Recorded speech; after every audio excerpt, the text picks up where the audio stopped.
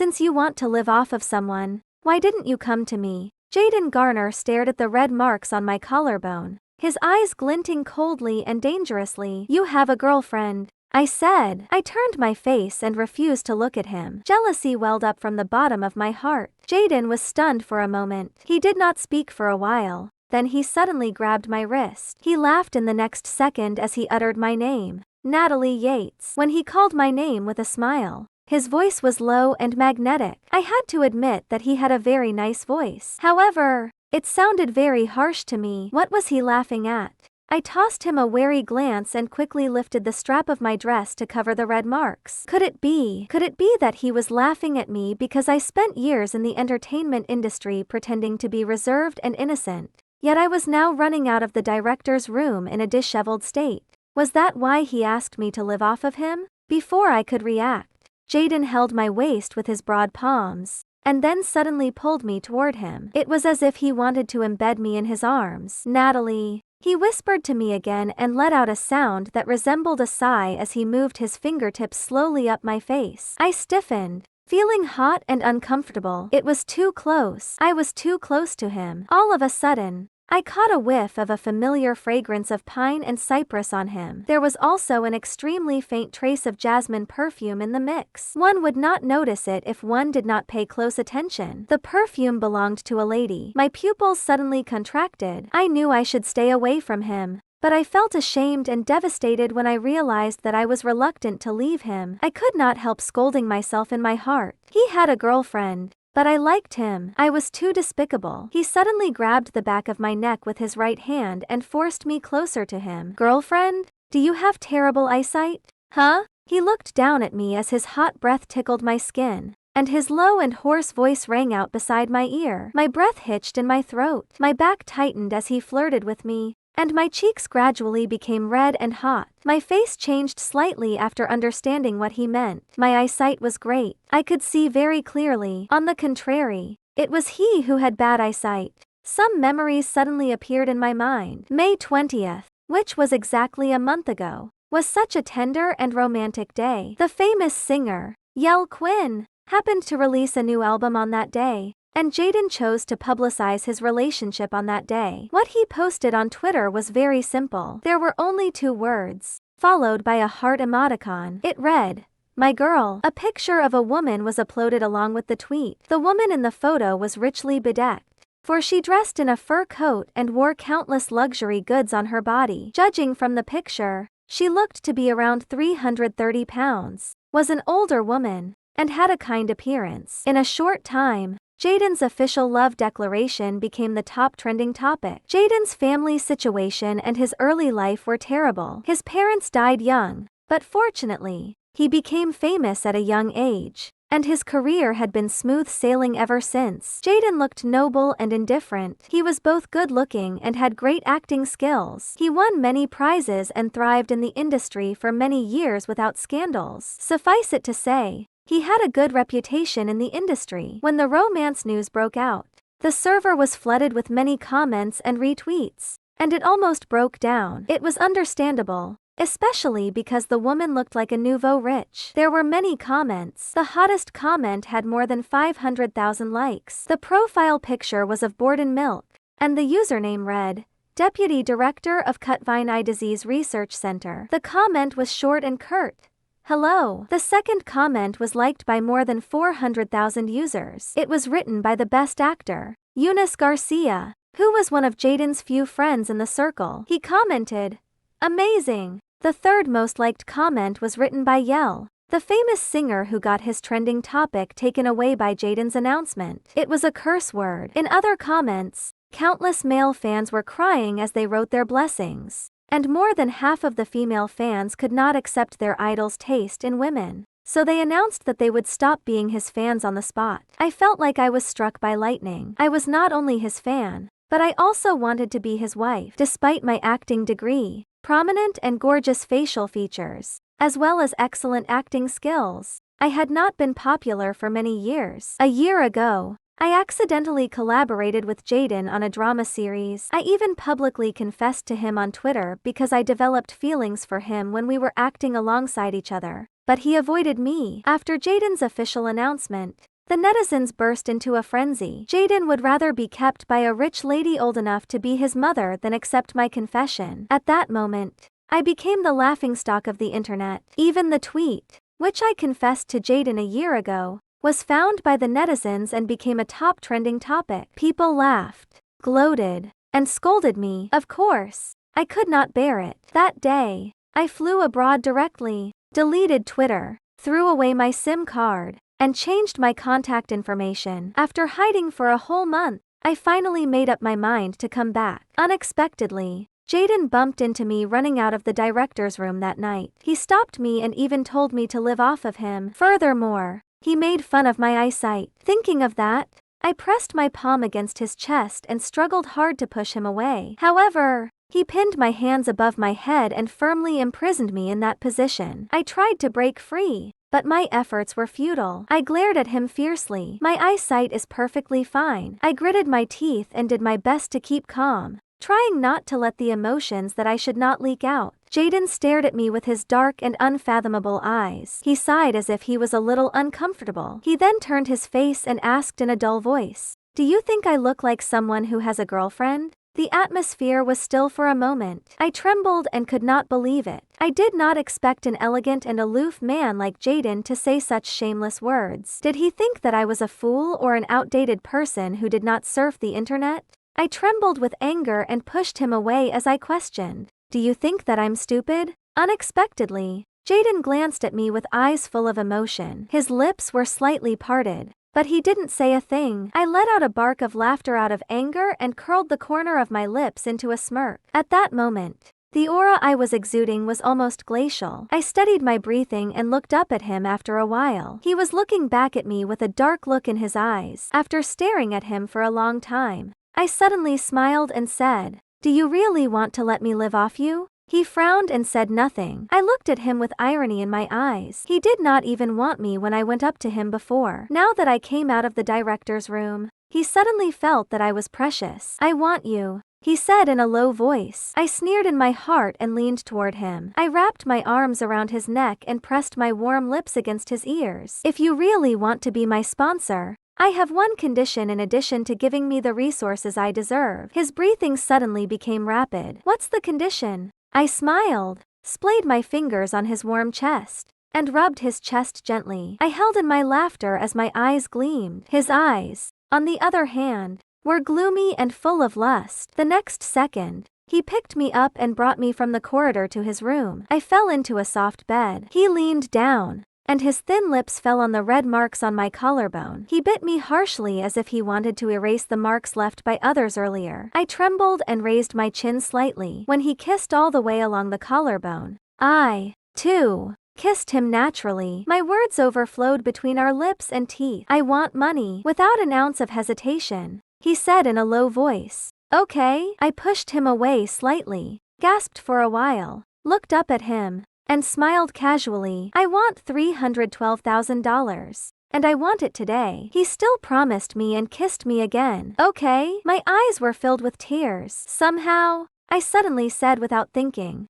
"I want you to break up with that old baby of yours." He stopped and looked a little confused. Old before he could finish, I kissed him again and gritted my teeth. Forget it. I really did not want to hear his girlfriend's name from his mouth. That night, I held his shoulders harshly. My heart felt like it was soaked in acid, and the feeling almost devoured me. We did not sleep until we were completely exhausted. The music was noisy, and the lights were dim. I saw the rich woman who might weigh 330 pounds sitting lazily on the couch in the room. Jaden stood beside her. The woman took a puff of smoke from the cigar in her hand and smiled at Jaden. "Babe, come on, sit on my lap." Jaden was stunned, hesitant, and unable to move. The woman's smile froze. After a while, she narrowed her eyes and questioned him. "Then, should I leave?" Jaden's pupils suddenly shrank. He frowned and finally made up his mind. As soon as he took a step toward her, I rushed over and dragged him away. "No,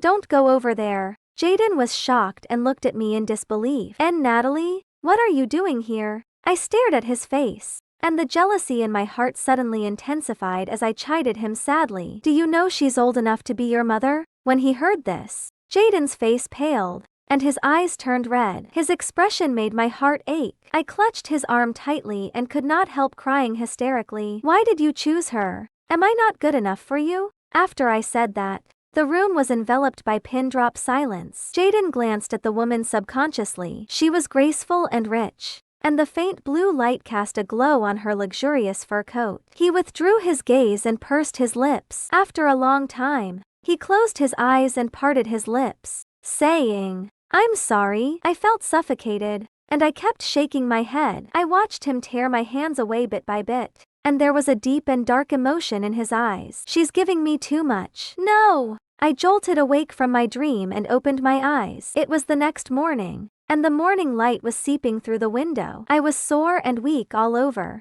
and I had some unspeakable pain somewhere. A warm breath fell on my neck. I turned my head stiffly and saw Jaden's beautiful face. He smiled. Evidently, he had slept soundly and had a completely different experience from me, who had a nightmare. I stared at him expressionlessly for a while, then stretched out my hand to touch his forehead. I slid my hand down the contour of his face, past his closed eyes and straight nose bridge. My hand finally stopped on his thin lips. My eyes darkened, and my heart hurt badly. Did his girlfriend ever touch him there? Suddenly, an arm was wrapped around my waist, pulling me toward Jaden. I was completely caught off guard and ended up snuggling into his broad chest. "Natalie," he whispered and placed his jaw above my head. My body suddenly stiffened. He buried his head and rubbed his lips against my neck. His hot lips and breath touched my skin, and it made me feel a little itchy. I hesitated for a moment and raised my head slightly. It was then I noticed that his eyes were still closed, and he was sleeping soundly. My heart skipped a beat. "So," he subconsciously uttered my name. Did that mean he actually liked me as much as I liked him? A buzz sounded, which startled me. I was pulled back to reality in an instant. Turning my head, I saw the phone beside my pillow light up. My phone number was just obtained yesterday when I returned home, and there was only one contact in it for the time being. Could it be? My breathing became tense as I carefully moved the big hand on my waist and reached out to get the phone. I unlocked the phone and clicked on the notification. It was a very concise text message. It read, "You should come to the audition that's happening a week from now." I was stunned. My fingertips trembled slightly, and an unrestrained joy spread all over my body. Every cell of my body was trembling with excitement. Who sent the text message? "Why are you so happy?" A magnetic low and hoarse voice sounded in my ear. I smiled brightly, touched the words on the screen with my fingers again, and answered without paying much attention. "Mr. Campbell." Surprise came over me only after I uttered my reply. Jaden had woken up. In an instant, I felt the air above my head become heavy. Suddenly, something occurred to me, and I blinked. Yesterday, I ran out of Quade Campbell's room and bumped into Jaden. I turned my head stiffly. Before I could see the expression of Jaden next to me, he held my waist and pulled me into his arms. Then, Jaden leaned over. His breath invaded my pores, and it made my body tremble slightly. He looked down at me, and I looked at him too, my breath hastening. Jaden's eyes were very beautiful. They appeared cold and emotionless, but presently, a gloomy look could be seen in his eyes, as if his mood was somewhat bad. I stared at him and got distracted again. In a trance, I remembered the day I first met Jaden a year ago. I was shooting an urban drama series and was acting as the second female lead, who was a vicious character. All those years, Jaden and I had never met each other, nor crossed paths with one another. On that day, the actor acting opposite me left temporarily as he had something urgent to attend to. The main character,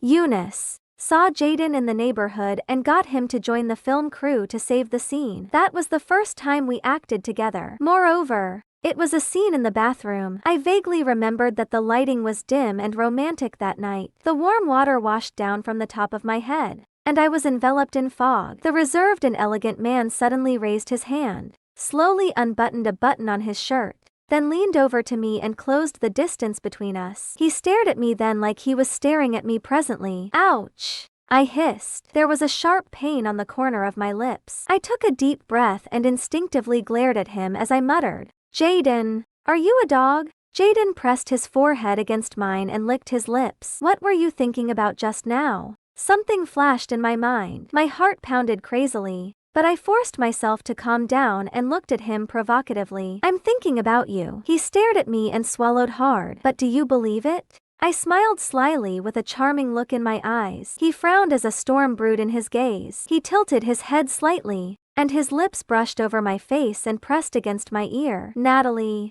if I hadn't called Mr. Campbell last night and said that I was already at the door, would you two have continued what you were doing?" I was a little surprised. "Quaid did receive a call last night." After hanging up the phone, he smiled meaningfully and said, "Someone is jealous. You'd better go back first." It turned out that Jaden was the one who made the call. Wait, so he did it on purpose? Jaden was a little away from me, and his cold hand was on my collarbone. The red marks had not yet disappeared, and he suddenly pressed down on them. "Where else did he touch you besides here?" His tone was ice cold. My heart skipped a beat. Annoyance and gloominess churned in my heart, and I could not breathe smoothly. In his heart, was I really the kind of woman who did whatever she could to become popular? Did I ever do those things when I got along with him this year? Was he blind? Couldn't he see it?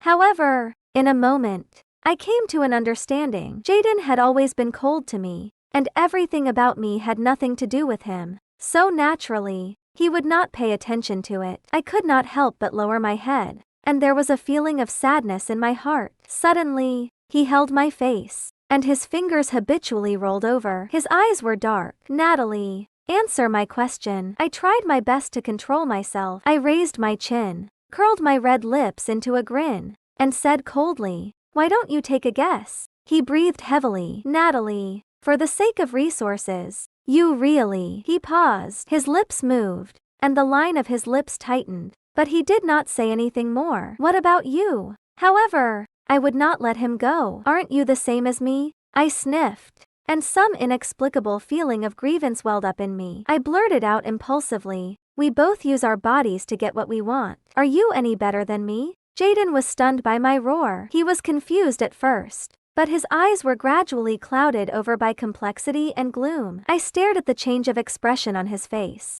and my heart seemed to tighten with unease. He finally spoke in a helpless tone. "Natalie, my relationship with Mr. Reyes is not what you think." I was stunned. "Mr. Reyes? Simon Reyes?" I was shocked, and the image of a middle-aged man with a balding head and a big belly immediately appeared in my mind. I forgot to mention something. Jaden's first film was shot by Simon. Simon was an internationally renowned director, and Jaden won the Best Actor award that year with his superb acting skills. Thus, Jaden became a leading actor whom Simon employed regularly and became famous ever since. Jaden's voice continued in my ear. "Although I have been acting in Mr. Reyes' work for several years, we are in a legitimate partnership. He is my respected elder. There is no discord between us." I suddenly realized that he thought that I was talking about him serving director Simon. I stared at his dark and deep eyes and enunciated, "You know I'm not talking about Mr. Reyes." Jaden was stunned for a second and seemed to understand something. He looked at me and spoke with a deep and melancholic tone. "Natalie, I have nothing to do with Eunice as you thought." "That's enough,"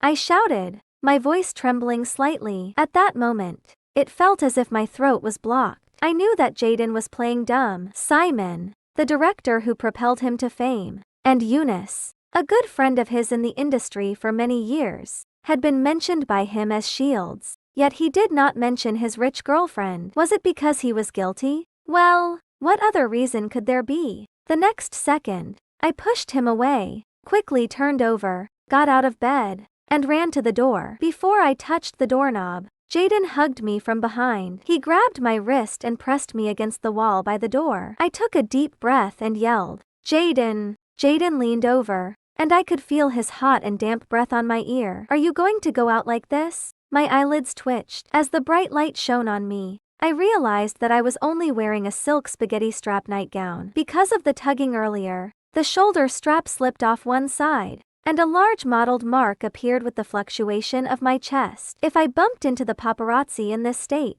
I would become the top trending topic. Perhaps I would even fail the audition that was set to happen a week later. My eyes darkened, and I was a little frustrated. I glared at him, then roughly stretched out my hand to hook the strap. Just as I was about to pull the strap up, my fingers were wrapped by a big hand. My pupils narrowed, for I was startled. What was he trying to do? While I was in a daze, Jaden's thin and defined hand held me, then gently lifted my fingers and brought the strap back to its original position. He moved very gently as if he was afraid of hurting me. If you use as much strength as you did just now, this nightgown will also be damaged like the dress you were wearing last night. Hearing that, I gritted my teeth with hatred. Was he not the one who damaged the red dress I wore last night? Certainly. He would know exactly how it was damaged. Jaden rubbed the skin on my shoulder with his fingers. His voice was so low and raspy, I could not read his emotions at all. If you really don't want to stay with me, I'll ask my assistant to bring you a clean set of clothes. It won't take much time. You can leave after that. He put his arms around my waist and burrowed his face into my shoulder. Natalie,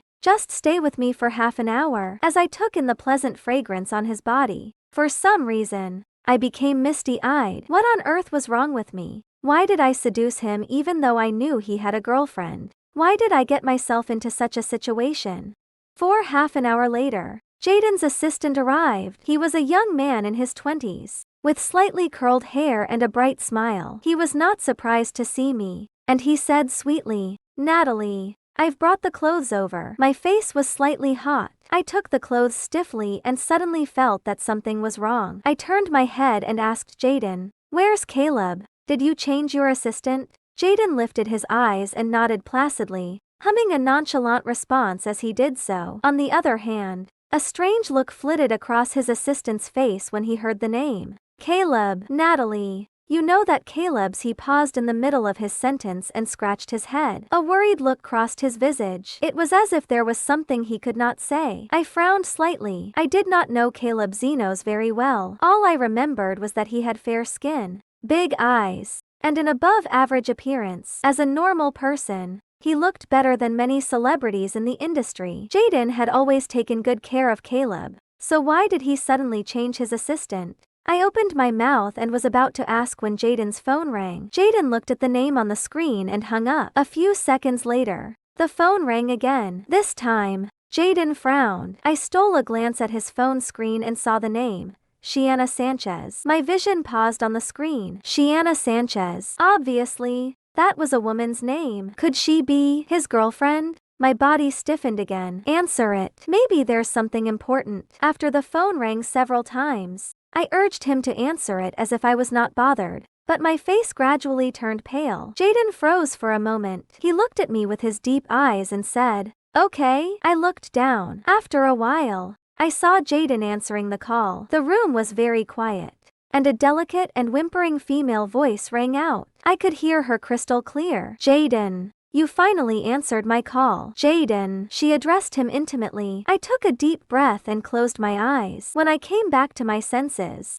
I noticed Jaden's dark and unfathomable gaze. It turned out that he had finished making the phone call. Jaden looked at me apologetically. "Natalie, I'm sorry. There might be something I have to deal with later." In other words, he was driving me away. My heart trembled. Although I intended to leave, I still felt a chill in my heart when I heard Jaden utter the words to drive me away. "I'll take my leave right away." I quickly wiped the corners of my eyes and turned around to leave, but Jaden's voice came from behind. "Wait!" I sniffled and grinned. I knew he was reluctant to let me leave. Then, Jaden's cold and steady voice traveled through the air and into my ears. "Have a safe trip, Natalie." My smile froze. Jaden seemed to realize something was amiss, so he quickly explained, be careful on the road. Take care, don't be caught by the paparazzi." And he paused for a moment as if he was thinking about his words before continuing. "After returning home, remember to prepare for the audition for Mr. Campbell's new series a week later." I was completely stunned. I turned my head and looked at him in disbelief. I could not figure out what he was thinking. He was obviously jealous when he asked about what Quaid and I did last night. But now he was pretending to be classy and asked me to prepare for his rival's audition. What a hypocrite he was. At that thought, an idea suddenly popped up in my mind. The colors began to drain from my face as I pursed my lips. Could it be that after Jaden finished making that call, he suddenly woke up and decided to get rid of me and devote himself to his girlfriend? Perhaps he wanted to take advantage of the audition and send me to Quaid? Jaden sent me out and arranged for his assistant to drive me home. Sitting in the back seat of the car, My body stiffened suddenly. There was a faint smell of jasmine in the car. It smelled exactly the same as the scent on Jaden last night. 5 back in my apartment. I did not contact my assistant or agent immediately. It was useless to contact them. My agent had several artists who had full schedules and did not have time to care about me. As for my assistant, I did not have any friends in the circle. Only my assistant had a good relationship with me. However, long before I went abroad, I heard that her parents were ill, so I gave her a long holiday. Thus, I had to do everything by myself, including sourcing resources, image maintenance, arranging for food, clothing, housing, transportation, and other daily matters. It took me a week to memorize the lines of the whole script, and I carefully studied the characters over and over again to seize the hard-earned opportunity. It could be said that I was determined to get the role of the heroine in Bewitching Concubine. I devoted myself to the script and was so busy that I did not even have time to eat. But then I realized something. Jaden did not contact me throughout the entire week. It seemed like he was really going to cut ties with me completely. The night before the audition, I stayed up all night reading the script. When it was almost dawn, I lay on the couch and took a quick nap. In a daze, I had another dream. I vaguely recall having dreamt about what happened to Jaden, Eunice, and me while we were in the same film crew a year ago. In my dream, I was lying on the chair as I read the script. Seeing that Jaden had come to save the day, I was so shocked that my hand trembled and the script fell to the ground with a thud. I hurriedly squatted down to pick up the script. At that moment, a slender and pale hand suddenly appeared in front of me and picked the script up first. I seemed to have felt a cold sensation brushing past my fingertips. My body stiffened slightly, and I raised my eyes. Jaden was dressed in a white shirt and black trousers. He had wide shoulders and a narrow waist. With a single glance, I could tell that he had an excellent figure. However, the neckline of the shirt was tightly buttoned. He had a cold expression plastered on his visage. While his gaze appeared cold and reserved, there was a seductive but restrained air about him. He was looking at me with those deep and dark eyes of his. "I thought you wouldn't come." Eunice came over and tossed us a meaningful glance. Jaden held the script in one hand, while his other hand was in his pocket. He glanced at Eunice lazily and said nothing. Unbothered,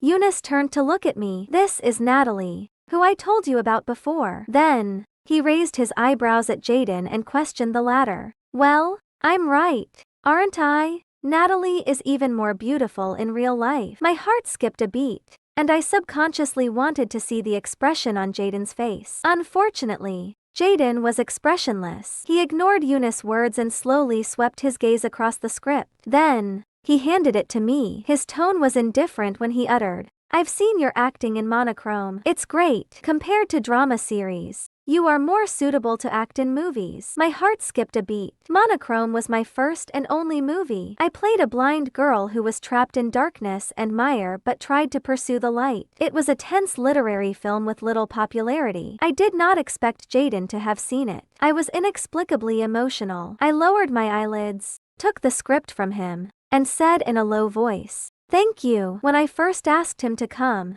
this guy hung up the phone before I finished speaking. Eunice's eyes darted between us. His gaze was meaningful, and it seemed like he was determined to matchmake us to the end. Later, I sent him a message on WhatsApp, saying that you'd be acting opposite him. Guess what, Natalie? He came in less than 10 minutes. Hearing this, I looked up at Jaden. Natalie. Jaden's face was still devoid of emotions. He merely gave Eunice a warning look before fixing his gaze on me. "Please don't have the wrong idea." I lowered my eyes, my lips moving slightly. "Okay, I won't." Jaden seemed to be at a loss for words. He looked at me and then turned to Eunice, who was watching us. He switched the topic. "Mr. Reyes is having a birthday party next Wednesday. Come with me." Eunice came back to his senses from watching the dramatic scene unfold in front of him. His expression became slightly stiff, and he refused. "I'm not going." I looked at Eunice and instantly came to a realization. Eunice used to be the leading actor for the internationally acclaimed director, Simon. His acting came naturally to him, and because of that, he won many awards. However, Eunice had a strange hobby. Every time he got the Best Actor award, he would reward himself by playing a bossy CEO in a drama series. Simon was so angry as he thought that Eunice did not cherish his opportunities. If it went on, Eunice would gradually lose his appeal. However, Eunice was also stubborn. He did not want to listen to Simon and wanted to do things his own way. In the end, the two went their separate ways unhappily and refused to greet one another when they bumped into each other. Jaden raised his eyebrows. Just as he was about to say something, Eunice interrupted him. Wait a minute. Eunice frowned. You promised to do this not because of Natalie, but because you want me to go to Simon's party. Am I right?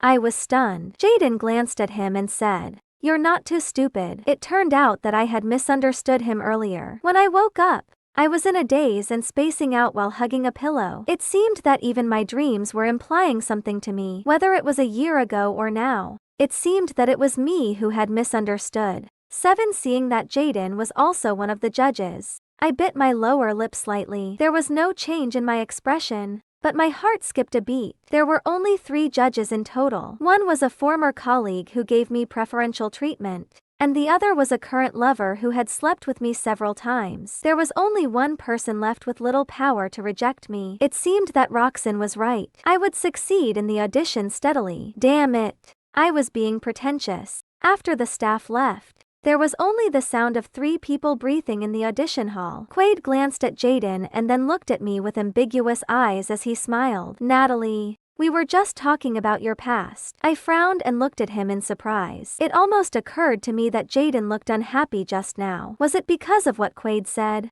Quaid stared at me for a few seconds and suddenly raised his eyebrows. Why are you so nervous? I just talked with Jaden about the interesting things that happened while filming Monochrome and exchanged our thoughts. I didn't expect that he and I had many ideas about the movie, which were very co-productive. And he paused and looked at me with deep eyes. Suddenly, he lowered his eyes and laughed in a low voice. Our taste is the same. Even a fool could recognize what he meant. I bit my lips and did not understand what Quaid wanted to do. He did pursue me after he stopped filming Monochrome 5 years ago. Later, I saw him flirting with other women at the same time, but he looked indifferent. He calmly put on his clothes and did not even look at me. I've always been playing with you. So, what was going on presently? At that time, Jaden, who had been silent for a long time, suddenly said, Natalie, I won't do that to you. I suddenly looked at him, and my heart suddenly skipped a beat. I seemed to understand what he said, but I did not seem to understand what he meant completely. Suddenly, I remembered something. That day, I opened the door of the hotel. Quaid indifferently said that he was just playing with me. After that, the paparazzi and reporters followed closely behind him and squeezed in. That day, Twitter was exploding with the news. The famous singer Yell cursed and announced that his new album launch event would be postponed. At that time, Quaid was already a genius director in everyone's eyes, and I was just an ordinary and transparent person. The marketing accounts had written a lot about him and the woman, but my name was not even written in it. The whole time, I was written as an unknown actress. When I came back to my senses from the anger, I suddenly realized a problem. What did Jaden mean? I could not breathe, and my eyes were fixed on Jaden. In an instant, an almost impossible guess came out of my heart. Has he been paying attention to me since then? It did not seem impossible. After all, he had seen my part in Monochrome. Natalie, I'm not like him, Jaden repeated. His tone was as cold as his aura. It was as frosty as ice that could not be melted. But at the same time, there was some other meaning. I blinked and looked at him with my heart beating very fast. He looked at me. His eyes gradually turned from indifference to gentleness, and his thin lips opened lightly. He was sincere and confident. He's a jerk. I'm not. As soon as Jaden finished his words, a woman's laughter suddenly came from the door. Oh, has the audition started? Why didn't you to wait for me? I looked back subconsciously, and then my pupils shrank slightly. The woman looked in her early 50s. She was bloated, dressed with jewelry, and had delicate and shiny skin which was well maintained. She looked exactly the same as the lady in Jaden's picture. My face turned pale, and my fingertips were cold. I did not expect that the third judge would be Jaden's girlfriend. When the woman saw me, she suddenly said, "T.S." She twisted her waist and walked over, looking at me from head to toe, and then smiled at Jaden and Quaid. This face alone can afford the title of bewitching concubine. I hurriedly lowered my head, and my heart trembled. What's more, I was embarrassed. Quaid laughed. Yes. When I first met Natalie, Jaden interrupted him and said in a cold voice, Natalie, which scene are you going to show us? I came to my senses like I had just woken up from a dream and looked up at Jaden. My thoughts were a mess. I did not understand why he could be so calm in such a terrible situation. Besides, he knew that the woman was also one of the judges. Why did he not remind me earlier and let me prepare well? I frowned. Something flashed through my mind, but it flashed by too fast that I did not know what it was. I suppressed the anxiety in my chest, took a deep breath, and tried to keep as calm as I could. I'm going to try out with the 7th scene. Jaden's girlfriend glanced at the script, pondered, and raised her eyebrows at Jaden. This is a famous scene in this movie. Why don't you act with her? Jaden, my pupils narrowed. The scene was technically intimate, but she, looking at her lazy and indifferent eyes, I bit my lips and felt ashamed. Sure enough, one could not judge a book by its cover. Perhaps only such a free and generous woman could make Jaden, who was indifferent and abstinent, crazy in love and officially publicize their relationship. I looked up at Jaden and saw that he was obviously stunned. Then he smiled at Suzette and said, okay. As he withdrew his gaze, the emotion in his eyes faded. 6. It was 10 in the morning. On the 4th floor of the Splendor Studio, the auditions for the roles in Mr. Campbell's new film, Bewitching Concubine, were being held. Quaid Campbell, he was only 25 years old, and he was the youngest genius director in the circle. He had a unique style and was recalcitrant. In the past 5 years, he had only made 2 films. The first film was unpopular, and it was not well received. In the same year, with his second film, he swept up all of the major international awards and became famous. After finishing his second film, he suddenly went abroad to study and did not return home until recently. Now that he was making a big comeback, he could be said to be the most popular person in the eyes of the actors. I glanced over and found that the huge lounge was almost full of people, except for a few newcomers. Most of them were first-tier and second-tier actresses with popularity. It could be called the gathering of stars. While waiting, I suddenly heard 2 actresses whispering together. Have you heard that this role has already been determined? Now it's just a process. I paused and looked away from the script. I looked up at them. The actress who was talking was called Roxanne. She looked pure and sweet, and her resources were also good. She was not good at acting, so her shows all flopped. The other actress was a little surprised and leaned toward her. What? Who is it? Before Roxanne could say anything, she seemed to think of something. Could it be Shiana? She became famous overnight because of the advertisement she acted in with Jaden. My eyes widened in shock, and my brain stopped working instantly. Was Jaden's old baby also in the entertainment industry? Roxanne shook her head. It's not her. The other actress obviously did not believe it. Shiana appeared out of the blue a month ago. Her first gig was to cooperate with Jaden. She became popular after 1 month of her debut, but there was no further capital to help her. Who will believe it? I heard that Jaden was her college senior, and they had a close personal relationship. Who else can it be but her? The more I overheard their conversation, the stranger I felt. Was Jaden Shiana's college senior? I frowned. I was more certain that Shiana was not Jaden's old baby. Who was Shiana? Roxanne pursed her lips and spoke after a long while. No matter how good Shiana's resources are, she can't be better than that someone who can read the script. Another actress was surprised. Someone? Reading the script? What information did you get? I stared at Roxanne with a bad feeling in my heart. Roxanne smiled, and a dark light flashed in her eyes. Someone has been entangled with Jaden for a whole year. I thought she was in love with him. Just a week ago, the paparazzi caught her coming out of Mr. Campbell's room in a mess. If someone hadn't immediately suppressed the news, it would have become a piece of explosive news. The other actress's eyes widened suddenly. She did not understand. So you mean Natalie? A loud voice sounded at the door. The 2 people suddenly froze, looked at each other, and looked back at me in a daze. Their originally beautiful faces suddenly lost color. When the uniformed staff saw me, they immediately waved to me. It's your turn. I stood up and walked out slowly. When I passed by them, I paused slightly and smiled casually. If your acting skills were half as good as your gossiping skills, you would have won all the awards. After saying that, I walked straight to the door regardless of Roxanne's ugly expression. Bewitching Concubine was written by Suzette a great scriptwriter for Splendor Corp. It took years for her to polish the script alone, and she deliberately invited Quaid to shoot it. It could be said that she wrote it to win an award. I came back for it a month ago, when I was relaxing abroad. I happened to meet Quaid. He was wearing a black trench coat with his hands in his trouser pockets, and his eyebrows were both familiar and strange. At first, he seemed a little surprised to see me, but a moment later, he smiled, and his brown eyes were glistening. "Natalie, I've been preparing for a movie recently. I'm picking the heroine. Do you want to read the script?" I narrowed my eyes at him, seeing that I did not speak. He looked at me more intensely, but the smile on his lips became more and more casual, and he approached me. "Don't think that I'm giving you preferential treatment. After reading the script, even if you are really interested in acting, you have to pass my preliminary test first, and then go to the company to participate in the audition." I smiled carelessly, but the smile did not reach my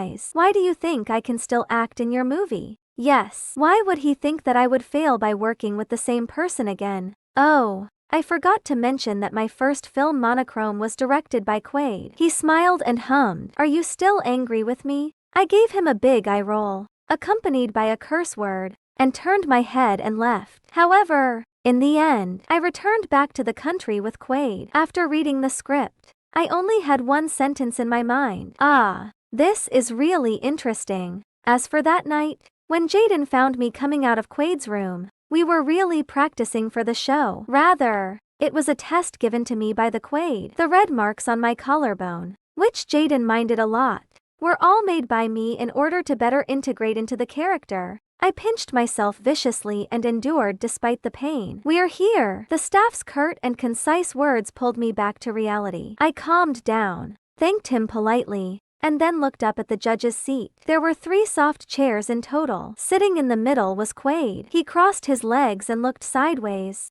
with some interest in his eyes. The seat on his right was empty. It seemed that someone was not there because they had something on, but their clothes were still on it. It was a gorgeous fur coat that looked somewhat familiar. On his left side, it was so surprising. Jaden was sitting next to him as he stared at me expressionlessly. The most troublesome thing about costume drama was makeup. Sometimes it would take a long time just to set the hairstyle alone. However, it was just an audition, so I only changed into a film costume. My makeup was still the light makeup I did before I came, and I just reapplied lipstick. I opened the dressing room door and did not expect Jaden to wait for me at the entrance. He had changed into a dark red robe with black embroidery on his cuffs. His expression was solemn and dignified. At that moment, I thought I had really seen the third prince from the movie Bewitching Concubine. When Jaden saw me, darkness slowly appeared in his eyes. His Adam's apple seemed to move a little. "You look gorgeous." I pursed my lips tightly and said nothing. He stretched out his hand and seemed to want to touch my face. I suddenly backed away, and then under his flabbergasted gaze, I closed the dressing room door. Bang! As expected, there was a rhythmic knock on the door outside. Jaden's knock on the door was also very characteristic. It was steady and sturdy, with a moderate rhythm, like the swinging sound of a pendulum clock. I lifted my head, took a deep breath, and said sullenly, "Stop knocking. I won't come out even if you knock until your fingers are injured." There was silence outside, as if he was thinking, but soon he began to knock on the door again. However, his movements were much lighter. My frustration instantly overwhelmed me, and my voice was a little furious. "Can you please leave first? I'll go out after you leave." As soon as I finished speaking, the atmosphere was so quiet that it seemed as if the air was still. The sound of breathing was audible. After a while, Jaden said, "Although this scene is about the female lead cheating on the emperor with the third prince, the female lead has experienced too many betrayals and bloodshed, so now she has gone into a state of extreme nervousness. In short, crazy is the word to describe her." The person who auditioned for this scene just now only showed the charm of the female lead when she deliberately seduced the third prince, but did not illustrate her madness. Later, "You just need to." He suddenly paused and smiled. "What am I worrying about? You've always been good at acting. I should trust you." His voice was a little blurry through the door, but it sounded sincere. However, it sounded particularly harsh to me. I felt like I was seriously ill. I would rather Jaden scold me, be disgusted with me, and blame me for the guilt of that night's wild downfall, then nonchalantly teach me acting techniques as if we did not do something that hurt her girlfriend. Plus, it seemed he wanted to maintain a romantic relationship with me for the long term. I clenched my fingers, and Suzette's face suddenly appeared in my mind beyond my control. My heart tightened. I suddenly felt that the whole situation was meaningless. Jaden, I regret it. I shouldn't have been obsessed with you. Just pretend I didn't ask you to keep me as a mistress that night. We're both adults and should know how to stop while we're still ahead. Natalie, I said firmly, after today, don't contact me privately except for the necessary official business. I lowered my eyes and uttered the words clearly, but suddenly felt exhausted. From now on, we mind our own business. Before I could finish my words, the door was unlocked with a click. The next second, Jaden's tall and well-built body squeezed in instantly. The area before my eyes suddenly darkened. Before I could react, he grabbed my wrist and pulled me into his arms. I don't agree. I heard Jaden's hoarse voice, unfriendly as usual, but now his breath was a little unstable. He cupped one side of my face with one hand and forced me to look up. That extremely unemotional face gradually appeared in my sight. I became enraged and was so furious that I cursed. It's none of my business whether you agree or not. His gaze immediately turned icy like a blizzard. He said word by word, Natalie, you provoked me first. When I was halfway through swearing, his impactful statement forced me to stop talking. He maintained his position and looked at me quietly with his sharp eyes. He suddenly asked, do you remember how you confessed your love to me on Twitter a year ago? My eyelashes trembled, and I bit my lips while looking at him. He stared at me with darkness in his eyes. With punctuation, you said 15 words in total. My heart was pounding with some inexplicable emotions building up inside me. I closed my eyes and shouted, I don't remember. Sooner or later, Jaden will belong to me. My out-of-control voice and Jaden's calm voice sounded at the same time. I looked up at him, and my face was totally flushed, and some fragmented memories flashed through my mind. In fact, the confession of love to Jaden I posted on Twitter a year ago was an accident. We were working in the same industry. If I really confessed my love openly to a top star on Twitter, others would inevitably suspect I wanted to create hype. Not to mention, the film I acted in with Jaden was in the promotional period. That move definitely gave haters a chance to attack me online. The truth was, I was drunk. I was never a fan of alcohol, but that day was Jaden's rap party, and I could not help making an exception. He only stayed with the film crew for 10 days, but I could not help falling in love with him within those short 10 days. I got drunk that night. When I got home, I shakily took out my phone, logged into my main account, and boldly posted on Twitter, sooner or later, Jaden will belong to me. But, perhaps at that time, Jaden also thought that I deliberately acted as a couple with him for popularity, putting on a show to tell people that we fell in love during filming, and setting an affectionate persona for myself. In his mind, the whole incident was staged by me. Otherwise, there was no other way to explain what happened later. During Jaden's 10 days with the film crew, we got along very well and often discussed the script together. When we had different opinions, he would listen to me calmly and then remain cool-headed when analyzing how the scene should be played out. When we thought the same, he would look at me calmly with a faint smile, portraying the unique elegance of an ink painting. His face was as perfect as jade, and he was a natural beauty. He clearly treated me differently at the beginning. After the confession,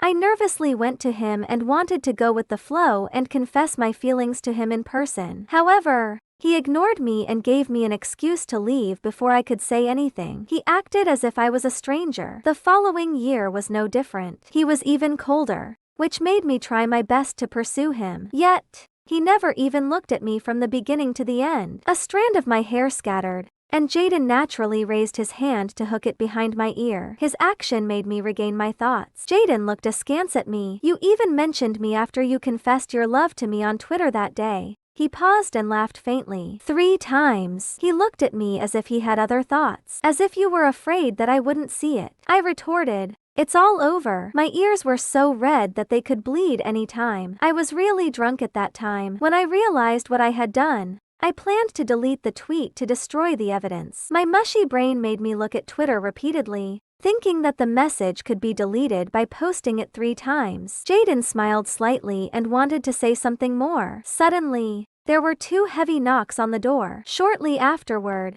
a very unfriendly voice sounded. "Are you guys going to join the audition?" I was stunned. It was Quaid. 9 Jaden. Quaid. And I walked in silence. Quaid asked me inadvertently, "Natalie, what were both of you doing in the dressing room?" I lowered my head and answered without hesitation, "We were changing clothes." After saying that, I snapped back to my senses. When I looked up, I caught sight of Quaid's darkened expression. I could not explain myself any further. Ever since I found Quaid sleeping with another woman 5 years ago, no matter what I had thought about him in the past, I knew it would be impossible for us to be together. Now, he was only my film director. That was it. Seeing that I did not say anything, Quaid looked intently at me. Jaden was in a good mood. He smiled and said, "Of course. You change your clothes in the dressing room. Some things can only be done at home." Quaid looked even grimmer. Back in the studio, the 3 of us had different expressions. Only Suzette got excited when she saw me and Jaden all dressed up. "You look like the hero and heroine from the book." Quaid's breathing got heavier. He cast a glance at Jaden and me. "Natalie, you can begin." The lights around us suddenly dimmed. Bewitching Concubine was the story of Wenna,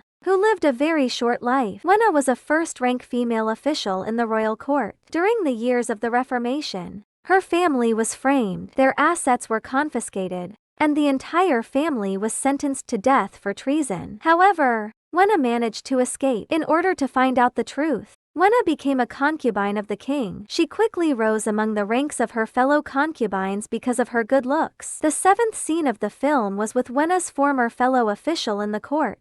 The 3rd prince, Yahir, was beginning to doubt her identity and had sneaked into her bedroom at midnight to test her. I leaned lazily on the couch when I noticed someone approaching me from behind. I gave a faint smile. "Why are you here in the middle of the night? Aren't you afraid that your father, the king, will come to know about it?" The man's breath suddenly got heavier. The air seemed to stagnate in the room. Yahir spoke in a cool tone after a long while. "You are Wenna." Shocked, I covered my mouth and laughed. The golden hairpin on my head rustled as my head moved. I turned around to face Yahir. "You're so brash and blunt. That has always been your style." The 3rd prince's pupils contracted, and his eyes darkened. I got up from the couch and slowly walked toward him barefoot, resting my face on his chest. I called out softly, "Yahir." Only Wenna would call him Yahir. Yahir's body stiffened, and he panted heavily. His hands were trembling as he uttered a sentence with much difficulty. "You're not dead." My eyes darkened, and I pushed him away gently. Looking at my fellow official, there was a trace of indescribable charm in my eyes. I grabbed his shirt and breathed lightly into his ear. "It's me. I'm Wenna, the one who was sentenced to death together with my family. I'm not dead. Are you happy to know that?" "Yahir, what are you trying to do?" Yahir shouted. I raised my eyebrows and traced his shirt with my finger. I smiled seductively at him. "What do you think I'm trying to do?" He pursed his lips and grabbed my hand. "You know what I mean." He paused and said in a low voice, "Isn't it enough to kill those who framed you? Why did you kill Mr. Larson? He didn't do anything to you." My expression remained unchanged, but my hand was a little cold. I said calmly, "It was an accident." Yahir looked at me in disbelief. I stretched out a hand and smiled at him. My fair and slender fingers were glowing under the candlelight. "Yahir, do you know that once my hands are stained with blood, I can never go back? At this point, I would rather err on the side of caution. I would rather kill them all than make a mistake." "Wenna, you're crazy." Hearing this, I stared at him gloomily and said, "Yes, I'm crazy." I suddenly pounced on Yahir and caught him off guard. I sat on him, staring at his stunned expression. I ripped off my clothes, revealing a large area of my chest. My skin looked more provocative with those hideous-looking scars. He looked at the bruises on my collarbone, which were a result of being tortured. His pupils suddenly dilated. "You." He stopped talking and did not finish his sentence. I lowered my head and nibbled at his throat. "Do you want to go crazy together with me?" 10J Aiden, who was pressed to the ground by me, was stunned for a moment. He looked at me quietly and swallowed hard. I pretended to be calm and got up from him, trying to keep my confused feelings in check. Addressing the crowd, I said aloud, My performance is over. The script did not mention anything about nibbling his throat or the last line I said. I added them to the scene myself. The scene flashed across my mind. Jaden's eyes were red, and he looked perplexed. He appeared to be surprised and hurt at the same time. There was even a tinge of jealousy. His gaze was about to burn me alive. He had never looked at me so passionately when we were not filming. A terrible feeling came upon me. Did you nip at it the last time? Jaden deliberately lowered his voice as he inched closer to me. I was stunned, but I immediately realized what he was talking about. He was referring to my performance during the audition, when I nipped at his collarbone without flinching at all. I blushed and nodded. Yes. Jaden's eyes suddenly lit up. Then he seemed to think of something again and frowned slightly. After some hesitation, he asked, "You bit me just now. The last time, did you?" I knew what he was going to say. I didn't bite him there, Quaid, and I didn't do anything that night. We were just acting out a scene together. I finished acting out the entire scene for the audition alone. After saying that, I looked up at Jaden and saw the joy in his eyes. He had fallen into a stupor. At that moment, my thoughts were interrupted by a loud voice. Natalie Yates, you are amazing. Jaden's girlfriend stood up from her seat and clapped. I like your performance very much. You're so natural and full of emotion. You are the winner in my book. She was so excited that she sounded incoherent. I turned to look at Jaden in surprise. So his girlfriend was a top scriptwriter from Splendor Corp. She was Suzette Johnston, the author of Bewitching Concubine. According to the grapevine, Suzette came from a wealthy family, and she wrote scripts as a hobby. Suzette always kept a low profile and was a mysterious personality. No reporter had managed to photograph her. I remembered that the internet said that she was 28 years old. While it was common for some actresses to conceal their age, her age really did not match how she looked. Suzette came over and stared at me excitedly for a long time. A trace of determination flashed in her eyes. She then removed the fur coat she was wearing and placed it in my hand. This fur coat has been with me for many years. There is only one piece in the world. I'm giving it to you now. She patted me on the shoulder and said, "Continue to work hard. I think you will have a bright future." As I sensed her sincerity, my heart began to feel heavy. She actually liked my performance. She even gave me her treasured fur coat. I lowered my head and clutched the fur coat tightly as if it weighed a ton. I felt embarrassed and remorseful, thinking of how I had bitten Jaden's throat earlier. Unable to tolerate my own behavior, I suddenly looked up and said in a trembling voice, "Do you have 5 minutes? I have something to tell you." Without waiting for anyone to react, I quickly pulled her into the dressing room. I took a deep breath as I closed the door. "I'm sorry." Suzette looked confused. I lowered my eyes and hugged the fur coat in my arms as if I was mustering all my courage. "I didn't want to tell you this. After all, it's so shameful to sleep with someone else's boyfriend. However, I cannot forgive myself." I continued, "I promise you I won't have anything to do with Jaden in the future." After saying that, I closed my eyes. Although I said it with a huge resolution, my heart still sank. Suzette's expression changed. "You can't do that."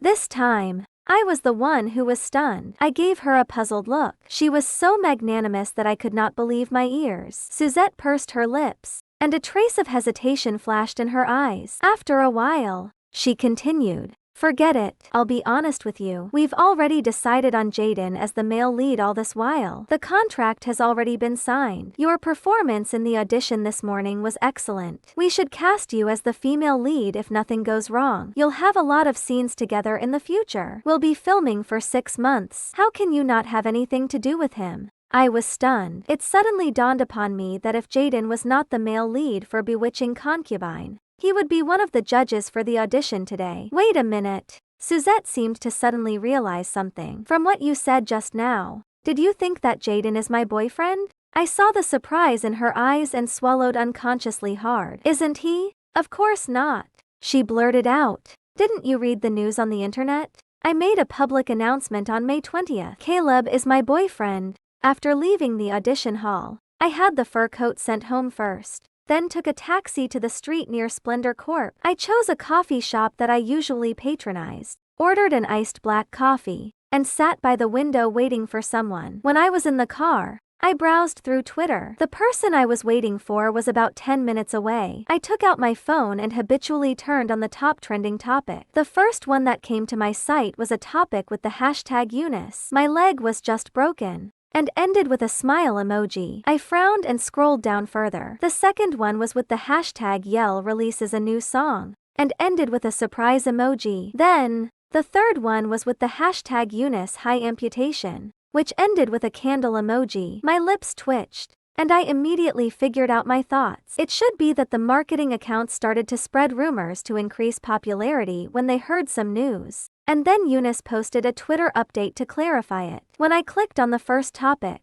sure enough, it was Eunice's Twitter post to clarify the news. There were 2 photos attached. The first one showed Eunice's right leg was half hanging and wrapped tightly in plaster. Eunice himself looked at the camera and showed a victory gesture expressionlessly. And the other one, I held my breath slightly, clicked it open, and zoomed the photo in with 2 fingers. Under the light, Jaden sat by the bed and peeled an apple. His slender fingers pressed on the sharp knife while peeling the skin of the apple slowly. His side profile was handsome and well-defined, and his eyelashes cast a faint shadow, which seemed to be secretly photographed by someone else. Eunice posted on Twitter that Jaden had been taking care of him in the hospital since he had a car accident a week ago. Suddenly, all kinds of emotions surged in my heart. It turned out that Jaden did not mean to leave me for another woman that day. It was because of Eunice's accident. Moreover, he did not contact me these past few days. He should be thinking about letting me concentrate on preparing for the audition. My fingers carefully traced Jaden's outline in the photo, and the corner of my lips curled slightly upward, feeling an indescribable sweetness in my heart. Nonetheless, the more I looked at the photo, I suddenly felt something was wrong. I frowned and swapped back and forth between the 2 photos with my finger. A few minutes later, enlightenment struck me. I finally realized what I had ignored. The person who took the photo, she actually turned on beautifying lenses and filters for Jaden. On top of that, she deliberately picked the best angle for Jaden. Even the composition and the light were impeccable. It was not supposed to be anything surprising. However, the photo of Eunice was completely original without any touch-up at all. The answer was apparent. Shiana, who made a call to Jaden, was also in the ward. I bit my lips, trying to relieve the discomfort in my heart, but it did not work. I realized something. No matter what Jaden thought in his heart, Shiana must be crazily in love with Jaden because of the double standard of photoshopping. The earlier scene where the actress said that Shiana was Jaden's junior, and that the 2 had an unusual relationship, appeared in my mind unwittingly. I was nervous for a moment. After trying so hard to restrain myself, I became slightly relaxed. Just as I was about to exit the top trending topic interface and search for Shiana, I inadvertently saw the 9th top trending topic. It came with the hashtag Caleb's photo. The photo was published by the marketing accounts. The boy in the photo seemed to have just participated in the activity. He reached out his hand to wipe the sweat. The boy's fingers were fair, his eyebrows were delicate, and his hair was soaked in sweat. Wisps of hair hung on his forehead, and his red lips were slightly open. His look was captured at that moment. Given how a photo could make its way to the 9th top trending topic, it seemed that Caleb was indeed very popular recently. I clicked into the comments section and was inundated with comments such as, "A beautiful person married to an ugly person. Hello, I'm the deputy director of the Eye Disease Treatment Center who was supposed to see Jaden last time. Everyone looks down on Caleb, yet everyone wants to be Caleb." There were almost no positive comments. Natalie, the beautiful voice of the boy rang out in her ears. I looked up and saw Caleb sitting opposite me naturally, and a trace of apology flashed in his beautiful eyes. "Sorry to keep you waiting." I was in a trance for a moment. The young man in front of me was as delicate as usual. He was wearing a costly outfit. His behavior and manners exuded pride and confidence. One could not believe that in the past he was just a boy whose mother died early, while his father was paralyzed. Because of this, he needed to work as an assistant while studying. I looked into his eyes and remembered the truth Suzette told me just now. On the 20th of May, Caleb and she were showing off their affection, but Caleb accidentally logged into Jaden's Twitter account, which caused a big misunderstanding, but they immediately clarified it. Thinking of that, I lowered my eyes and said calmly, "It's okay, I just arrived." Caleb raised his eyebrows slightly and said,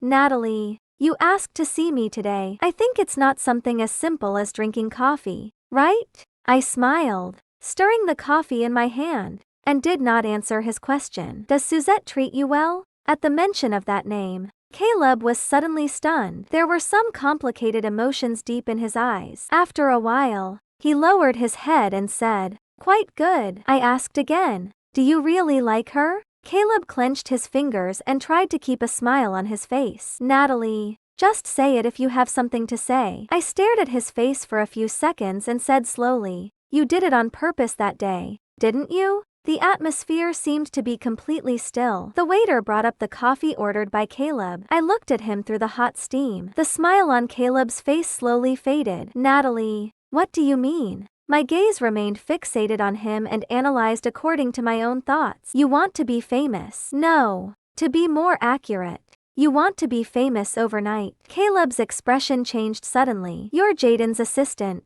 and you've been managing his Twitter account. That day, you deliberately logged into his Twitter account while Jaden was filming on the confined set, and sent a picture of Suzette with his account to fake a public announcement. After the whole incident continued to ferment for 3 hours, Jaden happened to finish filming. When he learned that he was forced to make a public announcement, you finally posted a Twitter update to clarify the whole incident." I continued, saying, "Unfortunately, Suzette's identity was exposed at that time, and another wave of popularity was created." "By the way, was that also secretly revealed by you?" Caleb froze suddenly. He held back his emotion and glared at me coldly. His eyes gradually became more and more frigid. I looked straight at him, and my eyes darkened several degrees. "Jaden's assistant, the boyfriend of Splendor Corp's best scriptwriter, was a sugar baby of a rich woman. You became the center of attention with so many mind-blowing gimmicks. With the help of the post on Jaden's Twitter, everyone learned about you in no time." I did not have any extra emotions in my eyes, except for the obvious sarcasm. Every word that came out of my mouth was clear and sharp. "You,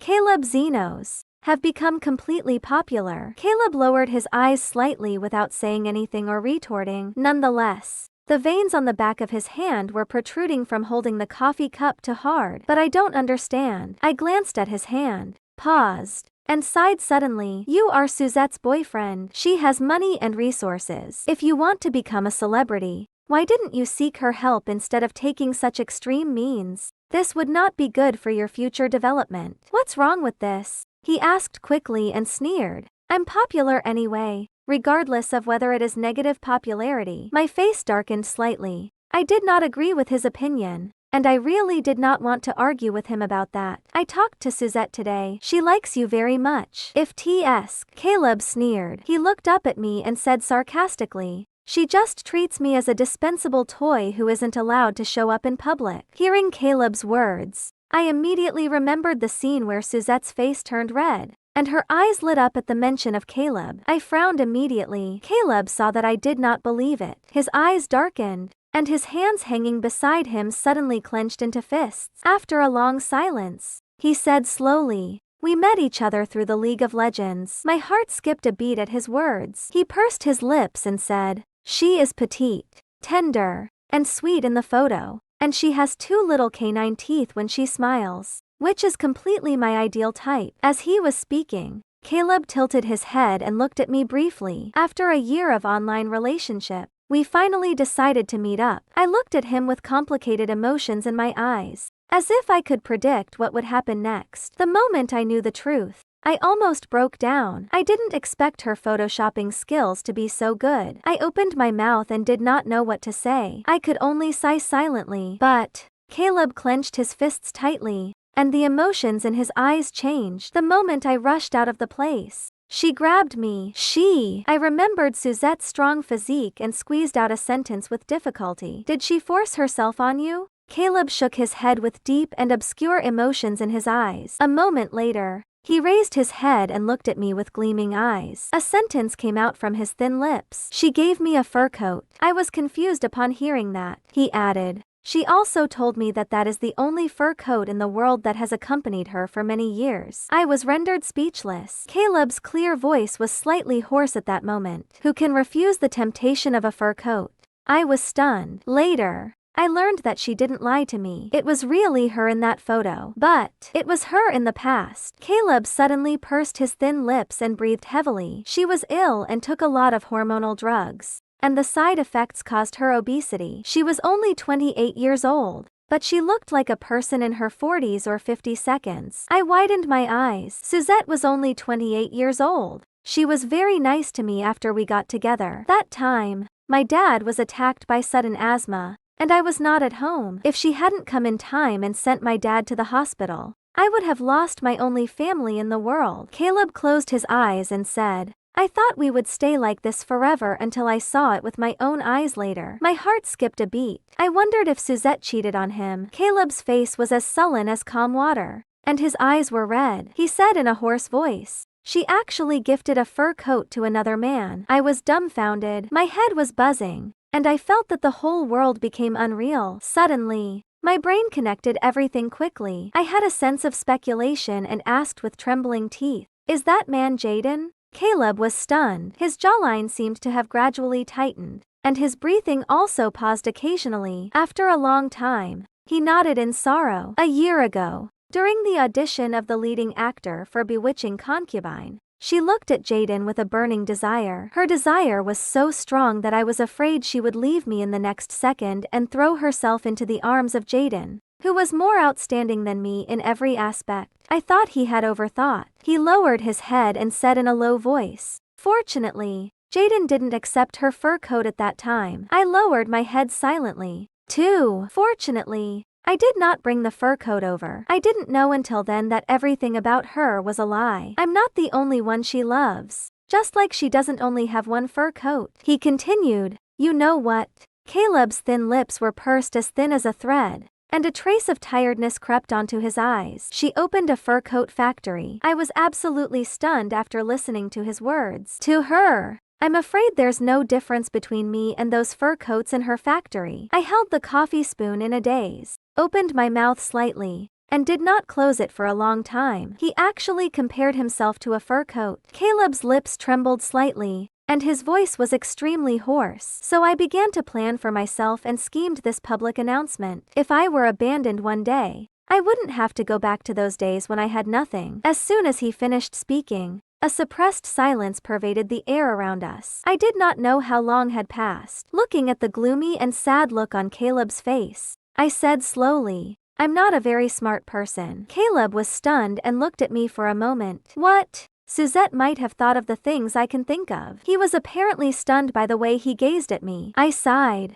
took my bag, and got up slowly. After taking a few steps, I turned around. She knew it was you who used her with this public announcement, but she didn't expose it. Think about the meaning behind it yourself. With that said, I turned around. When I arrived at the door, Caleb's voice came from behind. Natalie, don't you want to know why Jaden has been so cold to you throughout the year? After talking with Caleb, it was already dark. I took a taxi directly to the hospital where Eunice stayed. I tentatively sent Eunice a WhatsApp message just now. Is Shiana with you now? Eunice quickly replied, yes. Are you looking for her? I looked at the line and sneered. Of course. I had something for her. I had never thought about it. The reason why Jaden avoided me that whole year was actually related to Shiana, whom I had never met before and had not been arranged to appear until chapter 12. I clenched my phone tightly and walked into the hallway of the hospital with extreme anger. The hospital was extremely quiet that day, but when I walked to the corner of the aisle,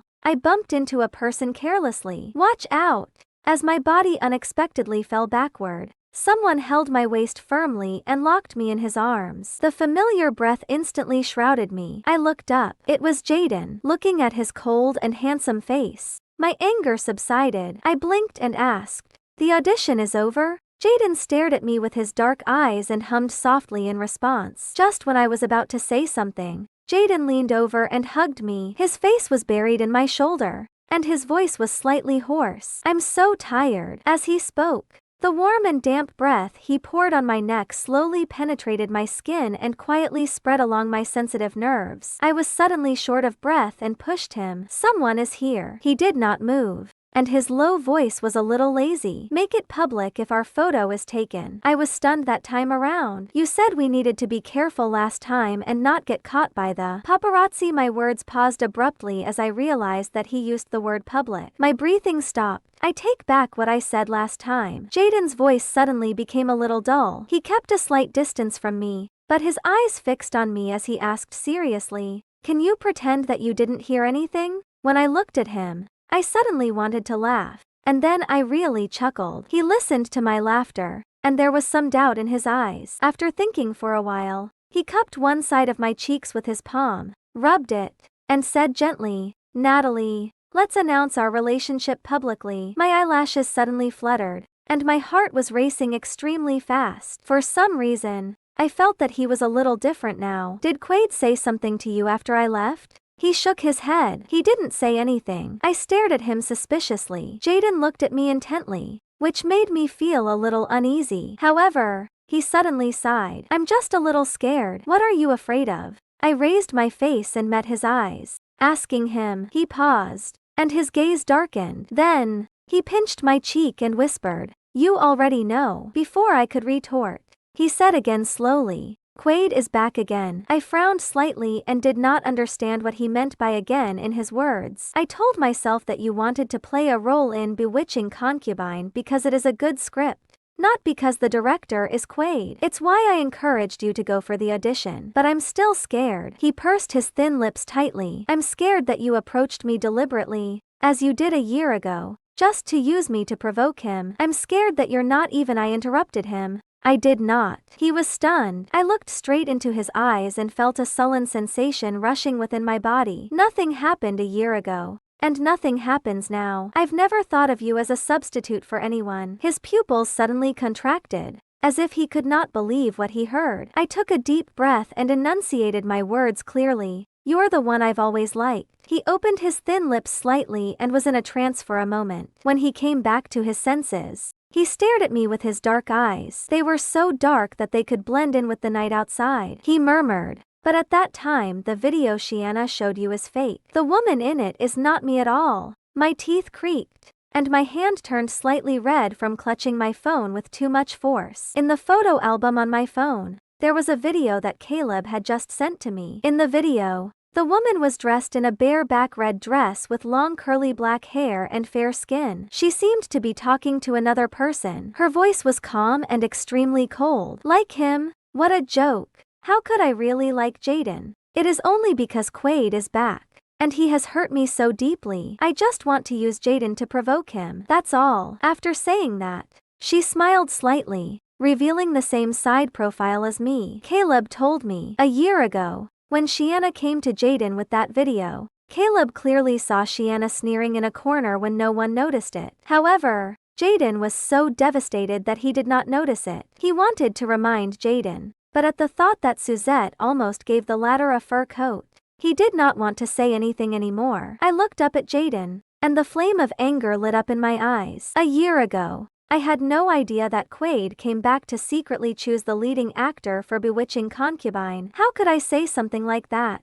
Jaden's body stiffened. "You didn't know?" I nodded hurriedly in response. He was stunned, his eyes darkened, and his voice was extremely low and hoarse. "Didn't he come to you?" Without any hesitation, I replied, "Of course. He didn't have the audacity to see me." Jaden looked at me. He nodded slightly as if he had thought of something. "He really doesn't have the nerve to see you after you exposed that incident." Hearing that, I was stunned. Sure enough, he knew what happened 5 years ago. In other words, he had been observing me secretly. Suddenly, the last sentence Caleb said to me flashed in my mind. "Natalie, Jaden has liked you for many years." I looked up at him, and my heart trembled. A wave of complicated emotions surged up within me and spread through my heart silently. I opened my mouth a few times but did not say a word. After a while, I lowered my eyes slightly. My face was burning, and I spoke in a hoarse voice. "Shall we go home?" "Huh?" He leaned over slightly, and his voice was low and hoarse. I raised my head, stared at his handsome and well-defined face,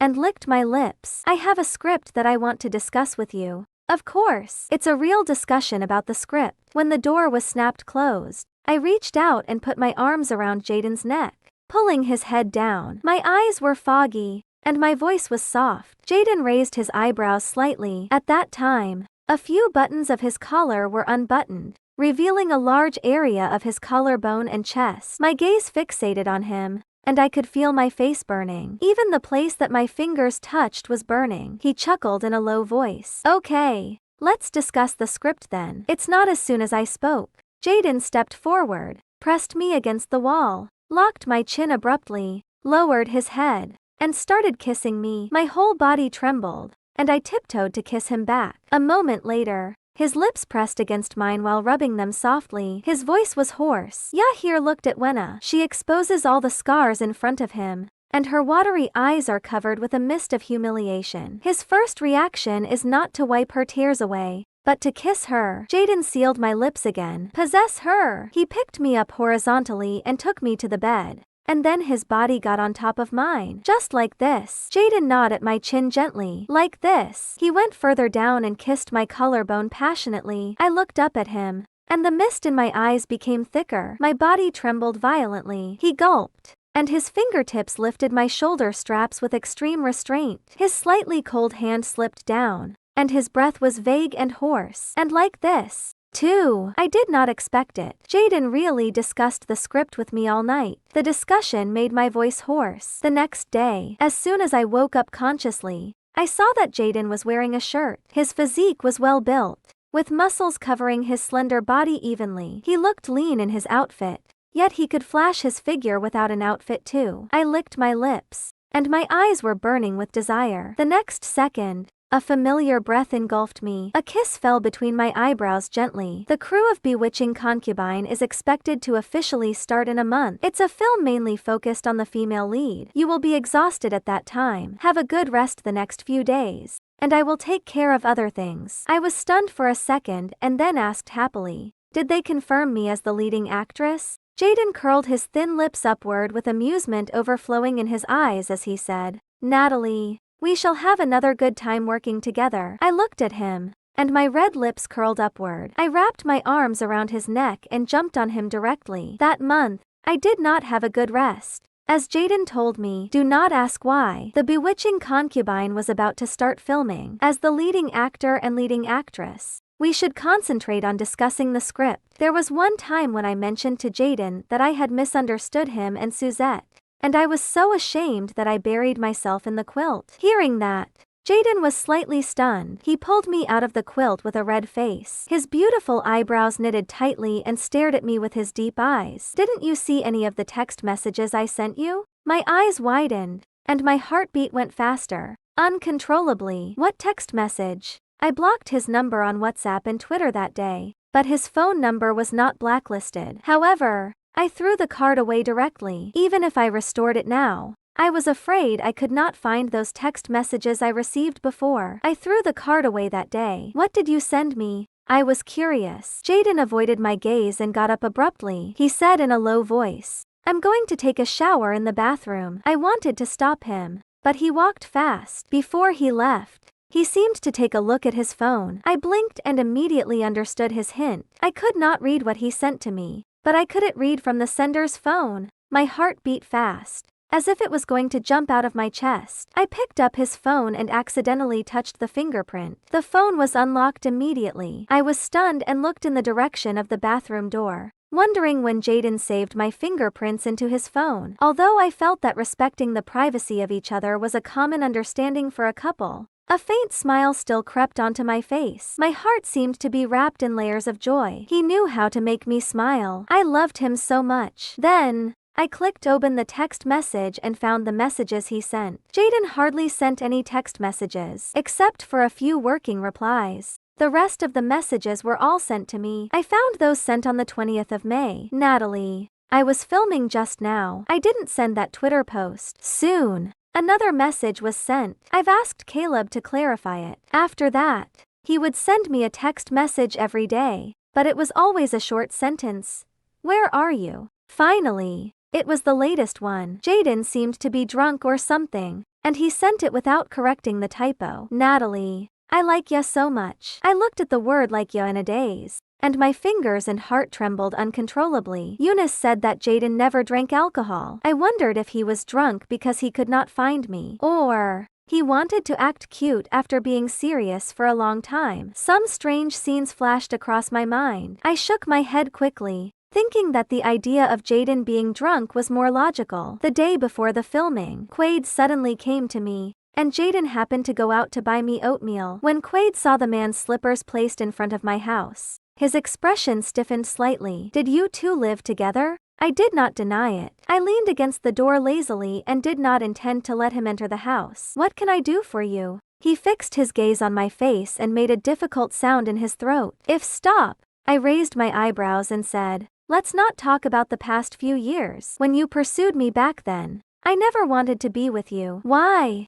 I straightened my back, and the corners of my lips were slightly raised. There was no sarcasm. I just stated the facts calmly. You are a scumbag. He pursed his thin lips tightly and was about to say something when I continued to speak in a cold voice. After winning the Best Director award 5 years ago, you wanted to take advantage of the opportunity and make another movie with the same theme. But you couldn't get any investment because everyone was waiting. Only one person reached out to help you, with a condition that you would get together with his daughter, who admired you for a long time. I continued. You were pursuing me while being together with her. Tell me if you were a jerk. What's more ridiculous is that you thought you were hiding it well from the 2 women you were dealing with. I paused and suddenly raised my chin to look at him. Do you want to guess who told me the number of your hotel room? Quaid stood still. His pupils narrowed, and his body stiffened. I glanced at the time and thought Jaden was about to come back. I said to Quaid, who was stunned, okay. Let bygones be bygones. The Bewitching Concubine is going to start filming tomorrow. Mr. Campbell, aren't you busy? I wanted him to leave right away if he was busy. Quaid was stunned for a while before he came back to his senses. He pursed his lips again when he heard my words and hesitated to say, I have some bad news to tell you. I gasped and asked, what bad news? The investor wants to change the lead actress. Quaid lowered his eyes slightly. At that moment, I had a name in my mind, but I still asked, who is replacing me? Quaid looked at me with complicated emotions in his eyes and replied slowly, Shiana. Again, it was Shiana. It seemed that I had not heard the name for a long time since I was with Jaden. Then, I opened the top trending topic. The first post was Quaid announced the change of the lead actress of The Bewitching Concubine. The second post was how incredible Gianna's resources are. The third post was Yell talked about his feelings of not being popular. My eyes flickered slightly. In fact, after the last incident, I was going to question Shiana directly. But Jaden told me something that shocked me. Shiana was Eunice's wife. What are you thinking about?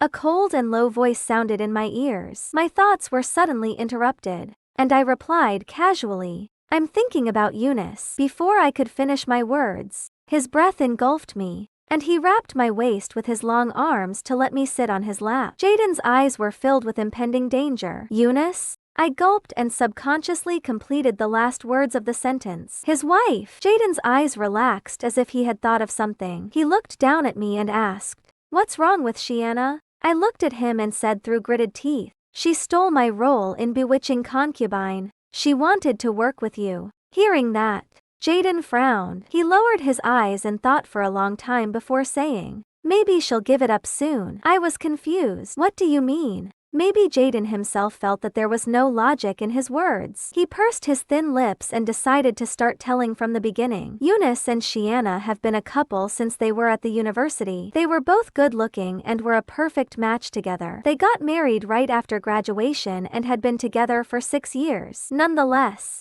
they did not disclose it to the media. I forgot to mention that Shiana was the eldest daughter of the owner of Splendor Corp. It was just a matter of words if she wanted to play the role in Bewitching Concubine. A few years ago, Shiana had a car accident, which seemed to hurt her brain. She kept talking nonsense all day, such as the leading actor and the supporting actress. When she woke up, her taste seemed to have changed. She had never used perfume before, but now she liked it very much, especially the jasmine-scented perfume. It was worth mentioning that her eyes lit up when she saw Jaden, and she was more enthusiastic about Jaden than Eunice. In recent months, Gianna's condition seemed to be getting worse. The day before, she came to Jaden and said something ambiguous. The next day, she turned around and forgot what she said. Eunice, as her husband, was scared and worried about Shiana every day. He was almost depressed because of it. Over time, he had developed that strange hobby. After listening to it, I fell into deep thought. Jaden's hand around my waist tightened, and he repeated it with his forehead pressing against mine. Who knows that Shiana will suddenly... The phone vibrated. I did not bother to move. I signaled Jaden with my eyes. Then, Jaden let go of one of his hands and went to get the phone on the table. His eyes darkened when he saw the caller on the screen. Without saying anything, he put the phone next to my ear. Quade's voice on the phone sounded stiff, and he seemed to restrain it as much as he could. Natalie. The investor withdrew his decision to change the lead actress. After saying that, he could not help but curse. Damn it. He is fooling around with me, isn't he? When the filming of Bewitching Concubine was coming to an end, Eunice called and said that Shiana had a car accident again. She seemed to have hurt her head again. Fortunately, she seemed to be back to normal this time. When I heard the news, I had just finished taking a shower and was sitting cross-legged on the hotel bed while watching TV. Jaden sat next to me and dried my hair with a towel. I did not ignore Eunice's choking voice on the phone just now. I sighed. Over the past few years, Eunice must be sad to see Shiana become like this. Jaden's hands, which were helping me dry my hair, paused. He bent down, held my head, and fixed his gaze on me. Natalie. Next year on the 20th of May during the premiere of Bewitching Concubine, let's announce our relationship publicly. He was very close to me, and his voice was magnetic and low. His posture at that moment was like a silent bewitchment. That was the second time he asked me to make a public announcement about our relationship. I looked at him quietly. After a while, I raised my chin slightly and pouted my red lips. Okay. In an instant, Jaden's eyes seemed to become extremely dark in silence. He threw away the towel, lowered his head, and kissed my lips. Then, he pressed me on the bed and said, "Your hair is dry." I responded passionately to his kiss and said in a hoarse and vague voice, "The TV is still on." Jaden kissed me around my neck and replied, "It's okay." But my unfinished words were blocked in my mouth by a hot kiss, and I could not say another word. There was a singing talent show playing on the TV at that moment. The famous singer, Yell, was one of the mentors. Yell asked a boy in an ordinary outfit, "What is your dream?"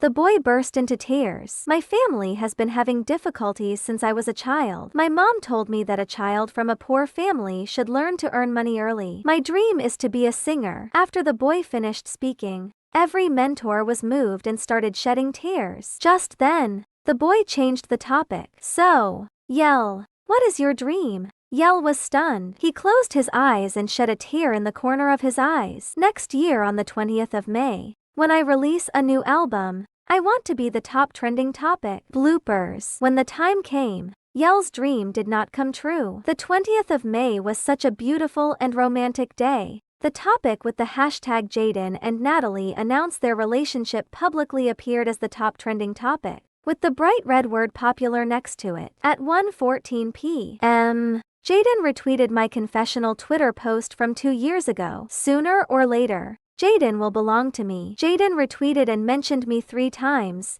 Yuma. Author. Fei Cheng Sheng Shui Zhao won on the day I drafted the divorce agreement.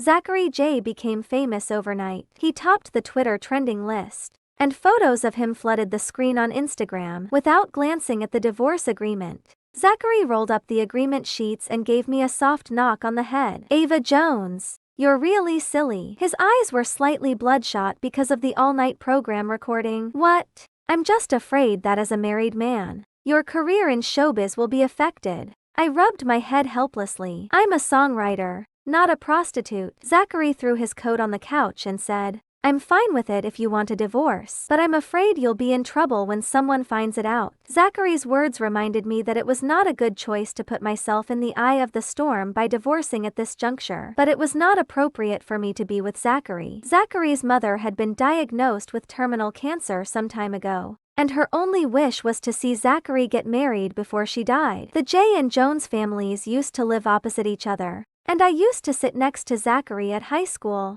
and thus I was very familiar with him. But we didn't like each other and argued all the time. We often got punished by teachers for quarrels during class. It was even weirder that our class teacher suspected we were in a relationship, so she consulted our parents about how we behaved. The teacher told them about our puppy love and minor spats. He suggested the parents communicate with us to help us solve problems with each other so that we could behave better in class and have a better relationship. Zachary's mother said, "There's no such need. They will be fine. Ava is a good girl. and I'll be happy if she becomes my daughter-in-law." The teacher then awkwardly turned to my dad. "Mr. Jones." But my dad just smiled. "I believe in Zachary. He can handle it. I'll tell Ava not to stir up trouble in class anymore." Our teacher was speechless. Some of our classmates heard their conversation and spread it throughout the class. Zachary had just returned from basketball training when he heard it. Wet hair sticking to his forehead with his eyebrows revealed. He pulled up his top to wipe the sweat off his face. Tiny beads of sweat slid down his Adam's apple, soaking his collar. His tall figure in front of the table emanated manly charm. I looked up at him as he said with a faint smile, "Ava, an arranged marriage is not feasible." I rolled my eyes and threw my notebook at his face. "Don't worry. I'll marry anyone except you." 5 months ago. It rained heavily that day. Zachary appeared with his eyes red at the door of my house. Drenched, he panted, "Hello! Do you know who I am? Marry me." I looked at him blankly, not knowing what to do. Suddenly, he grabbed my wrist and pulled me out. "It's urgent. I'll tell you later." Before he could finish his words, the door was closed by him. In the car, Zachary told me everything from beginning to end. And then we became a temporary couple. But Zachary's mom was not stupid. She asked us to get our marriage certificate the next day. My parents had liked Zachary for a long time, so they approved of our marriage immediately. Zachary became despondent since his mother had passed away. Before his mother's death, he could stay in his studio all day, but he had never stepped into it in the past 2 months. Coincidentally, Charles Wells, Zachary's college classmate and also the director of a talent show, couldn't afford enough judges for the show due to insufficient funds, so he contacted Zachary. At first, Zachary refused to appear on the show because he was just a behind-the-scenes songwriter. He finally agreed after continuous gentle persuasion from Charles and me. However, he was henceforth trapped in the biz. I should have left Zachary's house after his mother's funeral, but he was in low spirits. I feared he would do something stupid, so I had to stay with him. Fortunately, after he was hired as the show's judge, he became active in his work again, so it was time for me to leave. Just as I was about to leave his house with my suitcase, my phone rang. It was from Zachary. "Ava,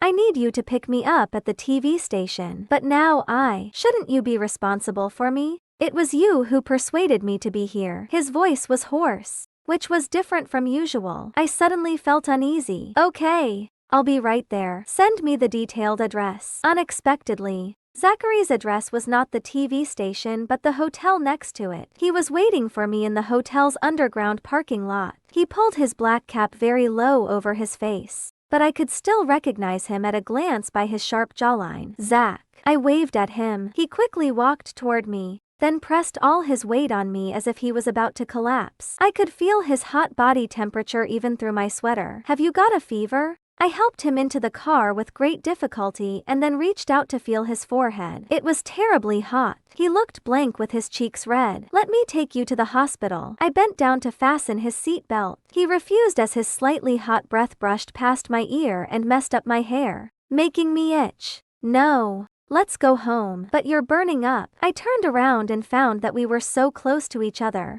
so I leaned back a little. He suddenly held the back of my head as his lips fell toward mine. He loosened his grip when the distance between our lips was not more than an iota. The veins on his neck bulged, telling me he was suffering. "I don't have a fever. Let's just go home." He pushed me away and closed the car door. I spread out my hands and saw my palms covered in sweat. Not a fever? So what was it? When we got home, I opened the car door and saw that Zachary's face and neck had turned scarlet. I had barely helped him into the house when he shook me off and tottered to the bathroom in the master bedroom. I looked at his wobbly body and quickly followed him. "Zach, do you need help?" Caught off guard, I was pulled into his arms and bumped into his sturdy chest. Then, my chin was clasped as his soft lips fell on mine, sweeping away the oxygen bit by bit like a hurricane. My mind went blank as if fireworks were blooming in my brain. He finally let go of me. His eyes were red and his grip on my shoulders tightened before loosening. His heavy breathing pounded on my heart, overwhelming me. He laughed at himself and said, "How can you help me?" Before I could react, the bathroom door was closed and locked. It sounded chaotic inside. I could do nothing but listen nervously outside the bathroom. Later, there was the sound of running water. It was so long that I couldn't help knocking on the door. "Zach, Are you okay?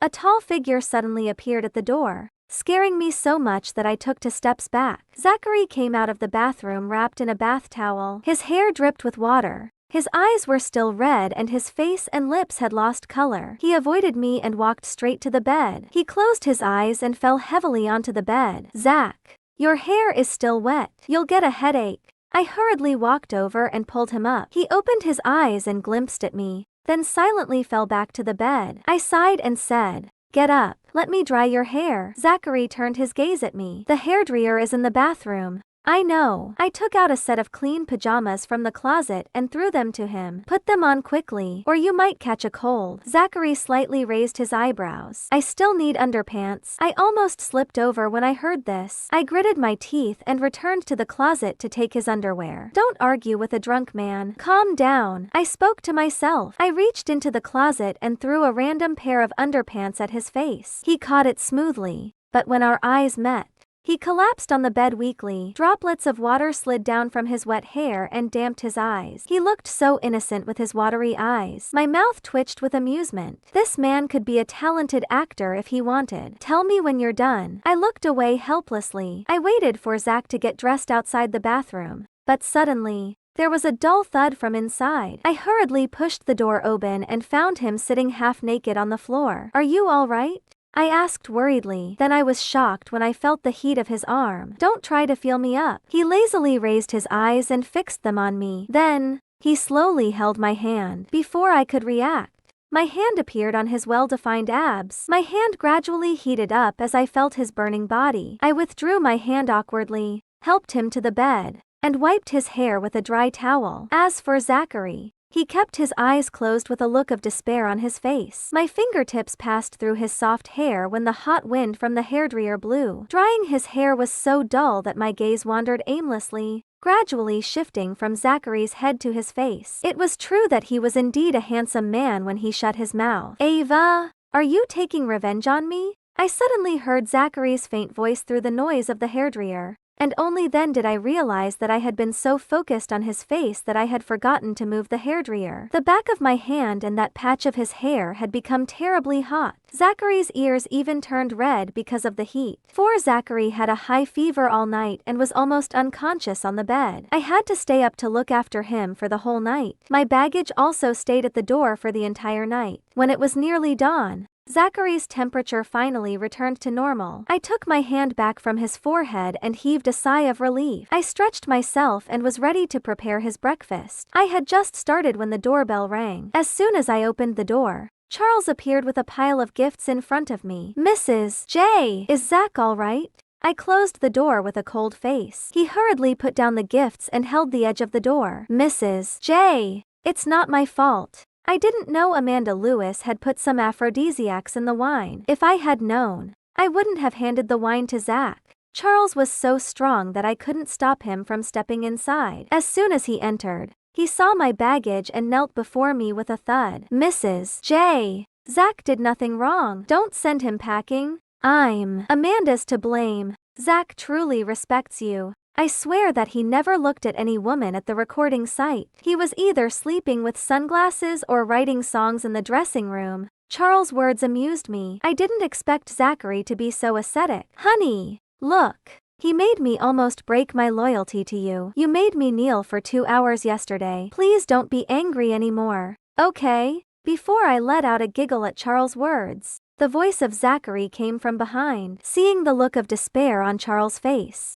I rubbed my forehead helplessly. I had to admit that Zachary was quite talented at acting. "Who was torturing me all night yesterday?" I couldn't help but blurt. Charles' face relaxed at once, and he began to watch the show of us. So Zach didn't lose his loyalty. "Mrs. J, thank you for your meticulous care of Zach. The dark circles under your eyes tell me how intense last night was. Have a good rest. Ha ha ha. I won't disturb you two anymore. Ha ha ha." Damn it. It was true that out of the mouth comes evil. I nudged Zachary behind me, and he slowly called out to Charles. "Wait a minute." Just as I was hoping that he would explain to Charles for me, he said to Charles, "Kneel, and you are not allowed to leave in less than 2 hours." I saw his lips curved in a slight smile while he faked a pitiful tone as he spoke. Honey, go and rest. I'll take care of everything, and the breakfast is almost ready. 5. Stop acting. I gritted my teeth and whispered to Zachary. His big hands landed on my shoulders, and the warmth of his palms passed through my clothes. Ouch! After a busy night, my shoulders were sore and tired. I was so shocked at the sudden massage by Zachary that I exclaimed, but it had to be said that he was really skilled with the perfect strength. Honey, you've worked hard all night. He bent down as his eyes glittered with slyness. Seeing this, Charles immediately stood up and apologized. I'm sorry, I will never be a third wheel. I'm leaving now. At this time, I received a WhatsApp message from my best friend living abroad, Zoe Kitts. I clicked on it and found a photo of my ex-boyfriend, Timothy Chase, and an advertising poster for an international luxury brand. Zoe also sent me a voice message at the same time. I clicked on it but failed to adjust my phone's volume in time. Ava, I didn't know until now that Timothy has become a superstar. My God, you can boast that you had a romance with a celebrity. Zoe's voice of shock echoed in the living room. I looked up awkwardly, only to meet Zachary's dead eyes. The warmth on my shoulder disappeared, and a hand reached out from behind to take away my phone. Timothy was also a judge on this talent show, but unlike Zachary, he was hired by the program crew with a lot of money as a superstar. Mrs. J, you've been in a relationship with Timothy Chase? Charles returned when he heard what Zoe said, and he continued. He is a well-known gigolo in the biz. Amanda Lewis is his agent. I felt like my phone was about to be crushed by Zachary, but Charles was still inflaming his passions. Charles looked at me and then glanced at Zachary, saying, Zach, don't you know about their story? I scowled at Charles, and he shut up at once. The next moment, I was held up in the air, freaked out. I held on tight to Zachary. What are you doing? I only realized then that Zachary had scooped me up by the waist. I have some family matters to deal with, so please leave. Zachary didn't respond to me but told Charles to leave. Then he carried me to the bedroom. With the sound of the door closing, I sank into the soft mattress. Zachary stood by the bed and looked down at me. Did you really have a romance with him? His sudden temper stunned me, and I replied weakly, yes, but for only 3 days. I first fell for his pretty face,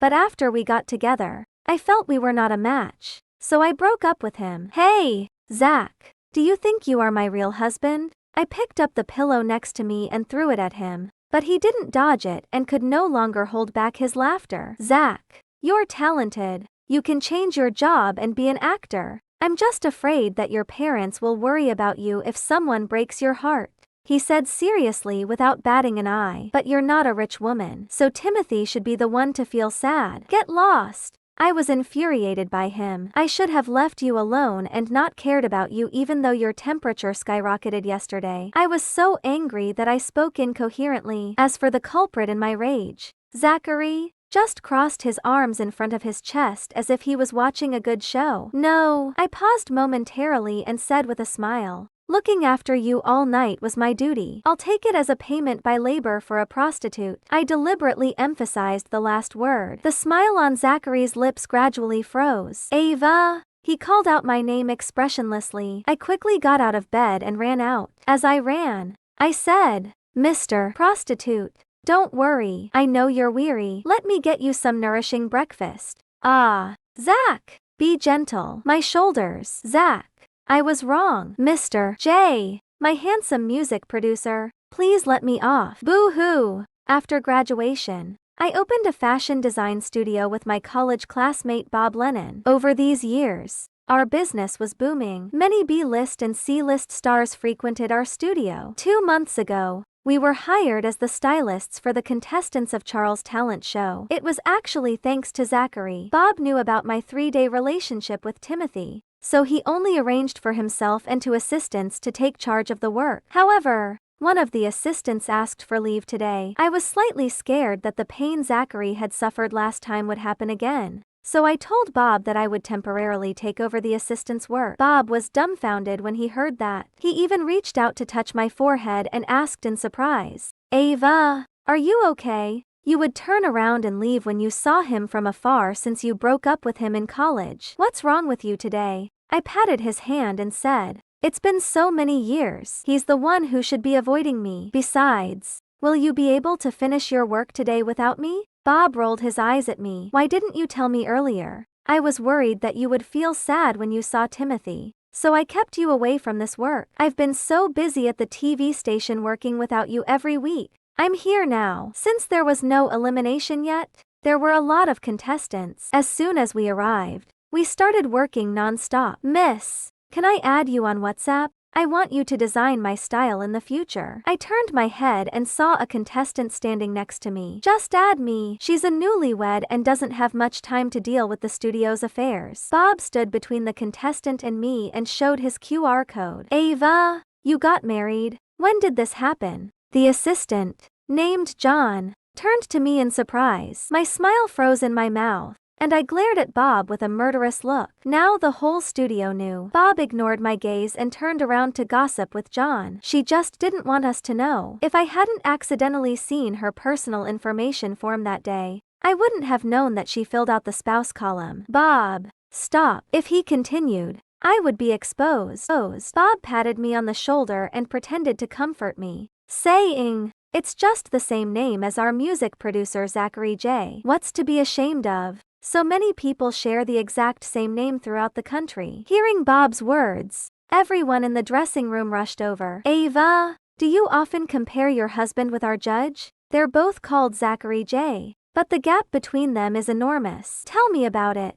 If it were me, I would be too embarrassed to tell others that my husband's name is Zachary J. I gave several awkward laughs to cover up my uneasiness. Yes, my husband is mediocre. He's not as stunning and calm as Mr. J. He's so mean that I want to poison him. This thought has become stronger since I met Mr. J. Before I could finish my sentence, the dressing room was already filled with laughter. Bob couldn't help but say with a sigh, I suddenly feel that my wife's name is not that bad. 7. The contestants' clothes and makeup had all been set, and thus I finally had a moment of leisure before the show's recording. While I was wandering around, someone grabbed my arm. With the sound of the door closing, I bumped into someone's embrace. I looked up and found that it was Zachary. He was wearing black sunglasses with his lips slightly pursed. I could not tell his emotions. Looking down, I noticed that the makeup on my face was printed on his white shirt. Damn! It seemed the new setting spray didn't work. Zachary,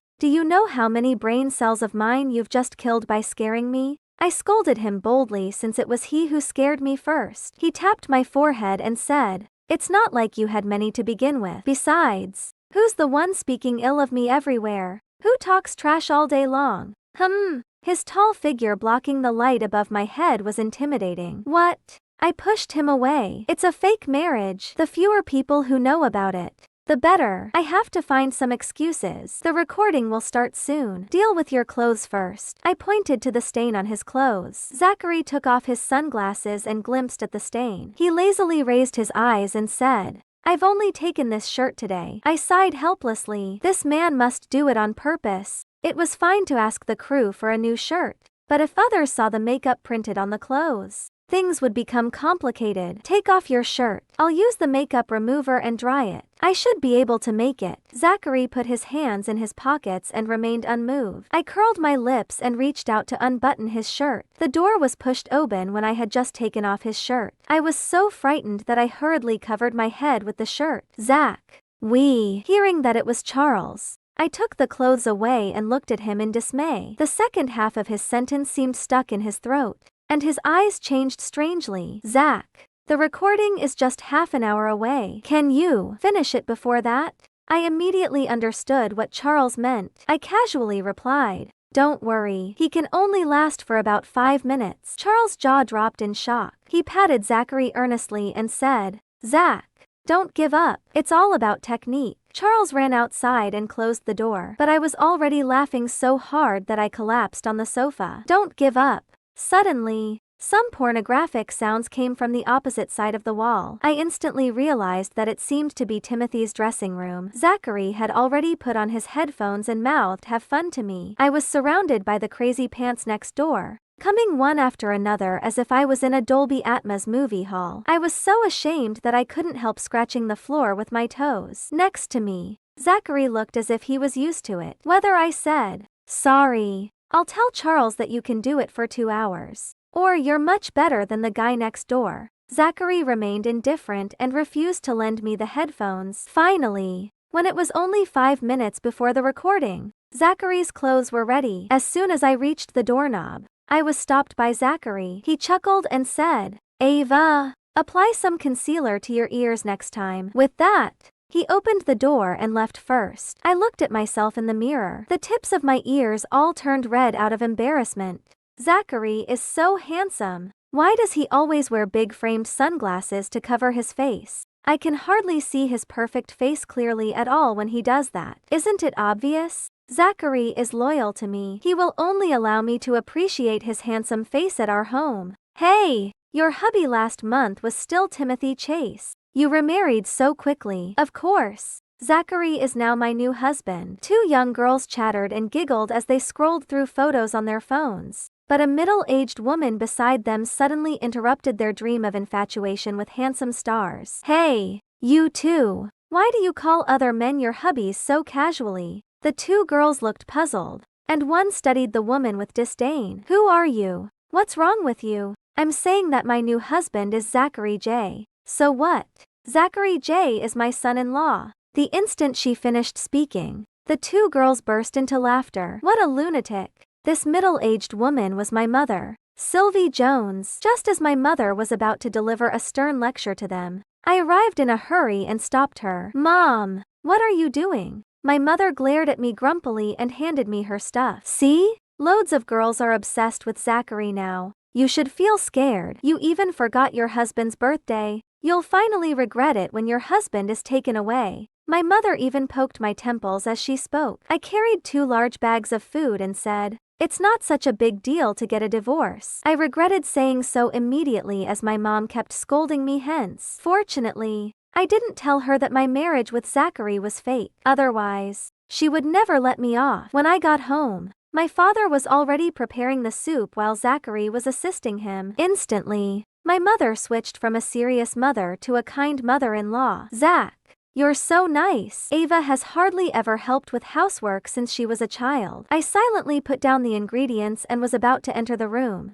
but I didn't expect my mother to start complaining to Zachary. "Zach, do you think I was wrong just now? You're married. It's not appropriate for those little girls to call you hubby." A hint of a smile flashed across Zachary's eyes, and then he pretended to be sad and sighed. "Mom, Ava." My mother suddenly became anxious. "What's wrong? She doesn't treat you well?" Zachary glanced at me and pursed his lips. No, but there were hidden grievances in his tone. "Zachary, don't be afraid. Tell me, and I'll uphold justice for you." My mother's scowl shocked me. I looked closer at Zachary and realized I was in trouble. "Ava, she doesn't like letting others know she's married. Even if people find out, she will only say that her husband has the same name as me. She thinks our relationship will cause trouble for our work. So she asked me to pretend not to know her when we were at the TV station." Zachary pursed his lips tightly as if he was suppressing his feelings. I couldn't explain but could only hurriedly deny.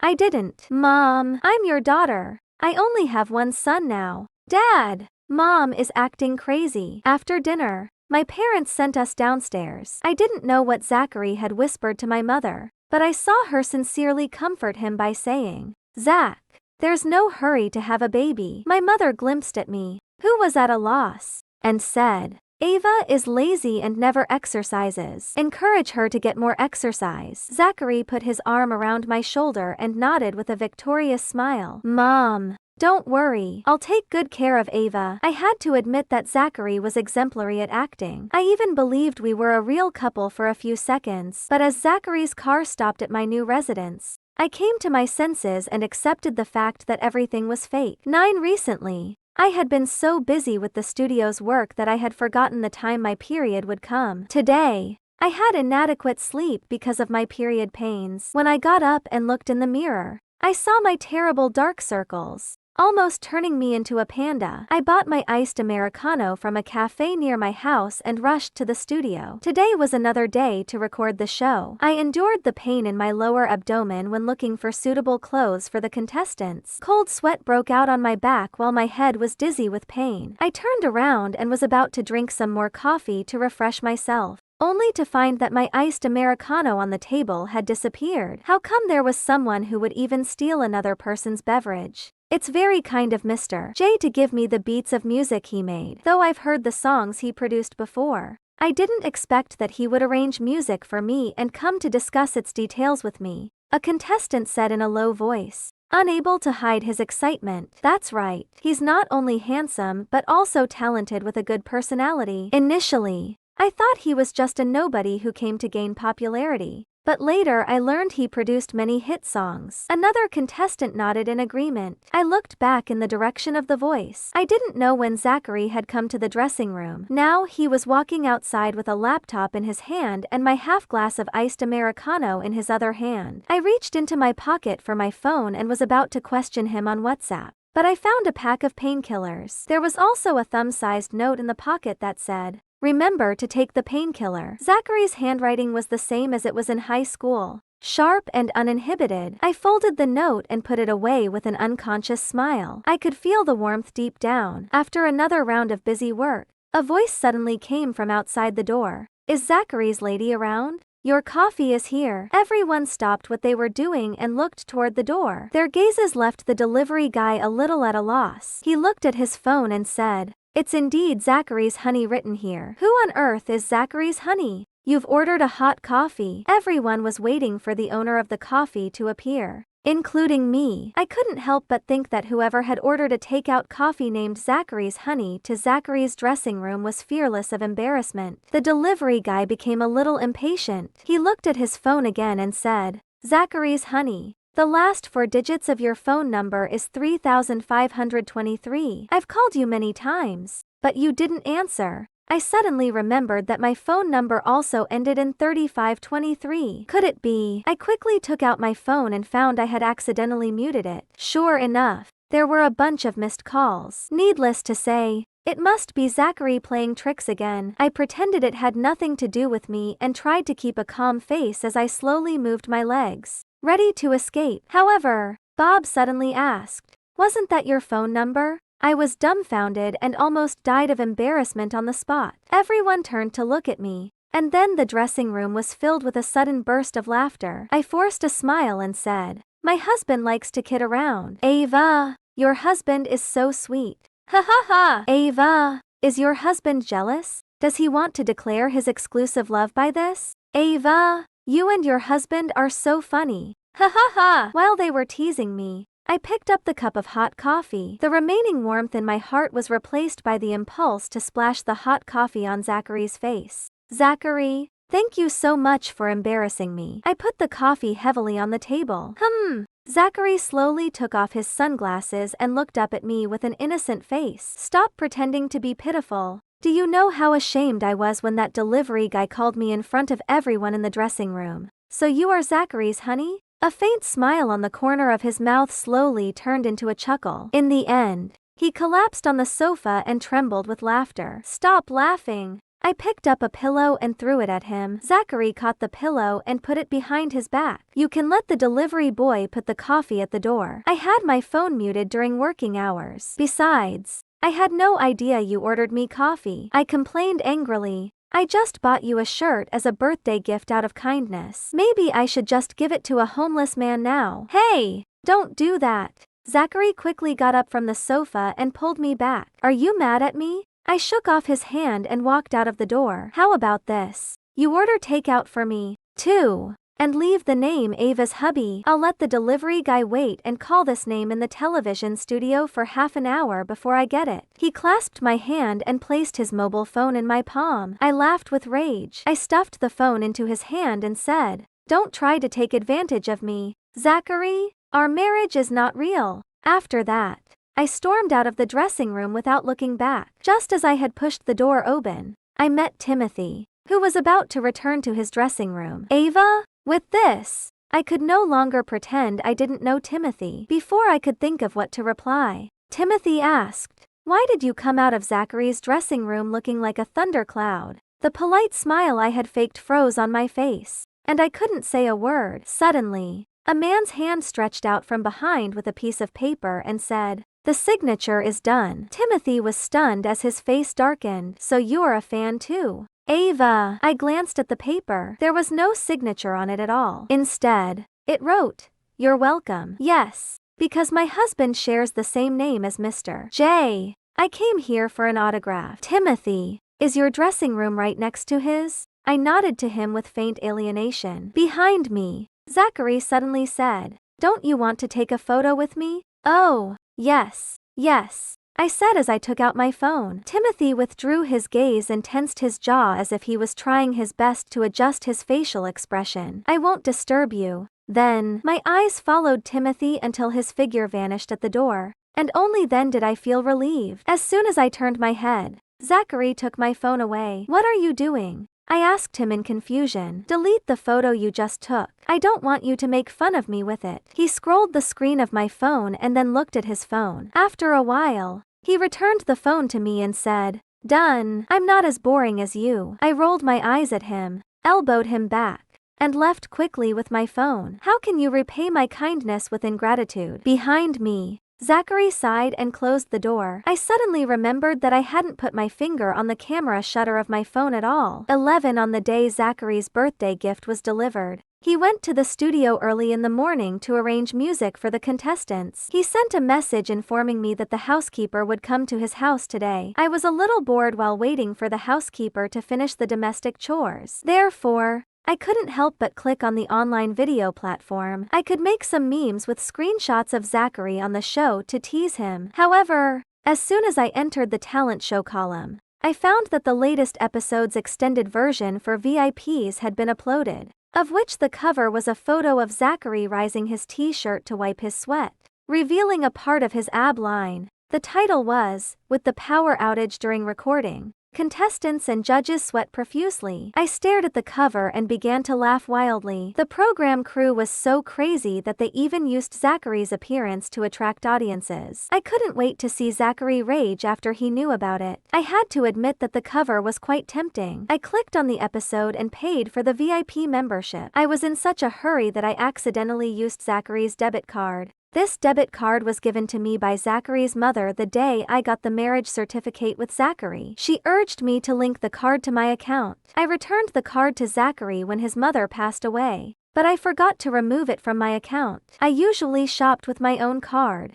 so it was not until today that I remembered the existence of this card. I quickly deleted Zachary's card and transferred him the membership fee via WhatsApp. Sorry, I forgot to remove your card from my account. I've just removed it. Here's the money for the VIP membership. Perhaps he was too busy to reply to me. I started to watch the extended version for VIPs. Due to the power outage, it was getting hot in the rehearsal room. Originally, Zachary and the contestants were all wearing coats, but gradually, they removed their coats and only wore t-shirts. It didn't take long for Zachary to break out in a sweat. Beads of sweat dripped from his forehead to the tip of his nose. He had no choice but to lift the hem of his t-shirt to wipe the sweat off. At this moment, the considerate camera crew zoomed in on Zachary so that I could clearly see a few beads of sweat tracing his muscle lines and disappearing in his waistband. He could still cause the girls to scream, just like he had done in a high school basketball competition. In the show, Zachary seemed to have returned to the energetic boy at high school. Perhaps because we saw each other every day, I hardly noticed his charms. But today, when I looked at him through the screen, I had to admit that Zachary was quite attractive. I couldn't help but finish watching the whole episode. I was so focused that I even failed to notice Zachary come back. Why are you so engrossed in it? Is it so good? He leaned over as his soft hair gently scratched the back of my hand, making me itchy. I quickly locked the screen in shock and exclaimed, "What are you doing? It's just a show. You don't have to spy on it." He scorned. "Besides, why did you pay for something already available at home?" Zachary stood up and took off his coat. I was so startled that I almost dropped my phone. How did he know I had especially paid for a membership to see his abs? He even said they were available at home as he took off his clothes in front of me. Was he going to? "What do you want?" I asked weakly, wrapping my arms around myself. Zachary was in a thin long-sleeved shirt without the coat. He picked up the remote control and turned on the TV. "I've already paid for the membership on the TV at home. You can watch it directly." So the available thing he meant was the membership. My heart was pounding. Zachary turned around and handed me the remote. He suddenly frowned and asked, "Didn't you open the window to ventilate the room?" "Huh?" I was confused again. Zachary shook his head with a faint smile as he walked toward the window and said, Look at your red cheeks. So I touched my face, only to find that it was burning. I thought Jalen would not come to see me again, so I was surprised when he came again 2 days later and even brought lunch for me. Whenever I saw him, I would be reminded of what happened at home that day. Even though he did not do it intentionally, I lost the child because of him. Grandpa knows about this and has already taught me a lesson. I know you don't wish to see me or listen to me, Roxanne, but I still want to apologize. I'm truly sorry about the baby. I could not figure out why he kept coming over to say that. Shouldn't he be celebrating with Simone now that my baby was gone? Why must he come to the hospital to worsen my mood? He opened the lunchbox and brought out the food inside. I took a look at the food that he had probably gotten someone to prepare. There were mushroom soup, honey-glazed ribs, and fish. Unfortunately, none of them was my favorite. I often made honey-glazed ribs and grilled fish during our 3 years of marriage, not because they were my favorites, but because they were his. As for the mushroom soup, I disliked morel mushrooms, but there were some in the soup. I want to make it up to you, Roxanne. Could you give me a chance to do that? He asked. Make up? How did he plan on making it up to me? Could he do that?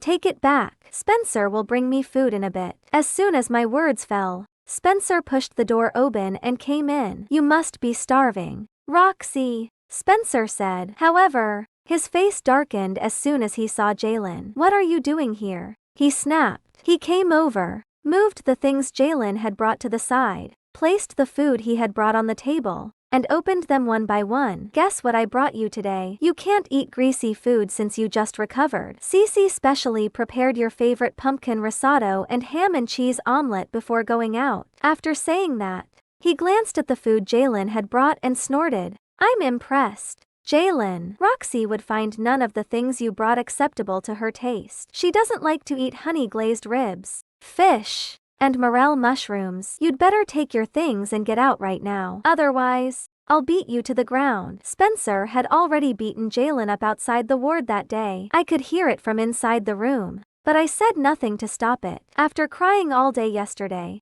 I felt much better now. Spencer's words made Jalen embarrassed. The high and mighty Jalen was snubbed when delivering food to others for the first time. I wondered what he was thinking at the moment. I'll help you up to eat, Roxy. With that, Spencer came over and helped me up. I ate the food he brought me while ignoring Jalen. I had not had a good meal in the past 2 days. Surprisingly, with Jalen here today, my appetite was aroused and I ate half a bowl of risotto. Jalen had already left by the time I finished eating, but he returned the next day. Although none of the food he brought this time was anything I disliked, I still refused to eat it. Simone came to see me once on the 3rd day of my hospitalization. She pretended to apologize to me in front of others, claiming that my miscarriage was indirectly caused by her. She made excuses like blaming Jalen for caring so much about her that he shoved me away. I would be lying if I said that I was not upset by her words. After all, I had been carrying that child in my womb for over 2 months, and it was a part of me. I slapped her across the face and uttered 2 words. Get out!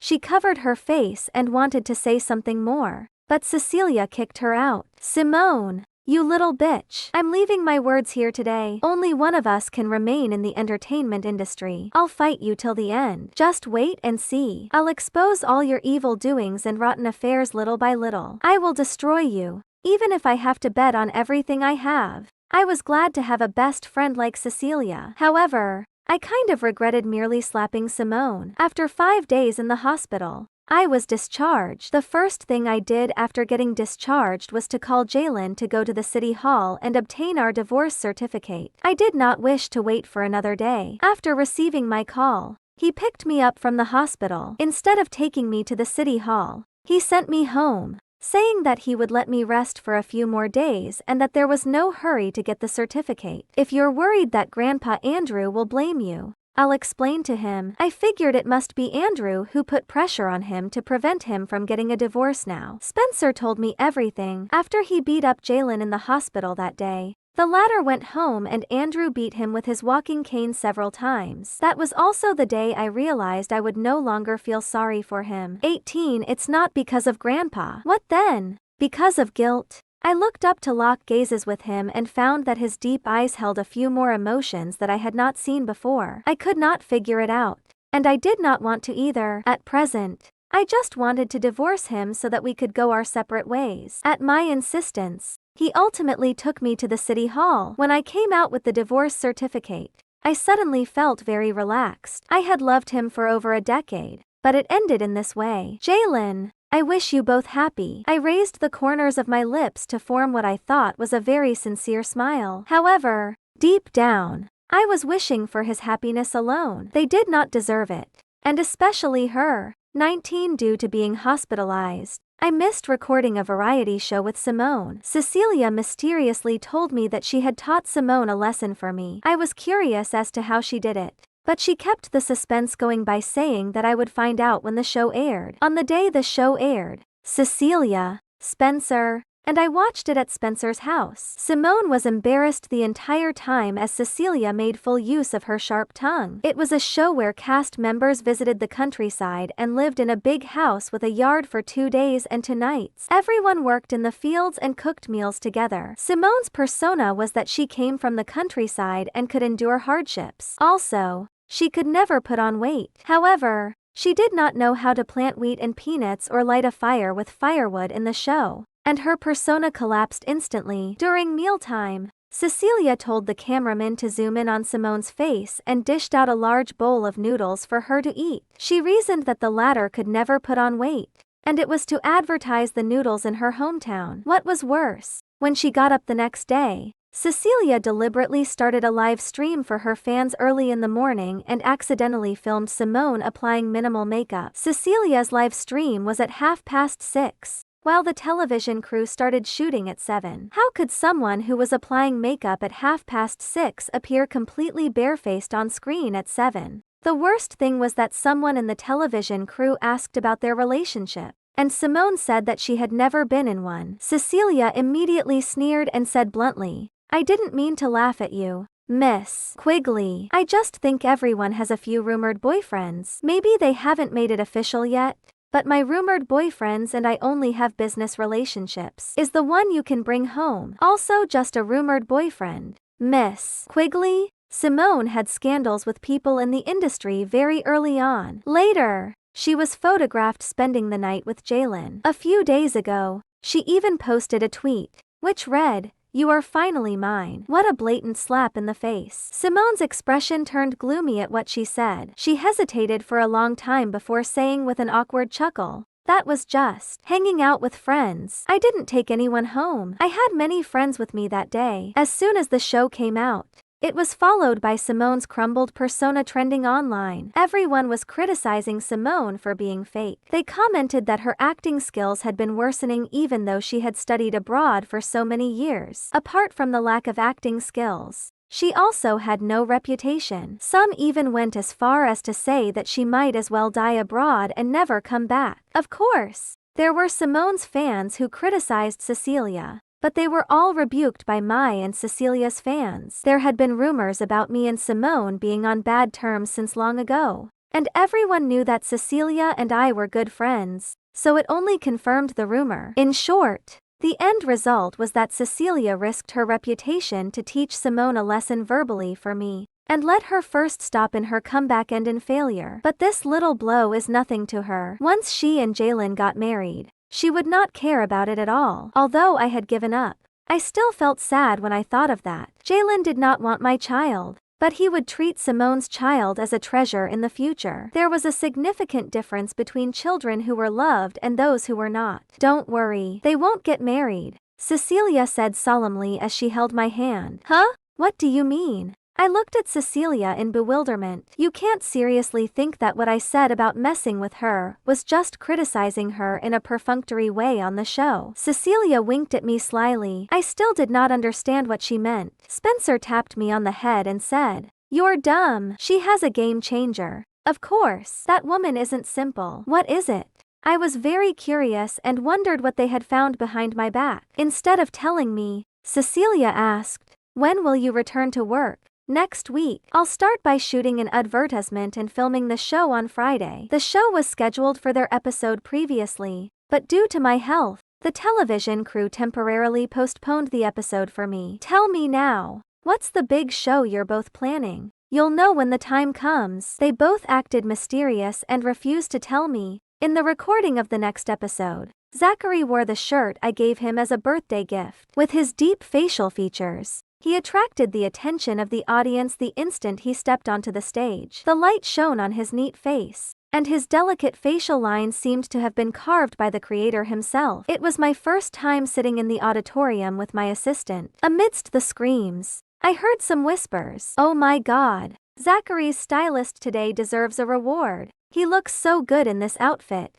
That's right, the clothes really show off his figure. Look at his legs, his waist. Hey, can you imagine him taking off his clothes? Damn, you make me shy. As my hubby, he must be in good shape with beautiful muscles. I watched joyfully at the show's beginning, but then I almost left with rage because of the girls' illusions about Zachary. My parents asked me to take Zachary home for dinner today, so I had to wait until the recording finished. However, when the recording was over, I was stopped by Timothy. "Ava, your husband is Zachary, isn't he?" I was stunned at first and then thoughtfully answered, "Yes, my husband is Zachary J. But it's purely coincidental that he has the same name as the show judge." Timothy's lips curved into a sneer. "Come on, I can recognize his voice." He continued to deride. "You've married him and borne him a baby, but he has just become famous. Can he bear to lose popularity by exposing the marriage?" Unwillingness glistened in his eyes. "I don't think it has anything to do with you." My voice turned cold. "It was my fault for being with you because I liked your pretty look.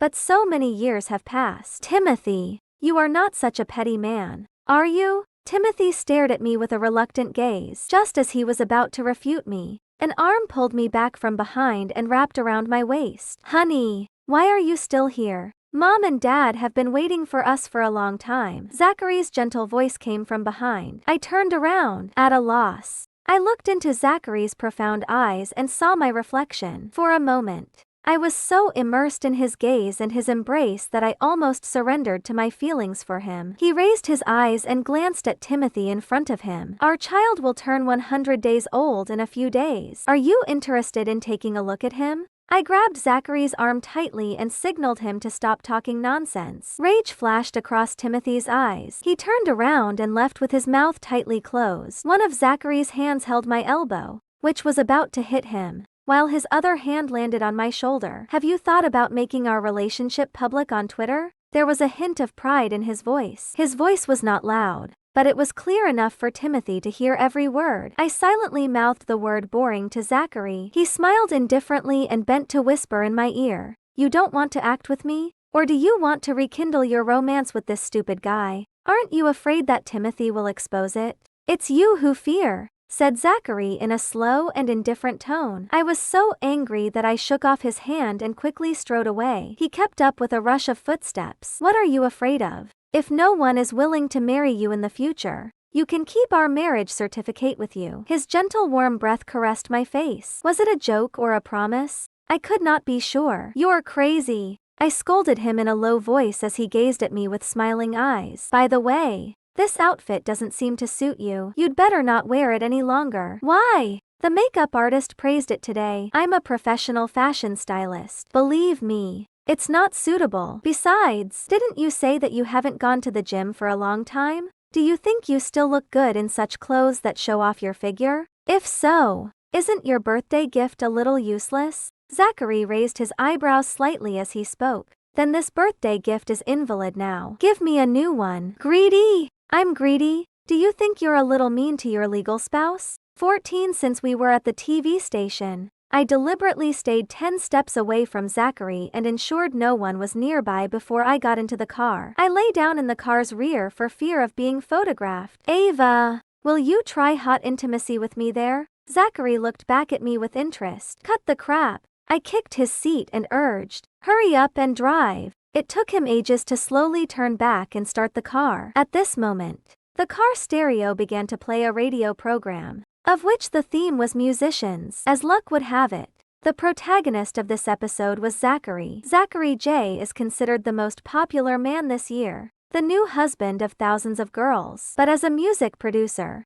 He's well known in the music biz. He owns the copyright of many songs. It's widely known that Zachary's music is a guarantee of popularity. He has written songs for many famous singers. It's such a waste that he has been working behind the scenes all these years. Today, our program will start with the music that Zachary composed in the past. When he was 18 years old, he created his first piece of music named Crush on the One and Only. Before the program host finished his words, Zachary turned off the stereo. I sat up from the seat, still unsatisfied. Hey, why did you turn it off? It was about to play your music.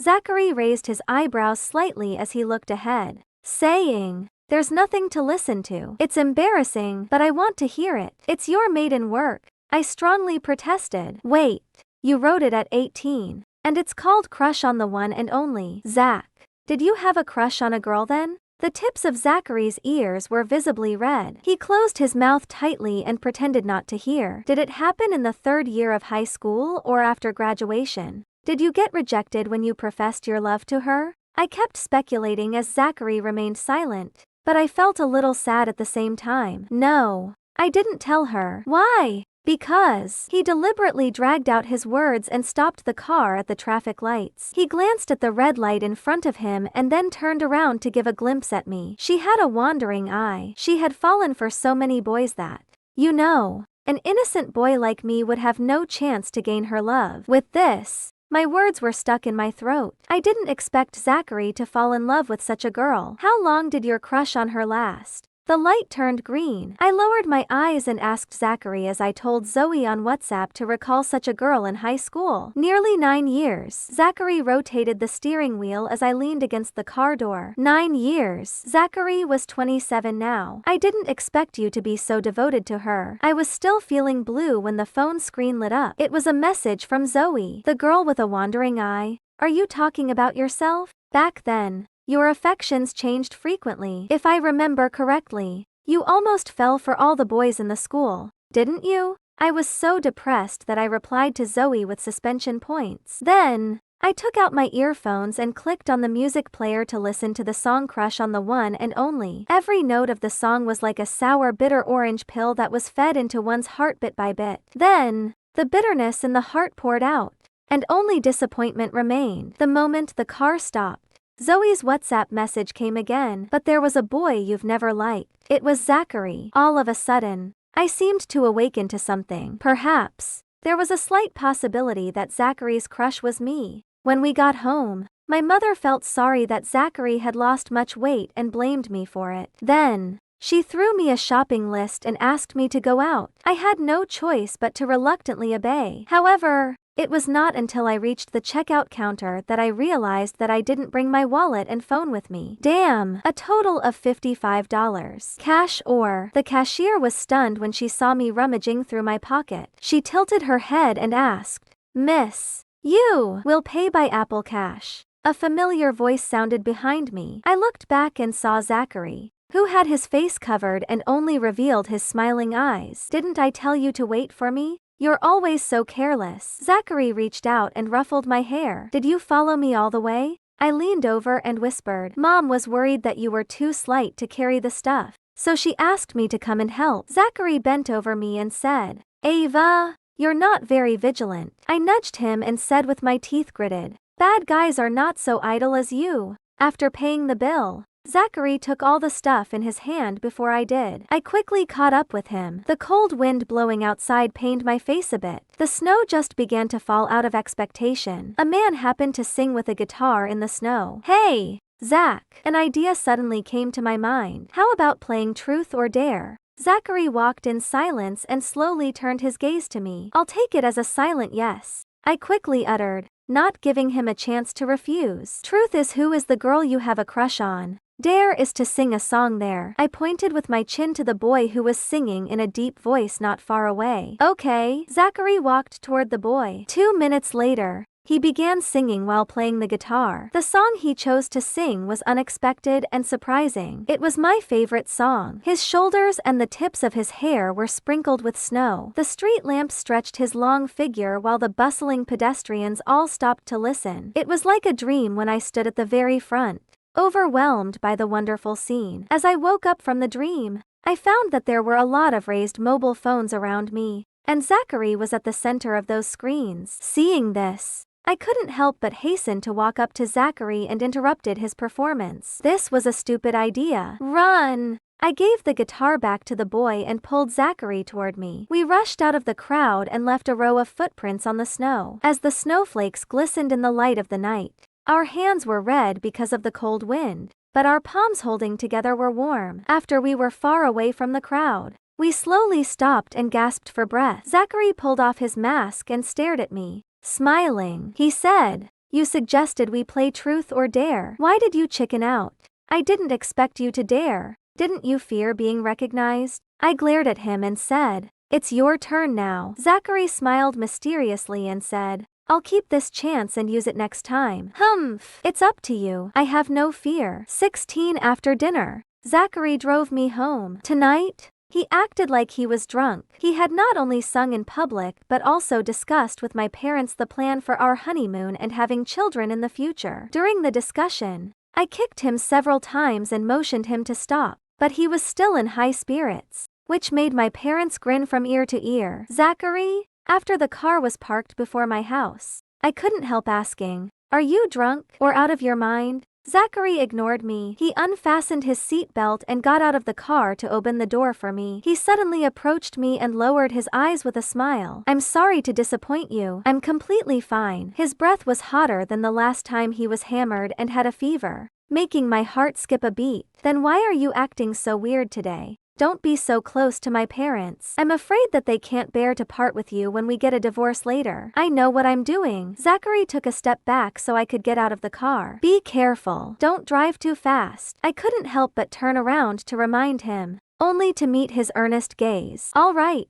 He nodded slightly at me. After a tiring day, I took a hot shower immediately. As I had just dried my hair, I received a call from Zachary. "Ava, I'm downstairs." I immediately changed my clothes and rushed downstairs. I found him standing in the snow. It seemed he had been here the whole time after I had gotten home, since the snow had piled up on his shoulder. I quickly stood on tiptoe to sweep away the snow on him. His clothes were more or less moist with the snow. "Zachary, you must be drunk." Before I could finish my words, he grabbed my shoulders with both hands. I curled up my fingers and rubbed them on his coat. I intended to calm down in the snow, but then I found it didn't work. His hot breath blew into my face, blurring his good-looking face in my sight. My thoughts were also messed up by him. Then, he bent his head and blocked the light in front of me. His lips, which had been frozen by the cold wind, fell on mine. I shivered with cold and was then overwhelmed by the warmth and softness of his tongue. Our breath was entangled with each other. My hand was pulled into his pocket, and he slowly put a ring on my finger. At the moment when the passionate kiss ended, I struggled to pull my hand out, but it was held tighter and intertwined with his fingers. His heavy breathing was like a burning fire flaring to my cheeks. Today's dare was only half completed, so it didn't count. As compensation, I'll tell you the truth. "It's you." His answer was like a spark, completely igniting my heart. When did this happen?" I asked hesitantly. "This is another question." Zachary looked at me with a mysterious smile. "Stingy." I lowered my head and grinned. "Now it's my turn. Truth or dare? Go on. I'm not afraid." Zachary's lips slightly curved into a smile as his eyes overflowed with joy. "Truth is, how many boys have you fallen in love with in high school?" His words were like a heavy stone, crushing my morale just now. Before I could beg for mercy, Zachary continued, "You must tell me the exact number. Don't try to fool me, because I know the correct answer." I was like a deflated balloon, desperately asking him what the dare was. "Come home with me," he answered. "We've just been together. Don't you think you go a little too far?" I poked his shoulder as my face burned with embarrassment. "Let me remind you kindly, we're married," he said slowly, pinching the ring on my finger. "That's a fake marriage," I retorted. "A fake marriage?" He leaned over to my ear, clasped my waist with both hands and pulled me into his embrace. "Miss Ava Jones, our marriage certificate is real. Our wedding rings are real, and our feelings are also real. Do you still think it's fake? Take my baggage." "Yes, madam." "What? You and Zachary really got married?" Zoe's shocked voice came from the other end of the phone. I replied calmly. And he has been secretly in love with you for 9 years since he was 18 years old. Continued Zoe. Yes. Ava, it's not April Fool's Day today. You're not fooling me? Zoe asked again to confirm. No. We're really together. I chuckled as I declared. Then you've really hurt him badly. You have to make it up to him. How come I hurt him? I didn't understand what Zoe said. Perhaps it was because you fell for so many people that he didn't dare to profess his love to you and has hidden his feelings for 9 years. 9 years of youth. Zoe sighed. Don't you think he was miserable? I was stumped by Zoe's question. Indeed. I had asked Zachary why he liked me and why he didn't tell me his feelings. But he had answered neither of the questions. Was it all because I had a wandering eye? But as you know, I just liked the pretty face and casually blurted out that I liked someone. I usually forgot it in a few days. As for Timothy, it was he who took the initiative to tell me that he liked me, and I agreed to be with him on the spur of the moment. After I broke up with him, I haven't fallen for anyone. I defended myself. I don't think Zachary knew that. He couldn't afford to be dumped like Timothy, so he would rather remain a friend of yours. Those who have a secret crush care about gains and losses the most. Zoe persuaded earnestly. Mrs. J. That's all I say. It's up to you. Bye. Zoe's words drew me into endless thoughts. Somehow, my phone was playing Zachary's song, Crush on the One and Only. I didn't know how many times I had looped it when Zachary came back. Today, he went out for dinner with the contestants, and he smelled a little drunk. Why did you drink? I went forward to hold him, but unexpectedly, he wrapped his arm around my waist. The next moment, he pressed me against the wall. He stared at me deeply with his tipsy eyes, which were filled with complicated emotions. He pinched my chin and brought my lips to his. He bent his head and bit me gently. Such a state of Zachary was strange to me. I put my hands on his chest and said, Zach, you're so different when you get drunk. My lips were then sealed by his, as he invaded my mouth with the bitterness of the wine. After an intense kiss, he bit my lips again. He buried his head in my neck and said in a muffled voice, You're a bad woman. How much alcohol have you drunk?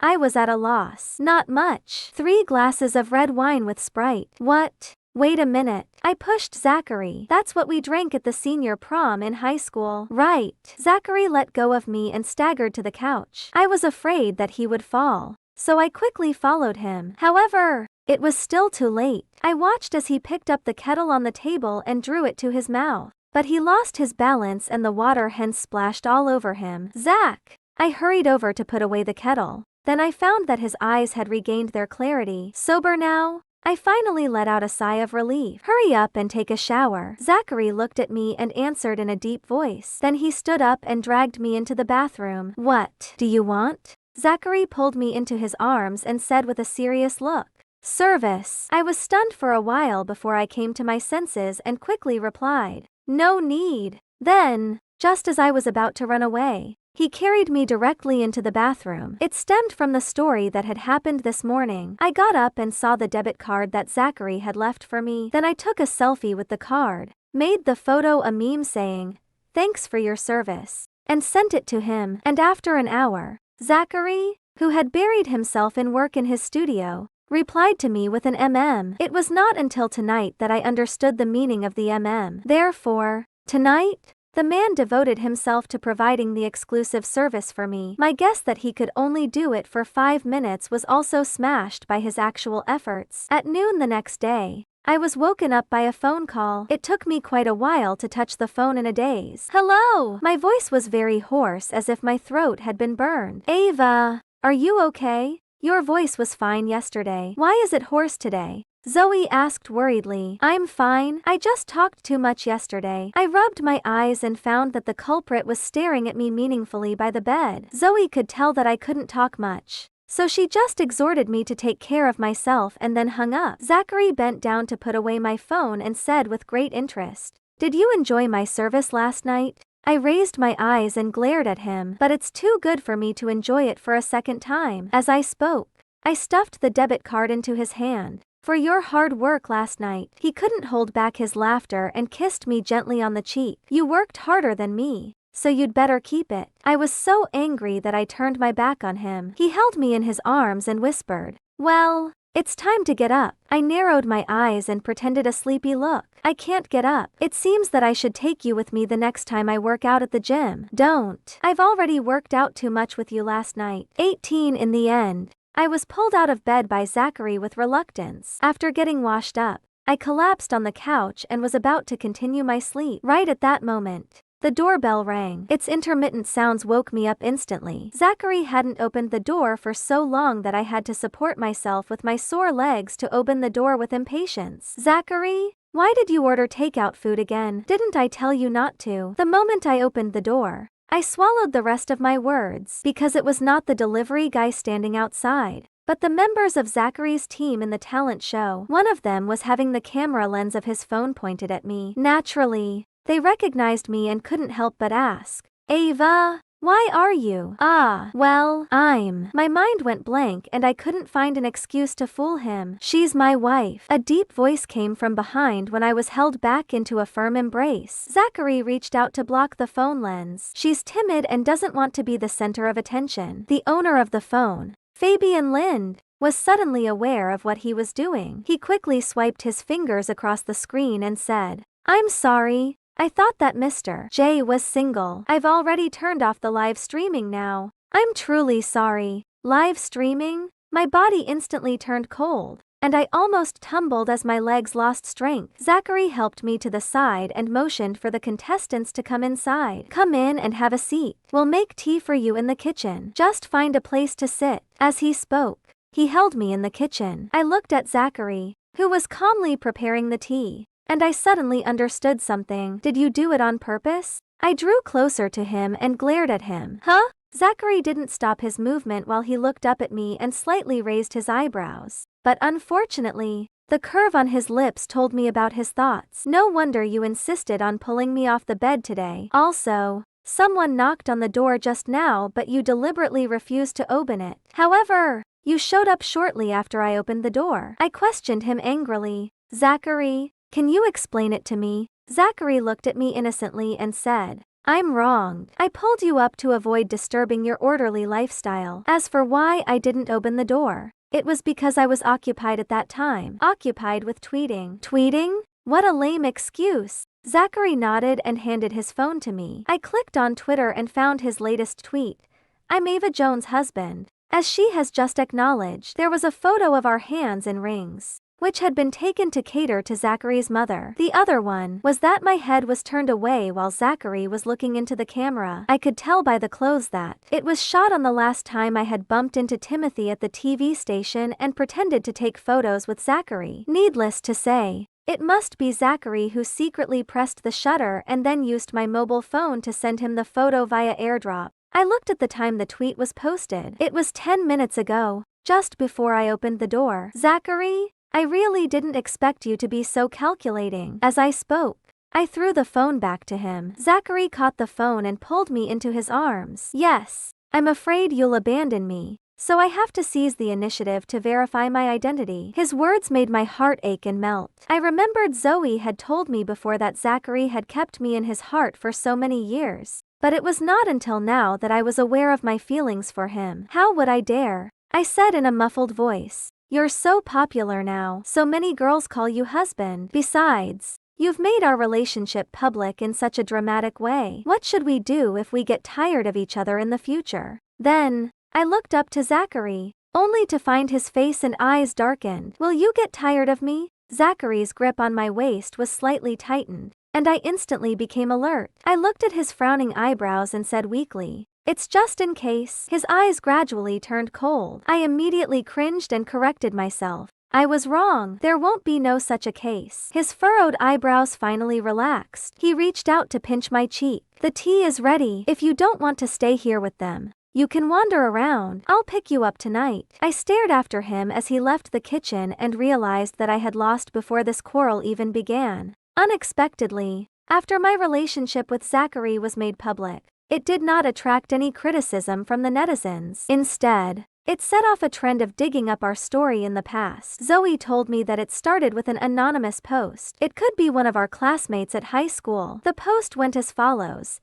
Zachary J and Ava Jones were childhood sweethearts. Their long-lasting romance started from puppy love and has now turned into a happy marriage. Let me tell you about their story from the very beginning. They used to sit next to each other in high school, so it was normal for them to flirt with each other by arguing every day. The most shocking thing was that the two of them often got caught quarreling during class. So the teacher told their parents to settle their differences. But the parents both felt satisfied with their child's date while our teacher could only feel helpless. The two of them were both very good looking. Here are some photos of them when they were in high school. The most upvoted comment below the post was, "And they had a sweet episode at the prom." At that time, Ava was drunk with her cheeks scarlet after only one glass of wine. However, her classmates plied her with alcohol and soft drinks. Zachary was so worried that he quickly poured all her drinks into his glass. Then our poor Zachary had to drink up 3 glasses of red wine with Sprite. Lol. Before I could finish reading the comments,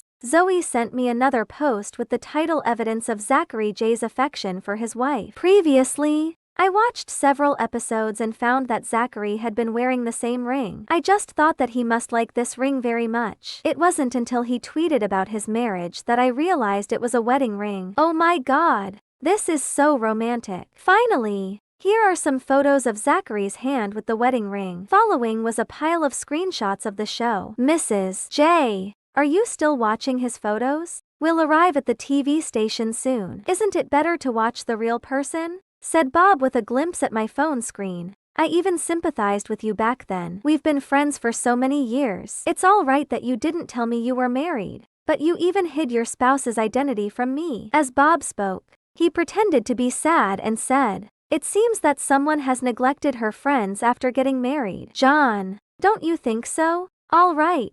After we finish our work for this show, I'll ask my husband to treat you to a good meal as a substitute for our wedding banquet. I comforted Bob and patted him on the shoulder. Humph. I'll take my wife with me too. We'll definitely stuff our faces, Bob joked. And the atmosphere in the car suddenly became cheerful. It was the final of the talent show today. Fabian Lind of Zachary's team won the championship with the most votes. Colorful ribbons in the air floated down as tears swirled in his eyes. The MC handed the microphone to him. He choked with sobs before he could finish his speech, so the microphone was then passed to Zachary. Mr. J, the contestant who chose you as his mentor is now the champion. Do you have anything to say to everyone? First of all, I'm grateful that he chose me and used my music to complete a perfect finale stage. I hope we can cooperate in the future. I'm also grateful that the program crew has been taking care of me and my team for such a long time. Uncharacteristically for Zachary, he grinned with joy in front of the camera. Finally,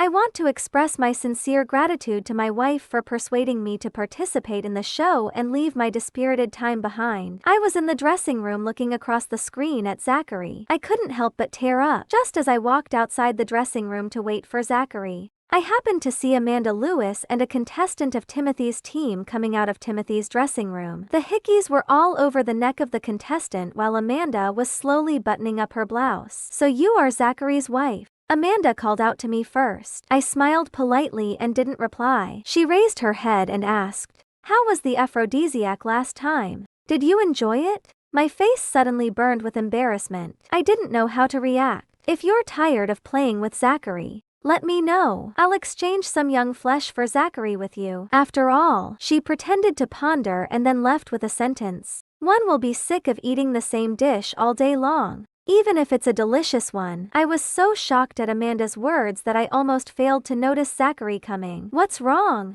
I was startled when his face was magnified in my sight. Nothing. I came to my senses. I just met Amanda. Zachary asked vigilantly, "Did she talk to you?" "Yes. She asked me if the aphrodisiac last time was effective, and I told her." I carefully raised my eyes to observe Zachary's face as I spoke. It was so good that I had so much fun. I burst into laughter as I saw his face darken. Zachary gritted his teeth. "I'm sorry." I immediately surrendered. "Actually, Amanda was kind. She said that I could exchange you for a handsome young boy with her. After thinking about it, I feel that it's quite a deal." 20 after the show ended, Zachary needed to produce albums for the singers, so he left early and returned late every day. Almost a year had passed. This year, Zachary was invited to perform at a music festival. The day of his performance happened to be his birthday. I told him that I ached to go there, but I was too busy with my work. Zachary said he didn't mind, but a hint of disappointment could be seen in his eyes. Just as Zachary had set off, I excitedly went into my room to pack up my baggage. I secretly booked a ticket to the music festival and got on a flight there. I planned to give him a surprise tomorrow. Everything went smoothly from departure to landing. On the next day, I put on beautiful makeup and dressed myself up. The music festival was bustling with noise and excitement. I hid in the crowd and calculated when Zachary would appear on the stage. "Hello! Can I take a photo with you?" Before I could refuse, my phone rang. It was from Zachary. I immediately hung up the phone and refused the boy beside me. "I'm sorry, I don't like to take photos with strangers." As soon as I finished speaking, I received a WhatsApp message from Zachary. "Why didn't you answer the phone?" I replied to him 5 minutes later, pretending to be busy. "Did you call me? I'm working outside. The reception isn't good." Then, Zachary sent me a photo, in which the boy and I were projected on the stage's big screen while we were talking. Zachary then wrote, "Indeed, the reception here isn't good." I hurriedly explained, "Honey, you misunderstood me. I originally intended to give you a surprise." As expected, when I saw Zachary, he seemed to be displeased. Even when I showed him the hotel room I had decorated, he was still indifferent. "Well, I ordered this cake a long time ago." I bit my lip and looked at him nervously. He pulled me into his arms and did not give a glance at the cake at all. "Try it?"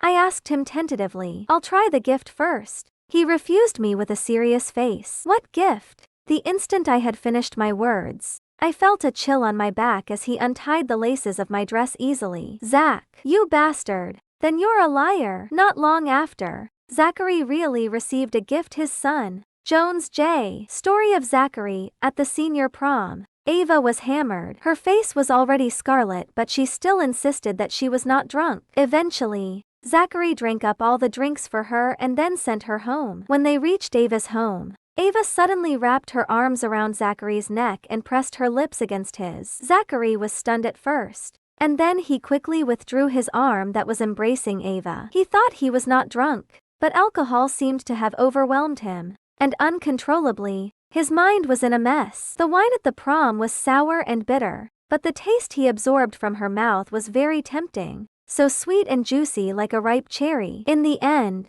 reason triumphed over lust. Zachary grabbed her shoulders to separate the two of them. He ran home and washed with cold water for a long time, but he was still burning with feelings for her. He lay on the bed and stared at the ceiling, thinking about every possibility that would happen after Ava regained consciousness the next day. Zachary felt that it was incredible since his heart would begin to drum every time he pictured them being together. When did he fall for Ava? Zachary didn't even know the answer himself. Thinking of what he had quarreled with her before, he felt a burst of regret. But the next day, when Zachary went out and bumped into Ava, he found his consideration all night long was in vain because Ava had been too drunk to remember everything. Zachary knew clearly about his affection for Ava, but he didn't dare estimate the possibility that Ava also liked him. It was because Ava had liked many people, and she would change her feelings every 2 or 3 days. He was afraid that Ava didn't like him. He was even more afraid that her affection for him would be just a flash in the pan. In the past, Zachary would always argue with Ava. Gradually, Zachary would inwardly rehearse his words, his movements, and his expressions before they met. In the last summer at high school, Zachary wrote all the words he didn't dare to say to her into a song. He named the song Crush on the One and Only, because Ava was his one and only. He thought after 4 years of college life, he would have a chance to start a new story with Ava. However, Ava moved away after graduation. Zachary gradually became famous in the music biz and moved out of the old house with his mother. Later, his mother fell seriously ill. The doctor suggested Zachary fulfill his mother's wish as soon as possible since she didn't have much time left. A deep sense of despair overwhelmed him. His mother seemed to have seen through his mind. "Zach, I want to see you get married before I leave. I don't have anything else to worry about. I think Ava can be a perfect match for you." Rain and tears flowed over his face, blurring Ava's dainty figure in his eyes. Even though he professed his feelings for her with the excuse that his mother was ill, Her mind was still a mess. His heart pounded disorderly in his chest as if taunting him for being a coward. The fake marriage between him and Ava was like a fragile dream. With a gentle poke, it would vanish into thin air. Zachary thought his mother's death would be the time of the destruction of the dream. The depression approached and devoured him into the darkness like a giant beast. However, Ava didn't leave. Instead, she dragged him out of the darkness. She persuaded him to get busy and stop being dispirited all the time. Gradually, work occupied his time, while every dark corner of his life was lit by Ava. Zachary thought, perhaps it's time to slowly make her mine. Author Xia Zhaoqi. Jalen Luxley brought up divorce as soon as his first crush returned. I stuffed the pregnancy test report into my bag and signed the divorce agreement while holding back tears. Since that's the case, let's part ways on good terms, I said. A house, a car, money, resources. He could give me all of that except status and love. Only she could ever receive those from him. One on our 3rd wedding anniversary, Jalen handed me a divorce agreement just as I was about to joyfully announce my pregnancy to him. Roxanne, let's get a divorce, he said. I trembled all over. It took me a while to gather myself before I could inquire. Is it because she's back?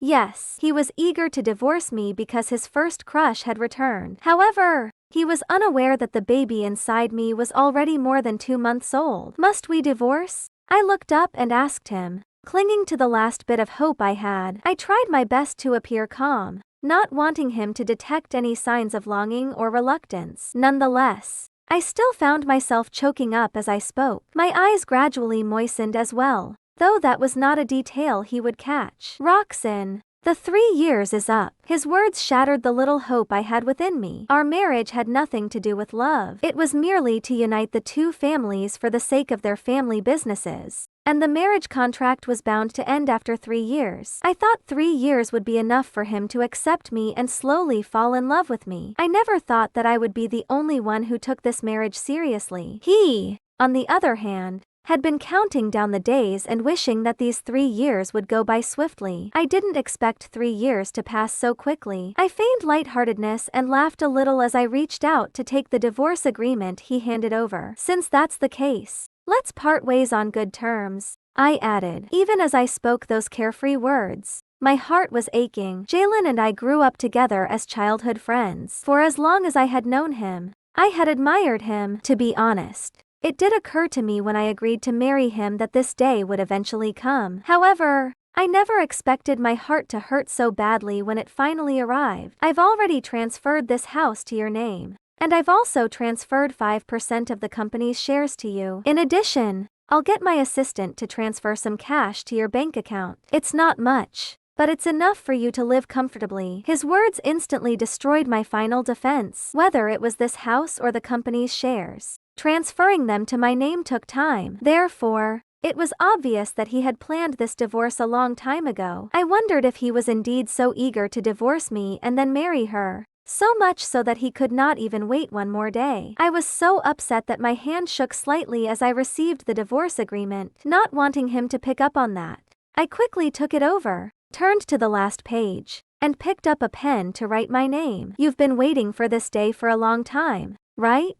I looked up at him, trying my best to smile naturally. He stared at me and said slowly, I'm sorry. I felt my heart quivering again. I wanted to say something but could not get a word out. He had nothing to be sorry for. No one ever had to apologize for not loving another person. I could only blame myself for remaining hopeful about him. Fortunately, he was unaware that I had feelings for him. Otherwise, we might not even be able to stay friends in the future. He took the divorce agreement in my hand, looked down at me, and said, You need not worry about resources if you wish to continue acting. I'll try my best to give you everything you want. I immediately scoffed inwardly when I heard him mention resources. In any case, I was still a somewhat well-known artist and the eldest daughter of the Summer family. Although my parents did not like me entering the entertainment industry, they would still support me as long as I needed it. Hence, I could have any kind of resources I wanted. However, since he said he would give them to me,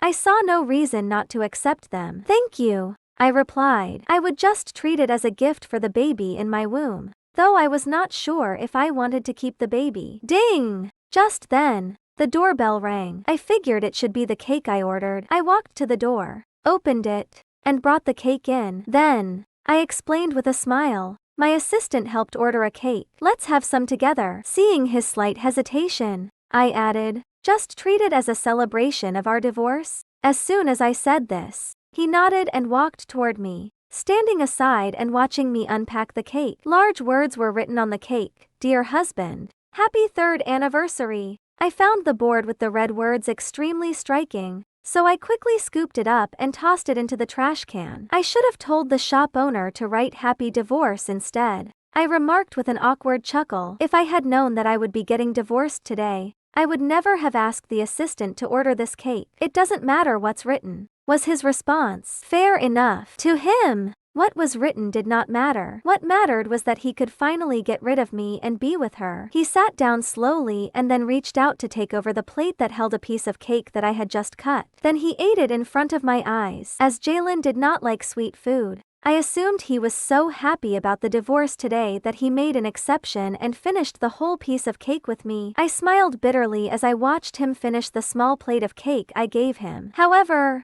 I did not expect him to misread my smile when he noticed it. He looked up at me and asked, "Are you happy?" Huh? I was stunned for a moment. Then I quickly calmed down and pretended to smile happily as I asked, "Do you expect me to cry instead?" In truth, I was crying inside. I just did not want him to see it. 3 After eating that small piece of cake, Jalen received a phone call and left in a hurry. Before leaving, he said to me, "When you're free, let's go and get our divorce certificate. Let's do that tomorrow." "Okay, I'll pick you up tomorrow," he said. As I watched him leave without even looking back, I could not help but finally burst into tears. 10 years. I had loved him for 10 years. I thought I would have a chance if he agreed to marry me. I figured that if I tried hard enough, he would eventually fall in love with me. Never did I expect that he had never taken this marriage seriously and had merely been waiting for the day of our divorce. Back then, Jalen was forced by his family members to marry me. His grandfather even threatened to take his own life if Jalen did not agree to marry me. At that time,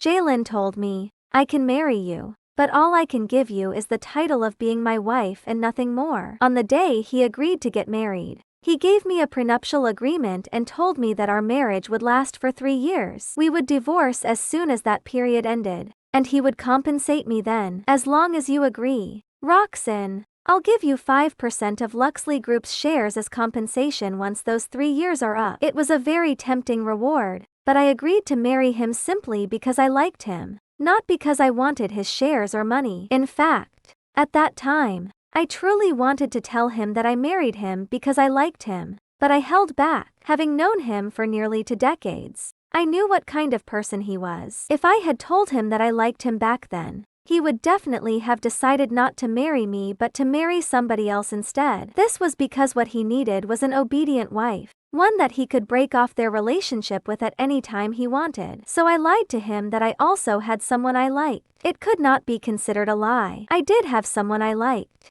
but that person was him. I thought 3 years was long enough for him to see the good in me and slowly accept me. I originally planned to confess my love to him on our 3rd wedding anniversary and tell him how I felt about him. I figured he would look forward to our child's arrival if he knew I was pregnant, but I never expected him to bring up divorce first. To be honest, he was a good husband. On every special occasion, he would prepare a gift for me. Knowing I liked flowers, he would go to the florist every week and bring back a beautiful bouquet of flowers that he had selected for me. As spouses, we lived together with mutual respect. When he was not busy, he would chat with me and even watch mindless soap operas with me. He would listen to me complain about certain actors' poor acting skills and occasionally talk to me about work. Most of the time, I was the one talking while he listened. Despite being a man of few words, he would still advise me if I had any problems. Other than not loving me, everything about him was good. As for the child in my womb, well, it was actually an accident. He was in a bad mood that day, and I drank with him a little. Until now, I still could not remember how I ended up having intercourse with him. In any case, we were lying naked on the same bed when we woke up the next day. I had been feeling very unwell for the past couple of days, so I went to the hospital for a checkup. And then the doctor informed me that I was pregnant. Looking down at my belly, I made an inward remark that this child had come at a bad time. That afternoon, his assistant, Xavier Sheldon, came to the mansion to pack Jalen's things. Xavier also brought a gift for me, saying it was an anniversary present Jalen had asked him to prepare. It was an exquisite bracelet worth a few $100,000. But not the pink diamond bracelet I desired the most. I took the gift and thanked him softly. "Thank you. I'll head upstairs to pack his things. Is it okay?" Xavier pointed upstairs. I nodded. After a pause, I added, "Let me help you with that, Mr. Sheldon." Xavier did not refuse my offer to help. Instead, he even commented that I was probably more familiar with Jalen's stuff than him. In truth, all these years, I seldom touched Jalen's things, and I rarely entered his study and his room. When we married, he told me not to touch his things or go into his study and his room for no reason. I did not want to upset him, so I always remembered his instructions, and the cleaning was handled by the housekeeper. That was why he was able to get along with me for 3 years. Jalen did not have many things, merely some clothes and daily necessities. There were some work documents in the study, but he had taken those with him before this. It did not take long for us to finish packing. Xavier thanked me respectfully. "Thank you, Mrs. Luxley." I smiled bitterly and replied, "Your CEO and I have already divorced, so you need not call me that from now on." Xavier immediately changed his words. "In that case,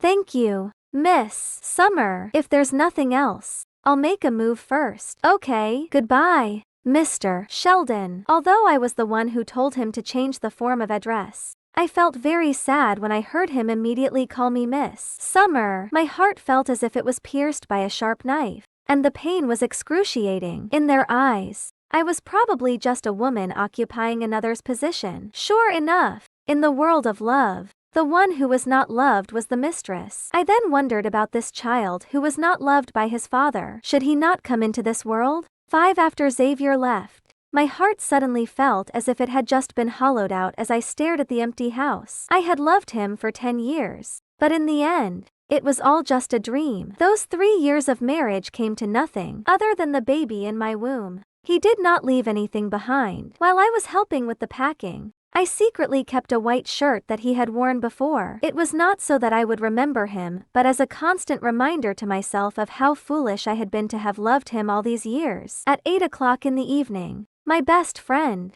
Cecilia Quinn, called me and asked if I had divorced Jalen. "How did you know that?" I asked. I had planned to tell her and my parents tomorrow after I had obtained the divorce certificate and decided whether or not to keep the baby. However, I was surprised that she found out about it so soon. It was unlikely that Jalen had told her since they hardly knew one another. Besides, he should have been with Simone Quigley the whole time after he had left the house. Also, he probably would not have told our families about the divorce before I did. "So, you really are divorced?" Cecilia sneered on the other end of the line before continuing. "But I'm not the only one who knows about it. I reckon anyone who knows the 3 of you is probably aware of it now." The 3 of us. I knew she could only mean Jalen, me, and the other woman. "What do you mean?" I asked. "Go on Twitter and see for yourself. As soon as you got divorced, she's marked her territory." I lowered my phone and activated the speaker mode. Then I opened Twitter. Sure enough, Simone's name was on the trending list. The thread came from her tweet,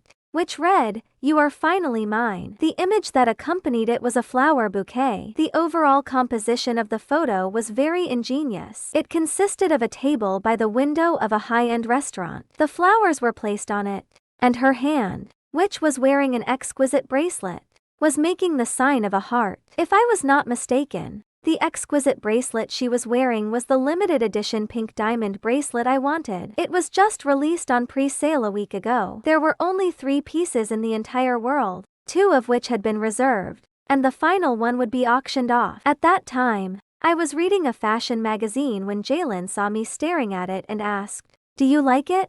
"I quite like it, but it's not easy to buy something like that," I replied. I had never asked Jalen to buy me anything before. I accepted anything he got me on any special occasion. Of course, I would get him special gifts as well. The clothes he was wearing, as well as the TIs, watches, and so on, were basically things I had bought for him. Perhaps I liked the bracelet too much, so I casually answered his question honestly. However, as I did not want to trouble him, I added, "But liking it doesn't mean I must have it. I have plenty of these things. So it's fine if I don't have this particular one, as long as you want it. It's not a difficult matter." His words made me happy for several days. The anniversary was just a few days away, and I was looking forward to him winning the auction and gifting me the bracelet on our 3rd wedding anniversary. Once there was an expectation, the disappointment would be 10,000 times more painful when the expectation was not met. For instance, at this moment, my heart, which had just calmed down, was overwhelmed with emotions again as I looked at the exquisite bracelet on the slender wrist. When I received the bracelet from Xavier in the afternoon, I thought Jalen had not won the auction, so I did not feel too disappointed. It felt very different now that I was seeing the pink diamond bracelet on Simone's wrist. The person in the reflection of the glass window is that jerk, Jalen, right?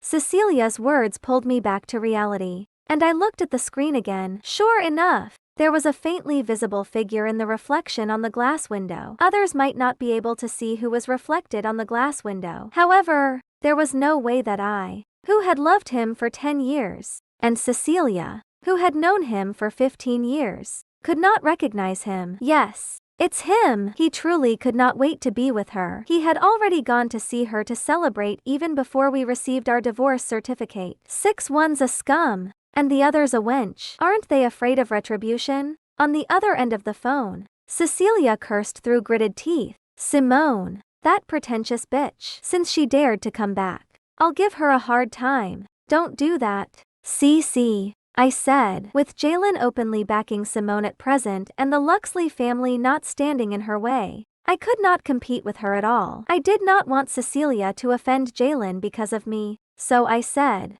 "Forget it. I've given up. I'm exhausted after years of competing with her. Before I had it, I wanted to try and see if a forced relationship would bring me happiness. Now that I've tried it, I find it too unacceptable and no longer desire it. Even if he returned to me right now, I wouldn't want it anymore. This time, I truly did not want anything." Cecilia sounded somewhat relieved after hearing what I said. "I told you long ago that it's not worth sacrificing yourself for such a jerk. You've wasted 3 years of your youth for nothing. Forget it. Let's stop talking about this. It's good that you've finally seen the light." Cecilia let out a sigh before continuing, "If I didn't have a dinner party tonight, I'd really like to fly to you from Hong Kong now." "It's okay. I'm doing pretty well now." I lifted my head, glanced at the empty house, and said with feigned nonchalance, "It's good that he left, so I don't have to think about when he will leave all the time." My tears began to fall again after I said that. For the last 2 years, Jalen would get off work an hour earlier today, go to the florist to buy a flower bouquet or prepare an anniversary gift, and then accompany me to have a nice meal, watch a movie, or build Lego. But now, don't be sad. There are plenty of men in this world, with so many people liking you. Wouldn't picking someone at random be better than Jalen?" Cecilia said comfortingly, not wanting my best friend to worry about me. I wiped my tears and replied, "Yes, indeed. You're right. Don't worry. I'm fine." "Really? All right then. I'll go drink with Mr. Zeller first. You must tell me if you need anything. Wait for me to come back. Okay? Okay, got it. Go ahead. Don't drink too much." My best friend was well known in the industry for being a workaholic. She would accept any job and was not picky about it. She rose from obscurity to stardom on her own. I greatly admired her, and I was glad to have a best friend like her. Ah, by the way, I think you don't know yet, but Simone is among the guests for the next episode of Guest Together. Cecilia's words made me freeze momentarily, and it took me a while to ask, "Really?" I did not wish to go on any show with Simone, but I was a regular guest on this particular one and had signed a contract, so it was not easy to terminate it. But don't worry, the television crew also invited me, and I happened to be free this time. So, don't worry. With me, Cecilia Quinn. There. I'll never let anyone bully you. Her words warmed my heart and made me feel less anxious than before. "I'm glad I have you, CC. I said gratefully. "Glad you know that. I'm hanging up now. They're calling me. Wait for me to go back to find you. Take care of yourself at home. If you're upset, why don't I call Spencer and the others and get them to keep you company?" "No, I want to be alone," I replied, Jalen arrived at the mansion at 8:30 the next morning to pick me up. Huh, how early? The city hall only opened at 8:30 in the morning. Even if it took 20 minutes by car, we would still get there before then. I assumed he came over on his own. But as I was about to get in the car, I found Simone in the passenger seat. She was wearing a red dress today. Her long, wavy hair spread over her shoulders, vaguely exposing her fair skin. Her makeup was exquisite, and even her eyeshadow was reddish, giving off a celebratory mood. It was as if she wanted everyone know that how happy she was that Jalen and I were getting divorced. She had to tag along for this? Was she that insecure? Was she worried that my and Jalen's divorce would not go through? Or did she come along just to irritate me? Before I could say anything, she tilted her head and said, "It's been a while, Miss Summer." I happened to be heading the same way, so I came along with Jalen. You wouldn't mind that, right? I did mind a lot. Why did you come here, Miss Quigley? If you're afraid I'll mind? I responded coldly. I slammed the passenger seat door shut before saying to Jalen, "Mr. Luxley, why don't you send Miss Quigley to settle her business first, and we'll meet at the city hall?" Even if it had been me in the past, I would not have dared to speak to Jalen in that way, no matter how brave I was. In the past, what he said went. I never refuted him or spoke loudly to him. However, at this moment, looking at the smug Simone with heavy makeup, I could not stand it anymore. Since I had already planned to let Jalen go, why should I compromise myself for their happiness? Simone is attending an event at Starview Square. I'm giving her a ride since it's along the way. It won't delay our divorce. Jalen pushed the door, got out of the car, and looked at me as he said that. Starview Square was just opposite the city hall. I knew that it was a ribbon-cutting event for a specialty store. They had previously invited me, but I declined. I clearly remembered that the event did not start until 10, but it was only 8 o'clock now. At that thought, I deliberately said with sarcasm, I was also invited to that event. If I remember correctly, it doesn't start until 10, right? I continued. Besides, does a big shot like you not have a driver or a bodyguard when you go out, Miss Quigley? Jalen had probably never seen me acting so mean as his face instantly darkened, and he immediately explained on her behalf. Simone is just taking our car. Why are you making such a fuss about it?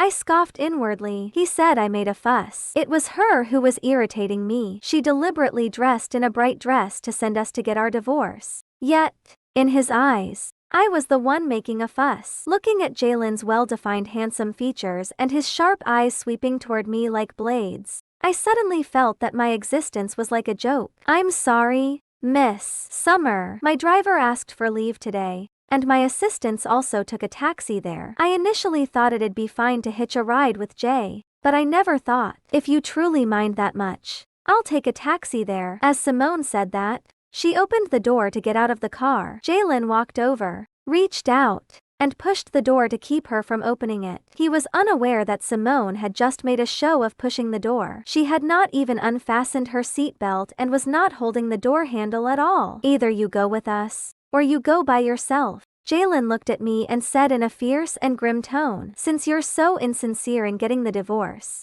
let's wait until you're free to do that. Mr. Luxley. I was so angry that my heart ached, so I turned around and walked toward my house. I had just taken a step when Jalen grabbed my hand and asked coldly, Roxanne Summer, why are you losing your temper all of a sudden? I didn't lose my temper, I argued. I raised my head and tried not to let my tears fall. It took me a while to calm down and turn my head to look at Jalen. As I glanced over and noticed Simone narrowing her eyes at me from inside the car, I added, I just don't wish to see someone I don't want to on such a fine day. Since you don't wish to ride in a car with Simone, I'll ask my assistant to drive you there. He let go of my hand and took out his phone to call his assistant. It felt like someone was tugging my heart harshly, and I could barely breathe from the pain. When Jalen turned his back to me to make the call, I saw Simone smiling smugly at me in the car. It was as if she was saying silently, I won again. Roxanne. Jay will always choose me. When they were together back then, it was precisely that kind of tone Simone had used to tell me she had won. Indeed, I had lost. I had utterly lost. I was completely defeated. Sometimes I wondered if I had been braver back then. Would the person Jalen loved be me now? Jalen soon got off the phone. After ending the call, he walked toward me. His gaze was colder than before, chilly like a blade, as if he was going to kill me. Realizing that his expression was not right, I took several steps back. Little by little, he came closer. He stopped less than 2 feet away from me and stared intently at me with his piercing gaze. To be exact, he was staring at my belly. Roxanne, he uttered my name through gritted teeth, his voice more stern and grim than before. I instinctively covered my belly and stepped back. I looked up and asked him somewhat guiltily, "What's wrong?" Before he could respond, there was the sound of cars approaching from the entrance of the mansion. We turned our heads simultaneously and saw several cars approaching slowly and stopping at the parking lot at the entrance of the mansion. At that moment,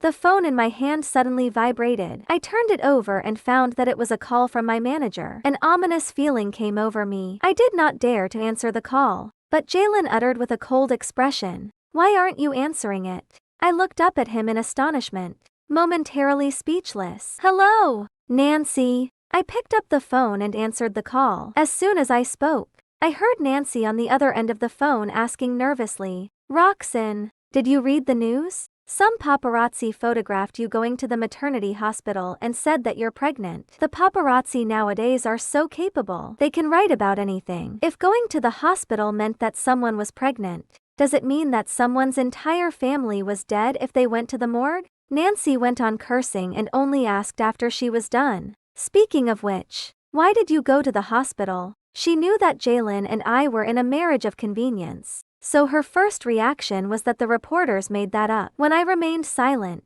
she continued asking, "You're not pregnant, are you?" I looked at Jalen's grim expression in front of me, then at Andrew Luxley, who had stopped the car, and immediately replied, "No, the news on the internet is entirely made up. My period just ended not long ago. I went to the hospital just for a checkup. As you know, I haven't been sleeping well lately, and I have a hormonal imbalance." I continued, "Nancy, I have something to do now. I'll talk to you later. Please take care of the online matters." "Sure, rest well. I'll handle it. Thank you, Nancy," I said gratefully. After hanging up the phone, I lifted my gaze to Jalen and wondered if he believed what I said. After all, he was expressionless. He glanced at me before shifting his gaze to his grandfather. Andrew probably believed what I said, as his face was filled with disappointment. "Grandpa Andrew," I greeted as I walked over and supported him, feeling guilty deep down. "It's fine. In my heart,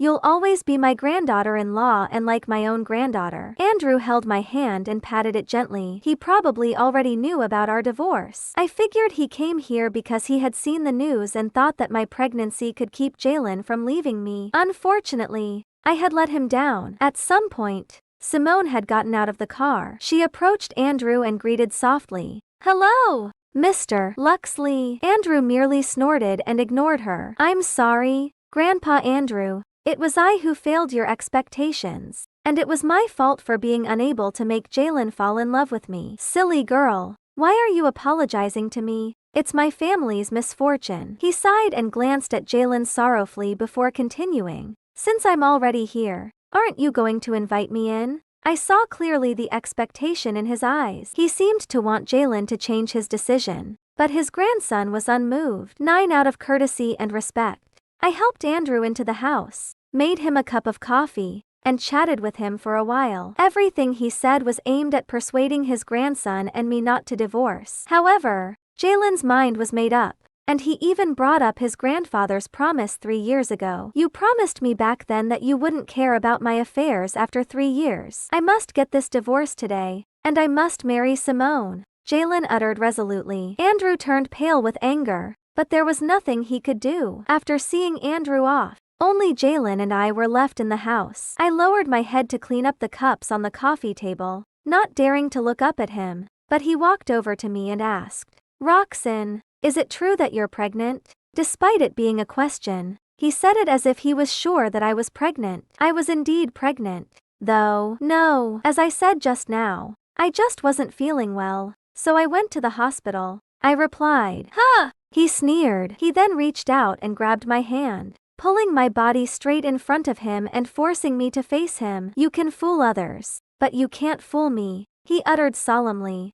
and every word he said felt like it was forced out through his gritted teeth. Your period is usually at the beginning of the month. Today is the 24th, but you said you just had it a few days ago. My heart suddenly skipped a beat, and I stood frozen in place, not knowing how to react. He knew when I had my period because I always felt terrible every time I menstruated, as if I were seriously ill. However, my period had been absent for the past 2 months. He would never inquire or care about this kind of thing. But now, with the sudden news of me being pregnant, he would surely be able to connect the dots. With Jalen's intelligence, I could never fool him. I mentally prepared myself before looking up and replying, "So what? We're getting divorced anyway. So what does it have to do with you if I'm pregnant or not? So, how do you plan to deal with it?" Jalen suddenly softened his tone a little when he noticed that I was in a bad mood. "I don't know." I became unsure as soon as his tone softened. This was a new life, though I did not wish to destroy it. I did not want him to be born into a dysfunctional family either. He did not love me, nor would he love this child. I certainly did not wish to use this child to bind him to me. "We're divorced." Roxanne. His attitude clearly showed that he did not want the child. However, I would rather have him tell me to abort this child with indifference than have him say it to me in a pleading tone at this moment. "Simone has waited for me for 3 years. No, she has waited for me for 8 years. I can't fail her again. So you chose to fail me and our child." "Jalen, you didn't know that I had loved you for 10 years. A decade. How many decades could one have in a lifetime? This child came at the wrong time. Abort it. It'll be good for you, for me, and for him." He uttered the most vicious and hurtful words in the gentlest of tones. My heart hurt so much that I could not breathe, and my fingertips were numb from the pain. I did not blame Jalen for not loving me. What happened that night was an accident. I did not blame him for that. It was due to my inexperience that I got pregnant. Even so, how could he be so resolute and tell me to abort the child without hesitation? "Don't worry, I'll get rid of it." I took a deep breath and composed myself. After a while, I looked up at him and said, "Let's settle our divorce first." "Okay." He narrowed his eyes and lowered his head to look at me. When he realized that he was still holding my hand, he slowly loosened his grip and uttered slowly, "I'm sorry." The last thing I wanted to hear was those words. An apology in exchange for the life of the child in my womb. My child was truly cheap. If it was Simone who was pregnant, he would surely be very happy. "Let's go." Jalen walked past me and headed to the door. Just then, a tall figure rushed in from outside and threw a punch at Jalen. "Jalen, you bastard." He used a lot of force, and as a result, the unsuspecting Jalen was knocked to the ground. "Spencer Lynch, are you crazy?" Simone jogged in and widened her eyes in shock when she saw Jalen being beaten up.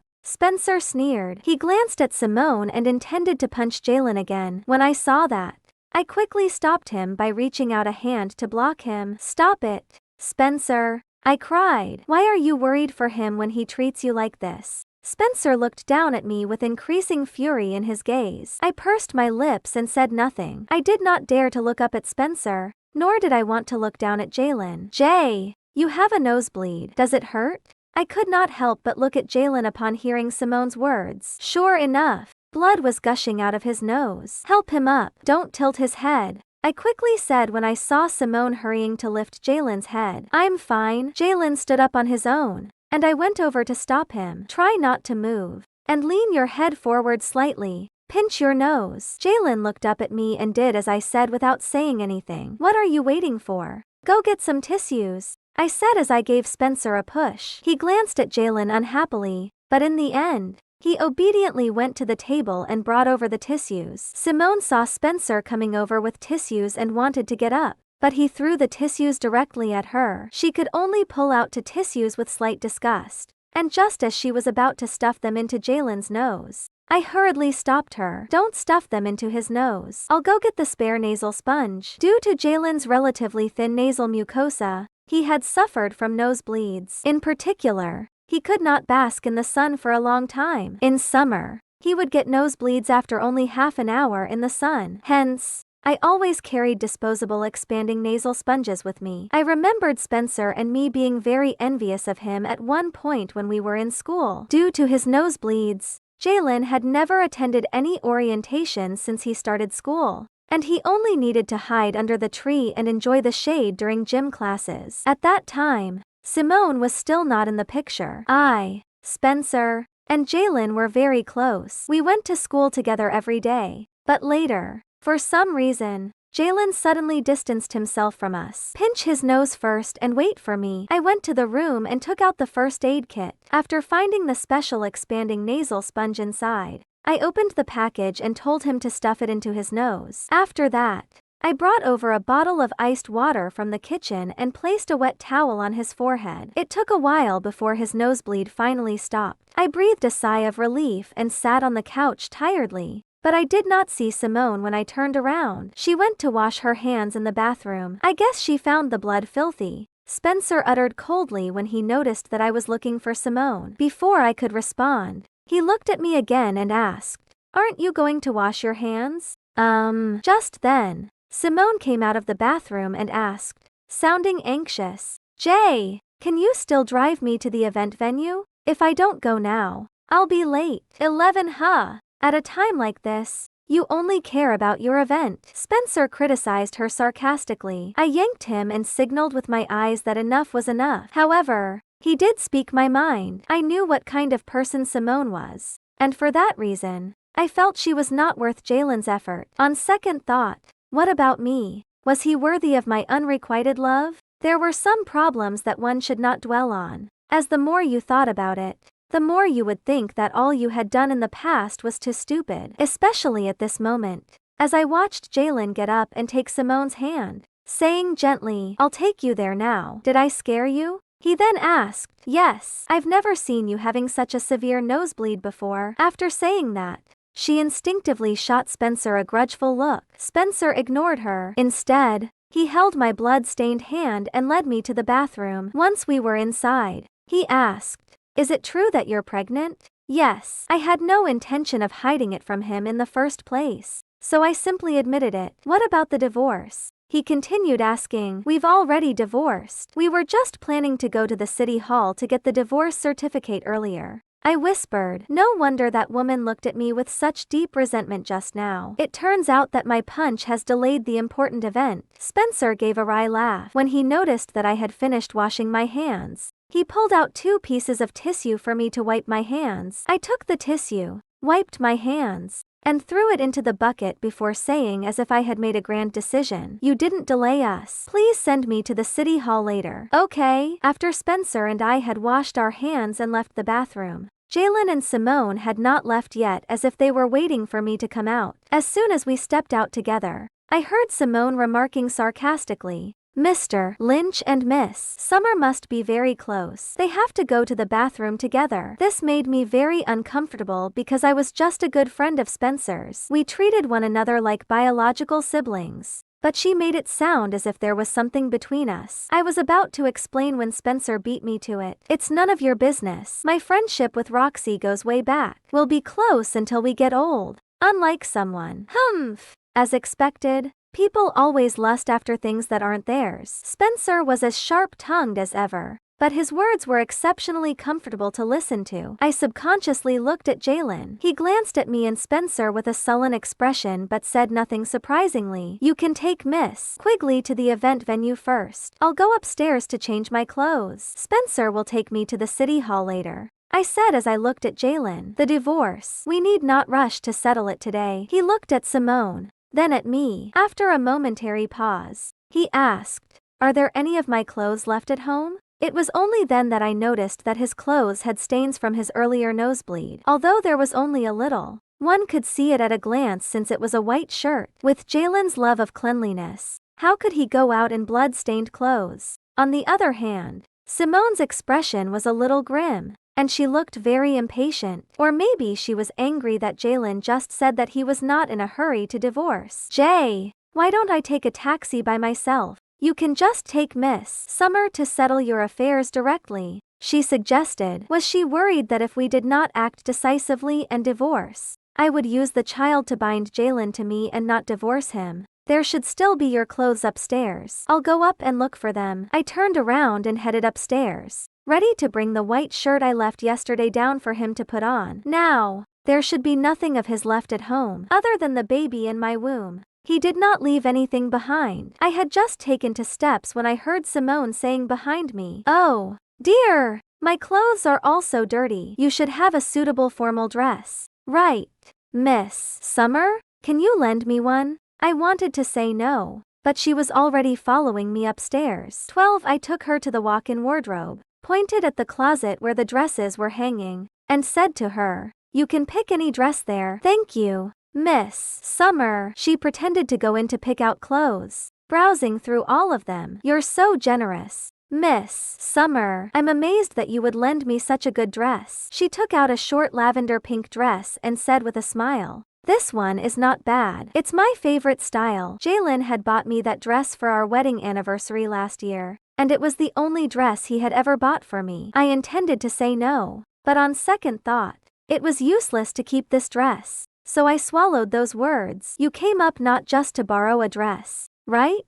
I stared at her coldly and continued, "Just say it. Jalen is not here, so you don't need to act in front of me." "Roxanne, you are a smart person. You should know what I'm going to say." She turned and looked at my belly. "The person Jay loves is me. Even if you were Mrs. Luxley for 3 years, he has no feelings for you, let alone the baby in your belly. So I advise you to be more sensible. Don't let things end badly for yourself." Her attitude made me very upset. I had no intention of keeping the child, so naturally, I did not want to use the child to make Jalen stay. But Simone's words made me feel very uncomfortable. "You haven't even become Mrs. Luxley yet, and you're already ordering me around. Even if you are, you don't have the right to talk to me like this," I remarked. I felt suffocated looking at Simone, so I merely glanced at her and said, "If you need to change into the dress, do it quickly. I'll go get Jalen's clothes." I turned around and went to the bedroom to find out the white shirt that was left behind. When I came out,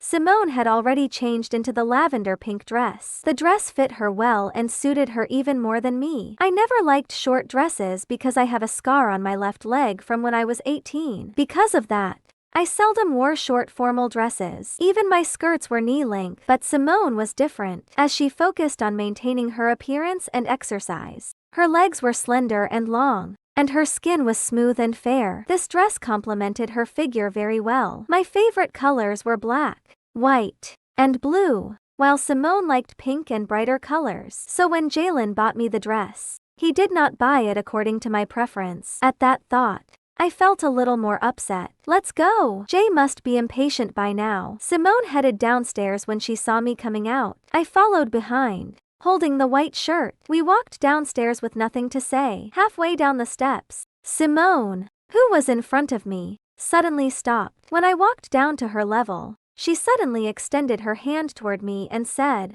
"Give me Jay's clothes." My heart clenched slightly when I saw her making a look like it should be her carrying the shirt. However, I did not think much and handed the shirt over. She leaned forward slightly to take it. However, at that moment, her body suddenly tilted toward the edge of the stairs. Ah! As soon as her scream rang out, Jalen and Spencer, who were downstairs, started running toward us at the same time. Jalen ran to the landing and tried to catch Simone, but he was still too late. She had already fallen down the stairs. I stood there, stunned, having no time to react. Jalen picked Simone up from the ground anxiously and asked with concern, "Are you hurt anywhere?" "I'm fine. My leg just hurts a little." Simone gazed at Jalen with tears in her eyes, looking and sounding extremely aggrieved. After saying that, she turned to look at me again, her gaze worth 1,000 words. Jalen could feel Simone's aggrieved and somewhat terrified gaze. His eyes swept toward me like a blade as if he wanted to cut me into pieces. "I didn't push her," I murmured. But it happened right in front of everyone. From every perspective, it looked like I had pushed her down, and I could not defend myself at all. I truly didn't push her. I raised my hand and swore. "I swear." I hurriedly approached Jalen and explained sincerely. "Huh! You swear." "I believe Roxy." Jalen and Spencer's voices sounded at the same time. Spencer shielded me and said to Jalen, "You're blinded by love, Jalen. Roxy isn't that kind of person." Jalen glanced at Spencer as his gaze fell on the latter's hand holding my waist protectively. He said coldly, "I know better than you what kind of person she is. Don't be mad, Jay." Miss Summer didn't mean to. Besides, I'm fine. Simone had just convicted me of the crime with those words. Jalen's expression darkened even more. If looks could kill, I would probably have been killed by him thousands of times. Roxanne, you're still as vicious as ever? Those words made my heart clench suddenly. My body seemed to be struck by lightning. The words I wanted to say were stuck in my throat, and I could not get them out. So I was that kind of person in his eyes. That was right. 6 years ago, didn't Simone set me up with a pitiful act and successfully drove a wedge between Jalen and me, making him choose her? She was employing the same tactic now, most likely because she was afraid Jalen would soften and choose not to divorce because of the child in my womb. After saying that, he picked Simone up and walked out, not even caring to change his clothes. I ran after him and reached out to grab hold of him. Jalen, get out of my way. Don't touch me. He pushed me away, held Simone's head, and left the mansion without looking back. I fell to the ground from his hard shove. Spencer intended to catch me, but he was too late. Roxy, I'm fine. Help me go after Jalen. I had to make it clear to him today, even if we had divorced, I did not want to carry that kind of accusation again and let him misunderstand me. I tried to get up from the ground and chase after him, but my legs felt like jelly, and I felt a pain in my stomach at that moment. Spencer, my stomach hurts a little. I felt a crushing pain in my lower abdomen, like the one I had every time I had my period, but not quite the same. Don't frighten me, Roxy. The sight of me clutching my stomach and not being able to stand up made Spencer stare at me anxiously. Roxy, what's wrong with you? He asked. My stomach hurts. I felt a warm current coming from my legs. When I looked down, I found blood flowing down my thighs. Roxy! Spencer turned pale with fright. He hurriedly picked me up and headed outside. It hurts. My stomach hurts so much that I could barely speak. Don't worry, Roxy. I'll take you to the hospital. You'll be fine. Spencer carried me into the car and fastened my seat belt before getting in the car and driving to the hospital as fast as he could. 14 sometime later, we finally arrived at the hospital. As soon as he stopped the car, he went around to the passenger seat to carry me. A bad feeling rose within me. I did think about getting rid of the child after the divorce, but now, I suddenly felt scared again. This was a small living thing. I did not want him to leave, even if he had no father, even if his father did not love him. So what? He had me. I began looking forward to it a week ago when I realized that I might be pregnant. If I truly lost it just like that, I don't want to lose him. Spencer, please help me save this child. I'm begging you, I pleaded. Don't worry, Roxy, I won't let anything happen to you. He ran into the hospital with me in his arms and shouted, "Help! Doctor! There's a pregnant woman here. Come help me!" I heard the doctor hurriedly pushing the gurney over and lifting me onto it. Then, I watched as Spencer held my hand tightly and said comfortingly, "It's okay. It's going to be okay. This was my first child. A lovely little life. I hope he could be strong." 15 I did not know how long I had slept, but the first thing I saw when I woke up was my parents. What's going on? Roxanne? Why did you suddenly? My mother could not help crying when she saw me waking up. What about the baby? Mom, is the baby still here? I subconsciously reached out a hand to my abdomen, but my mother held it firmly. There, you can still have kids. You're still young. The baby was gone. My first child was gone. Why? I just had a slight fall. Why was it gone? I'll go to Jalen. I'm going to make him pay. My father was furious and wanted to leave and find Jalen, but I cried, "Dad, don't go. Don't go to him. It has nothing to do with him. I wasn't careful. Don't cry. Roxy, don't cry. You can still have kids." I closed my eyes and said, "No more. There won't be any more in the future." My mother turned around and yelled at my father after hearing what I had said. "It's all your fault. I told you back then that Jalen isn't interested in our Roxy, so don't let her marry him. But you didn't listen. Look at what it has become. Not only can their marriage not be saved, but their child. What's the point of talking about this now? Weren't you also happy that Roxy could marry into the Luxley family back then?" He argued. "That's not true. I told you that Jalen doesn't like Roxanne." I was already in a bad mood, but hearing my parents quarrel made me feel even worse. "Dad, Mom, stop quarreling. I don't blame him for this. let alone both of you. I chose to get married back then. What happened today is also my choice. I did not want them to worry about me and blame themselves. So I wiped my tears and comforted them. We married back then for the sake of our respective family businesses in the first place. The baby was an accident. It's also good that the baby is gone, so we don't have to be entangled with one another. We're so sorry, Roxy. Back then, my father's company encountered a bottleneck, and the Luxley family proposed a marriage of convenience. Hence, Jalen was also pressured by his grandfather to marry me. Now, everything was over. How wonderful. So thorough. Considering my mother's poor health and my father's bad temper, I dared not break down in front of them, for fear of them causing a scene in front of the Luxley family. Only after I had asked them to leave and I was alone with Cecilia did I burst into tears. Cece, my baby is gone. Cecilia was my best friend and the person I trusted the most. No matter what happened every time, I felt at ease as long as I had her by my side. Roxy, she held my hand, pity written all over her face. The baby is gone. Everything is over, I said in a hoarse voice, rough like sandpaper. Roxy, it's all right. She leaned down and hugged me, whispering in my ear, it's not a bad thing to lose this child. We don't want the child of a scumbag. She continued soothingly, don't want it anymore, okay? I could not stop my tears from gushing out. It felt like someone was tugging my heart harshly, and my scalp was aching from the pain. The baby was truly gone. It was already more than 2 months old. How could it be gone just like that?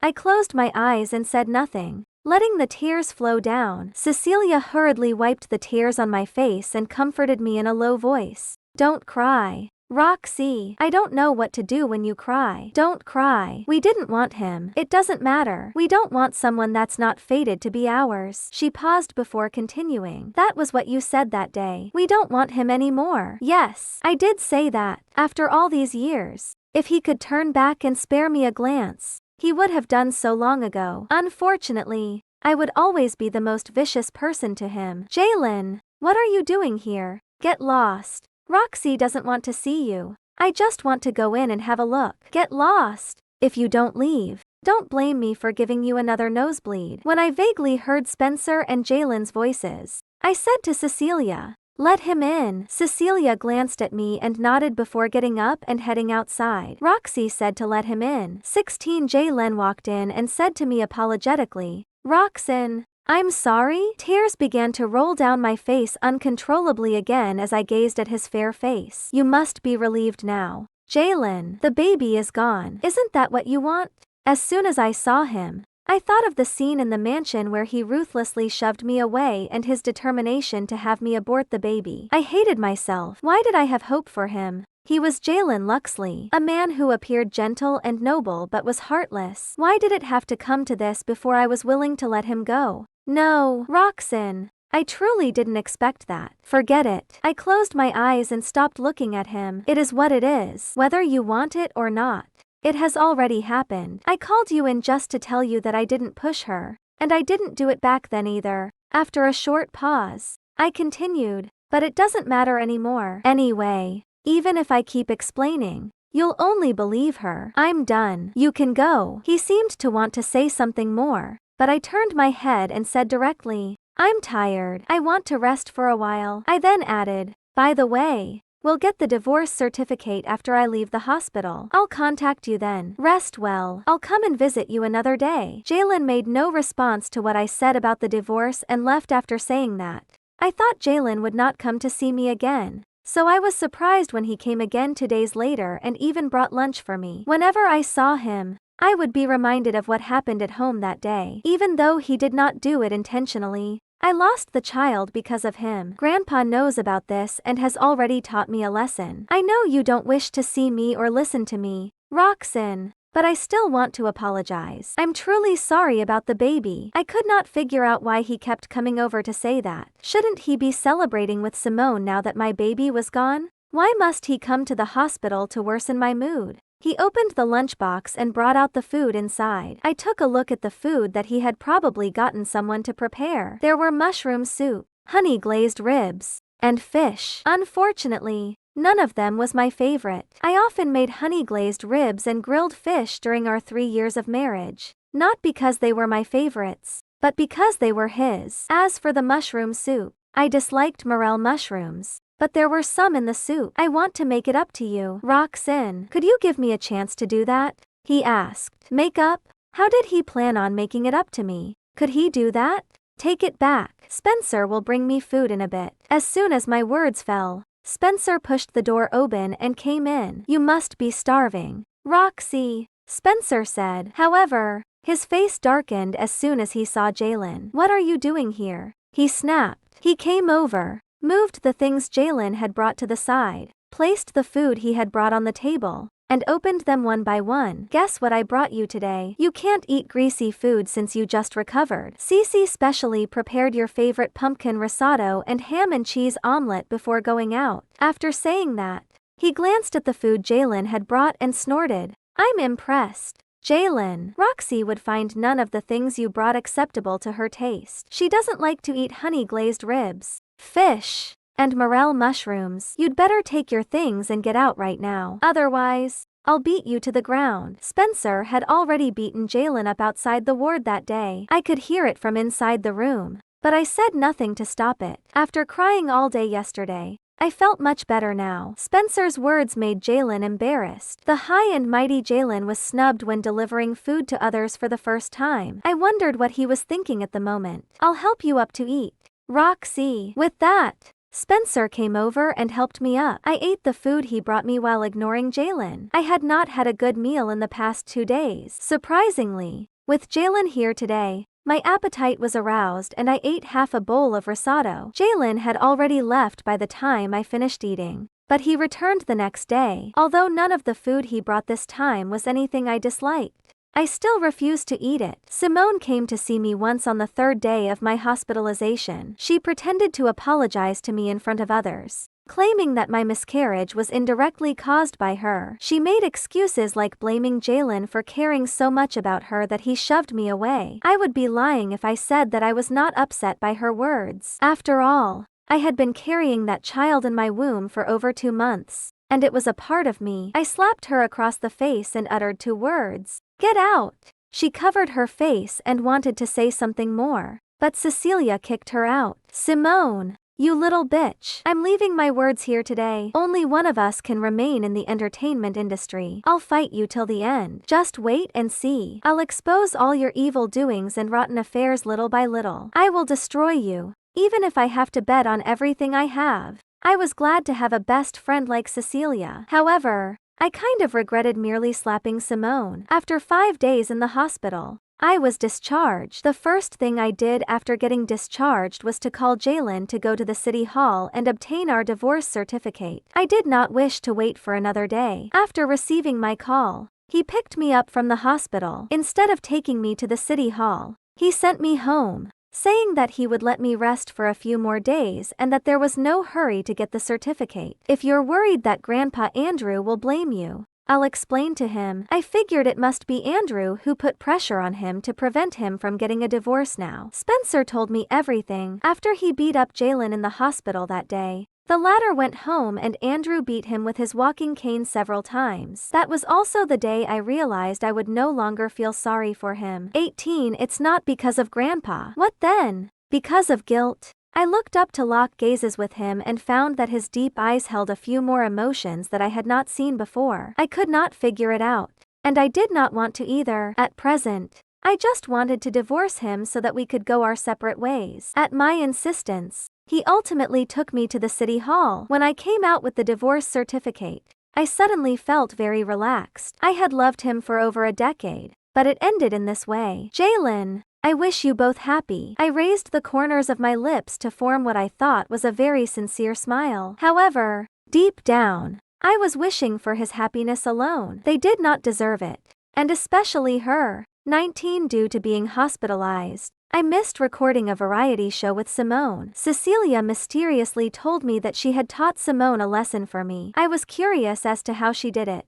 but she kept the suspense going by saying that I would find out when the show aired. On the day the show aired, Cecilia, Spencer, and I watched it at Spencer's house. Simone was embarrassed the entire time as Cecilia made full use of her sharp tongue. It was a show where cast members visited the countryside and lived in a big house with a yard for 2 days and 2 nights. Everyone worked in the fields and cooked meals together. Simone's persona was that she came from the countryside and could endure hardships. Also, she could never put on weight. However, she did not know how to plant wheat and peanuts or light a fire with firewood in the show, and her persona collapsed instantly. During mealtime, Cecilia told the cameraman to zoom in on Simone's face and dished out a large bowl of noodles for her to eat. She reasoned that the latter could never put on weight, and it was to advertise the noodles in her hometown. What was worse, when she got up the next day, Cecilia deliberately started a live stream for her fans early in the morning and accidentally filmed Simone applying minimal makeup. Cecilia's live stream was at 6:30, while the television crew started shooting at 7. How could someone who was applying makeup at 6:30 appear completely barefaced on screen at 7?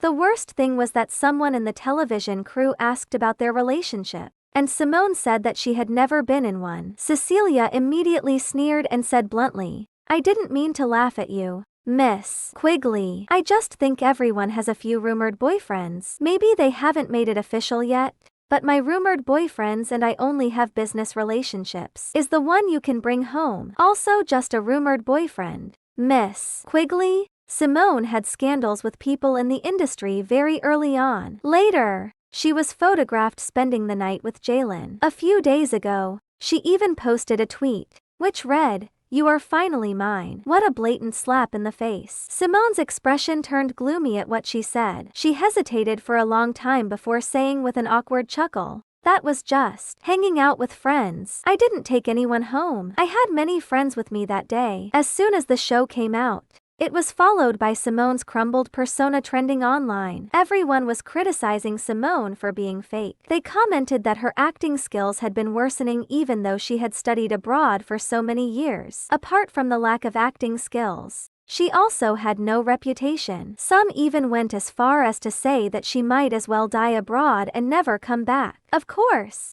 there were Simone's fans who criticized Cecilia, but they were all rebuked by my and Cecilia's fans. There had been rumors about me and Simone being on bad terms since long ago, and everyone knew that Cecilia and I were good friends, so it only confirmed the rumor. In short, the end result was that Cecilia risked her reputation to teach Simone a lesson verbally for me, and let her first stop in her comeback end in failure. But this little blow is nothing to her. Once she and Jalen got married, she would not care about it at all. Although I had given up, I still felt sad when I thought of that. Jalen did not want my child, but he would treat Simone's child as a treasure in the future. There was a significant difference between children who were loved and those who were not. "Don't worry, they won't get married," Cecilia said solemnly as she held my hand. "Huh? What do you mean?" I looked at Cecilia in bewilderment. "You can't seriously think that what I said about messing with her was just criticizing her in a perfunctory way on the show?" Cecilia winked at me slyly. I still did not understand what she meant. Spencer tapped me on the head and said, "You're dumb. She has a game changer.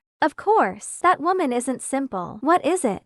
I was very curious and wondered what they had found behind my back. Instead of telling me, Cecilia asked, "When will you return to work?" "Next week. I'll start by shooting an advertisement and filming the show on Friday." The show was scheduled for their episode previously, but due to my health, the television crew temporarily postponed the episode for me. "Tell me now, what's the big show you're both planning?" "You'll know when the time comes." They both acted mysterious and refused to tell me. The advertisement was filmed at the beach that day. I had quite a huge scar on my leg, and I originally wanted to have the wardrobe department prepare a long dress for me. However, they said it was fine because the scar would be removed later by Photoshop, so I stopped caring. After the advertisement was shot, there was an interview. The host asked me how I got the scar on my leg. I told them truthfully that I was scalded in my friend's warehouse when I was 18. I remembered that at the time, Simone and I had not yet had a falling out. I had just started university, and she was the first female friend I made. That year,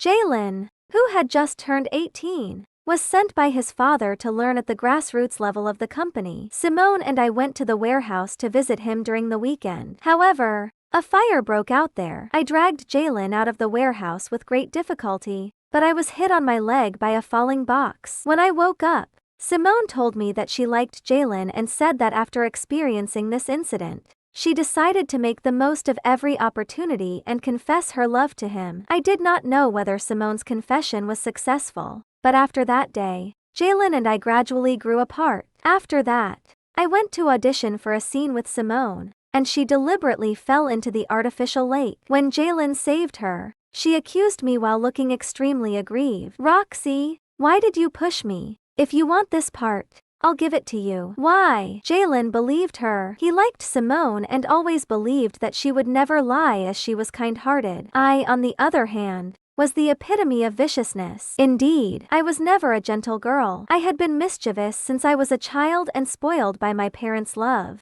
as they would give me whatever I wanted. Hence, Jalen was convinced that the cunning and vicious person was me. On the other hand, Simone, who grew up in the countryside, worked so hard to get into art school and was diligent, was the kindest and purest person. He did not know that I had tried my best to be obedient and gentle to make him like me. During our 3 years of marriage, I tried my best to learn how to be a qualified wife. I, who had been spoiled my entire life, had learned to do the laundry, cook, and please him. Thinking of that now, I truly wanted to slap myself. Such a shameless person you were, Roxanne. You almost lost yourself because of him. 21 Before the advertisement was released, the behind-the-scenes footage of my interview became a trending topic because of the scar. Because it was truly ugly. I had never let anyone see the scar on my leg, so I usually did not wear short skirts when I attended events. In the evening, I retweeted the behind-the-scenes footage of the interview and asked in a comment if I had a tattoo. What pattern should I get? Many people left comments with suggestions like the letters of my name, roses, peonies, and more. I went to get a laurel tattoo. I chose it because laurels represented pride and dignity. I wanted to go back to being that proud Roxanne again. 22 I sold the house Jalen left me. The night before I moved, Jalen suddenly appeared there. "What are you doing here?" I asked. He sat on the couch. He must have drunk lots of alcohol as the smell still lingered on his body. Roxanne. He looked up at me with red eyes and a tired face. My heart seemed to be hit hard by an iron bar. Apart from his mother's death, I had never seen Jalen like this. Gone were his usual indifference and pride, and his whole body exuded exhaustion. "It was you who saved me in the warehouse 8 years ago, right?"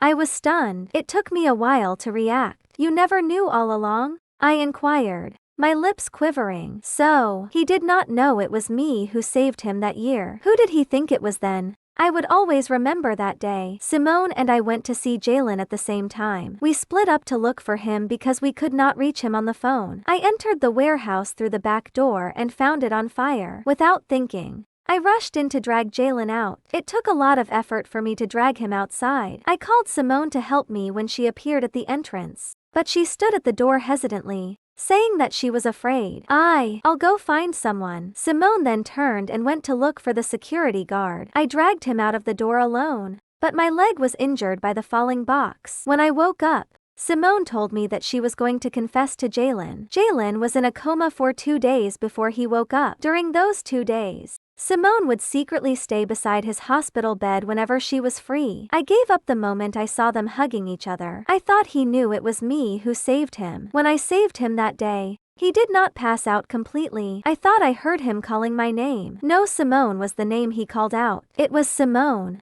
not Roxy. That was right. He never called me Roxy. He always called me by my full name before marriage and Roxanne after that. So, did he think Simone saved him that day? I was half conscious, and I didn't see your face clearly. When I woke up, she was at my bedside. So I assumed. So you assumed that Simone was the one who saved you? Huh! What's your purpose for finding me and talking about this now? Even if I saved you that day, so what?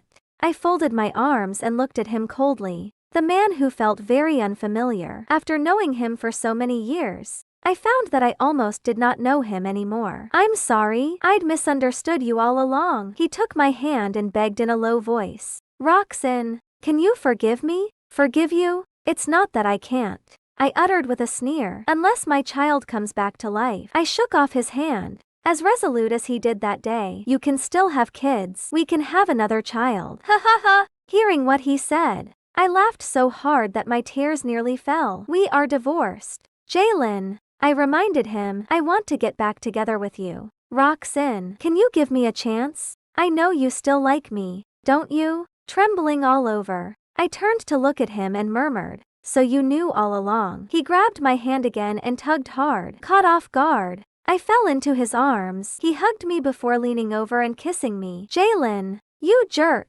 Let go of me." I struggled desperately. The moment we touched, I suddenly felt disgusted. At this time, some memories seemed to appear in my mind. "Jalen, why don't you like me? I truly like you. Why can't you like me? I knew you earlier than Simone and liked you earlier. Why do you only like her? I've never hurt Simone. Why can't you believe me? We've known each other for so many years. Why don't you believe me?" That night, Jalen and I were both drunk. I told him a lot of things that I did not dare to say before. In my days, I heard him reply, "I'm sorry, I must pay Simone back what I owed her." "No, I want you today," I said. "Then don't regret it." Roxanne. So he was not drunk that day. At that thought, I suddenly felt a little sick. I instantly also felt that the man in front of me was very unfamiliar. I raised my hand and slapped him hard in the face. "Jalen, you really make me sick."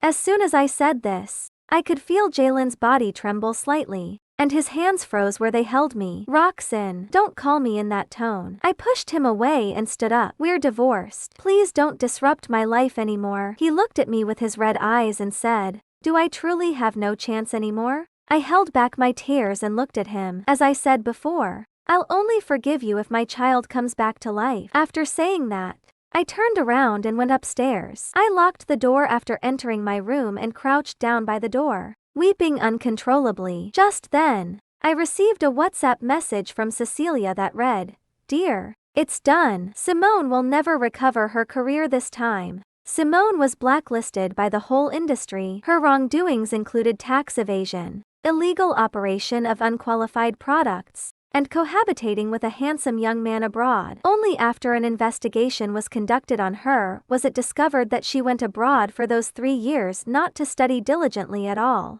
but to run a cosmetics business with her father, and the products were also unqualified. Furthermore, despite her claims that she could not let go of Jalen, she was secretly involved with a handsome young man abroad. So, did Jalen come back to me because he found out about Simone's despicable deeds? Of course, I did not care about that anymore. These days, Jalen often came to see me and gave me flowers, gifts, and resources. Of course, I never accepted any of them. Every time he came to me, he was stopped by my parents and my manager. After a while, he did not come again. I heard that he subsequently went to the bar often to get drunk, and he would go home drunk almost every day. I felt nothing when I heard that. He had numerous opportunities to look back at me over the last 10 years. I had also explained to him many times that I had never hurt Simone, but he never believed me. Now that Simone's true colors had been revealed and he was cuckolded and betrayed, he wanted to come back to me. I scoffed inwardly. Did Jalen truly think that I only wanted him? Did he really think I was that cheap? My only regret at the moment is that I realized it too late. I would not have lost my child if I had realized sooner that he was not worth it. Of course, if that were the case, I would never have married him, nor would I have conceived his child. However, it was too late to say anything now. No, it was not too late. My life had just begun. As for Jalen, knowing him as I did, he might spend the rest of his life in regret. Although this was not the outcome I wanted most, I would not hold any sympathy or pity for him. I was going to return the shares and money he gave me before, but Cecilia stopped me. "You deserve it." Why return to him? Did I deserve it? Something I had obtained in exchange for my child's life. I could not enjoy it. However, I still did not return them to Jalen. Instead, I liquidated the shares and the house and donated all the money he gave me. I donated the money to welfare centers and children in poor mountainous areas. In the end, Simone was arrested for violating the law. It would be extremely difficult for her to live a normal life in the future, let alone become an artist. How satisfying. Cecilia clinked glasses with me happily. Spencer also came over and said happily, I knew from the beginning that she wasn't simple. I hated her the most when I was in school. But Roxy, this naive girl, still considered her a good friend. Cecilia said. Spencer also chimed in. Indeed, back then Jalen, and Roxy were such great friends, but she drove us apart. Realizing that it was not the right time to mention Jalen, Spencer quickly stopped and changed his words. Haha, let's not mention those irrelevant people today. I'm sorry for making friends carelessly, I said. I remembered clashing with Cecilia back then because of Simone. Cecilia and Simone had been at odds since school, and because I was friends with Simone first, I would help her every time they quarreled. Unexpectedly, after all those arguments, Cecilia and I became best friends. It could be regarded as friendship growing out of discord. Also, thank you both. I was truly happy when I clinked glasses with them. Happy that these two good friends were still with me. There's no need for thanks between friends. Don't forget, that woman is also my sworn enemy. Cecilia looked at me and winked. She probably thought of what happened in school like me. Come, let's get wasted tonight.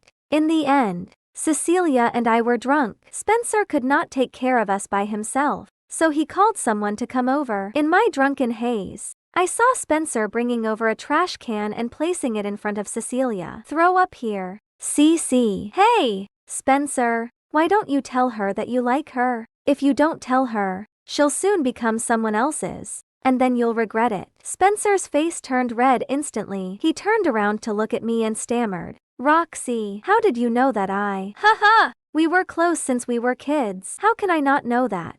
Only our dumb Cecilia doesn't know that. Besides, maybe she thought you liked me. Of course, I was not that stupid as to let Cecilia get the wrong idea. As her best friend, I often set her up with Spencer discreetly and even made insinuations that he liked her. I don't like you, he said. T.S. You make it seem like I like you. Let me remind you that there are many suitors around Cece recently. If you don't act soon, she'll never be yours.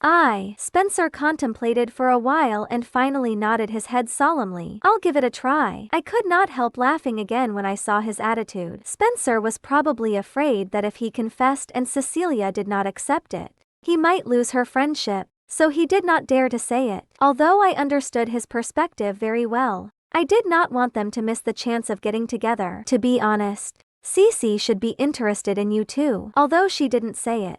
As her best friend of 10 years, I can tell. Naturally, I said that because I had evidence, though it was not obvious. In any case, I felt that Cecilia treated Spencer differently, but whether they could ultimately get together depended on their luck. As for me, I was going to pursue my handsome young man. Don't worry about me today. Take good care of Cece. I patted Spencer on the shoulder and got up to walk outside alone. In my dazed state, I saw a somewhat familiar face. I turned to look at Spencer and asked, "Did you call him here?" I didn't. Why should I ask him to come here? Oh, that's good. I did not wish to see Jalen now. I did not want him to ruin such a happy day. At some point, a handsome young man appeared beside Spencer. On impulse, I grabbed him and said, "Help me out." Handsome. The scene was chaotic because I seemed to have kissed him. Also, this man seemed to be a little familiar. I seemed to have met him somewhere, but this was our exclusive private room. How could a handsome young man appear here? Roxy, why you? He seemed to know me. Who are you? I asked curiously. I'm Cecilia's younger brother. My name is Yoel Quinn. I'm your fan. Roxy, I like you. I did not listen to anything else. I only heard him say that he liked me. My head was dizzy, and my memory was foggy. I simply felt that the guy in front of me was quite handsome. Good Yoel. Wonderful Yoel. Send me home to sleep. Yoel. Yoel sent me out. When we passed by Jalen, I vaguely remembered glancing at him and patting him on the shoulder, saying, "Handsome, please make way." After that, I blacked out. However, I clearly felt at that moment that Jalen was like someone from my previous life to me. How wonderful. His existence could no longer affect me. My future was still very long. Apart from him, there were many others by my side. There were my parents and relatives who loved me, and two good friends who liked each other. Oh, and a handsome Yoel that liked me. Life was so beautiful. The end. A female artist posted solid evidence of my boyfriend's cheating on Twitter. It was followed by a video. In the video, He entered the hotel with his arms around my waist and didn't come out until early in the morning. The female artist, Emma Wiley, officially announced their breakup. She wrote, "Andrew Bernard, I have never thought that you were such a person." The evidence was irrefutable, and it became a trending topic in an instant. Damn! Emma is awesome. How long had they been seeing each other? What a shame. In fact, I am deeply attracted by their appearances. No one is curious about the woman in the video. Putting down the phone, I just felt that everything was so ridiculous. I grew up with Andrew and we had been together for 8 years. But now, Emma had become his real girlfriend? Who was I to him? Less than half a day after Emma posted her tweet, someone dug me up on the internet. The paparazzi blocked the entrance of my company, and countless harassment messages poured in. The rumors and malice formed a dense net, almost drowning me. I hid in the company's bathroom and called Andrew countless times, but he didn't answer my call. I had no choice but to try to clarify it online. "You mean Emma is the other woman? Are you out of your mind? No wonder you are the other woman. You are so shameless that you come out to whitewash what you have done." As an ordinary person, I didn't get much attention on Twitter. There were only a few reviews, which scolded me for shifting the blame. The online abuse intensified. In half a day, I became a target of public criticism. Everyone scolded me for being the other woman. Taking a deep breath, I was about to send a message to ask for leave, but I received a message from the HR department instead. "Selena, your personal behavior has caused serious trouble for the company. You'd better have a rest for a while. You can come back to work after you deal with your personal affairs." Did she really want me to just have a rest for a while? I had been working for so many years, and I totally understood what she meant. My phone suddenly rang. "Stay out of this. I'll send someone to pick you up." It was Andrew. I couldn't help but recall the details of their love in Emma's tweet. My heart seemed to be stabbed by something. I read the message quietly for a few seconds and decided to follow his arrangement first. At least, I should ask him face to face and figure out what had happened. With the help of several people, I got into Andrew's minivan. Andrew was not in the car. His agent, Isabel Kaiser, glanced at me coldly. "You can stay in the hotel we have arranged for you these days and wait for the news from Andrew." I didn't say anything. I looked out of the window at the scenery that was constantly retreating, and my fingers unconsciously rubbed the watch on my wrist. "I saw the watch on your waist. Andrew also has one," said Isabel suddenly. "You have been together for almost 8 years, she said in a flat tone. "Every Valentine's Day, he will order a pair of couple watches from abroad. He is really into you." I was in a daze. There was a reason why Andrew and I wore the watches. When we were young, Andrew and I were the most unwanted kids in the neighborhood. His mother had an affair with someone else and abandoned her family. His father often beat him after drinking, and Andrew was even once sent to the hospital because of hard beating. I had no parents. I had been living with my mentally ill grandma since I was a child. People always pointed at my nose and cursed, "Your grandma is insane." "So do you." Whenever it happened, Andrew would stand out and raise his fist to hit them hard. Because we were eager to be well ahead of others, we had the best academic performance among the kids in our neighborhood. That day, when I was sick, my grandma made cereal for me and forgot to turn off the gas, which caused the fire at home. Fortunately, Andrew came to my house and wanted to do the homework with me. He found it in time and calmly asked others to help put out the fire. However, both Andrew and I burnt our wrists. After we were together, we lived a hard life. On the first Valentine's Day that we spent together, he bought a pair of couple watches with the money he had saved for a long time. That night, he whispered in my ear. I could feel his hot and moist breath on my neck. "Selena, I swear I will create a better future for you." Later, he was scouted to act in his first TV drama and made his name. He really had the ability to create a better future for me. Every year after that, he would give me a couple's watch for Valentine's Day. Yet,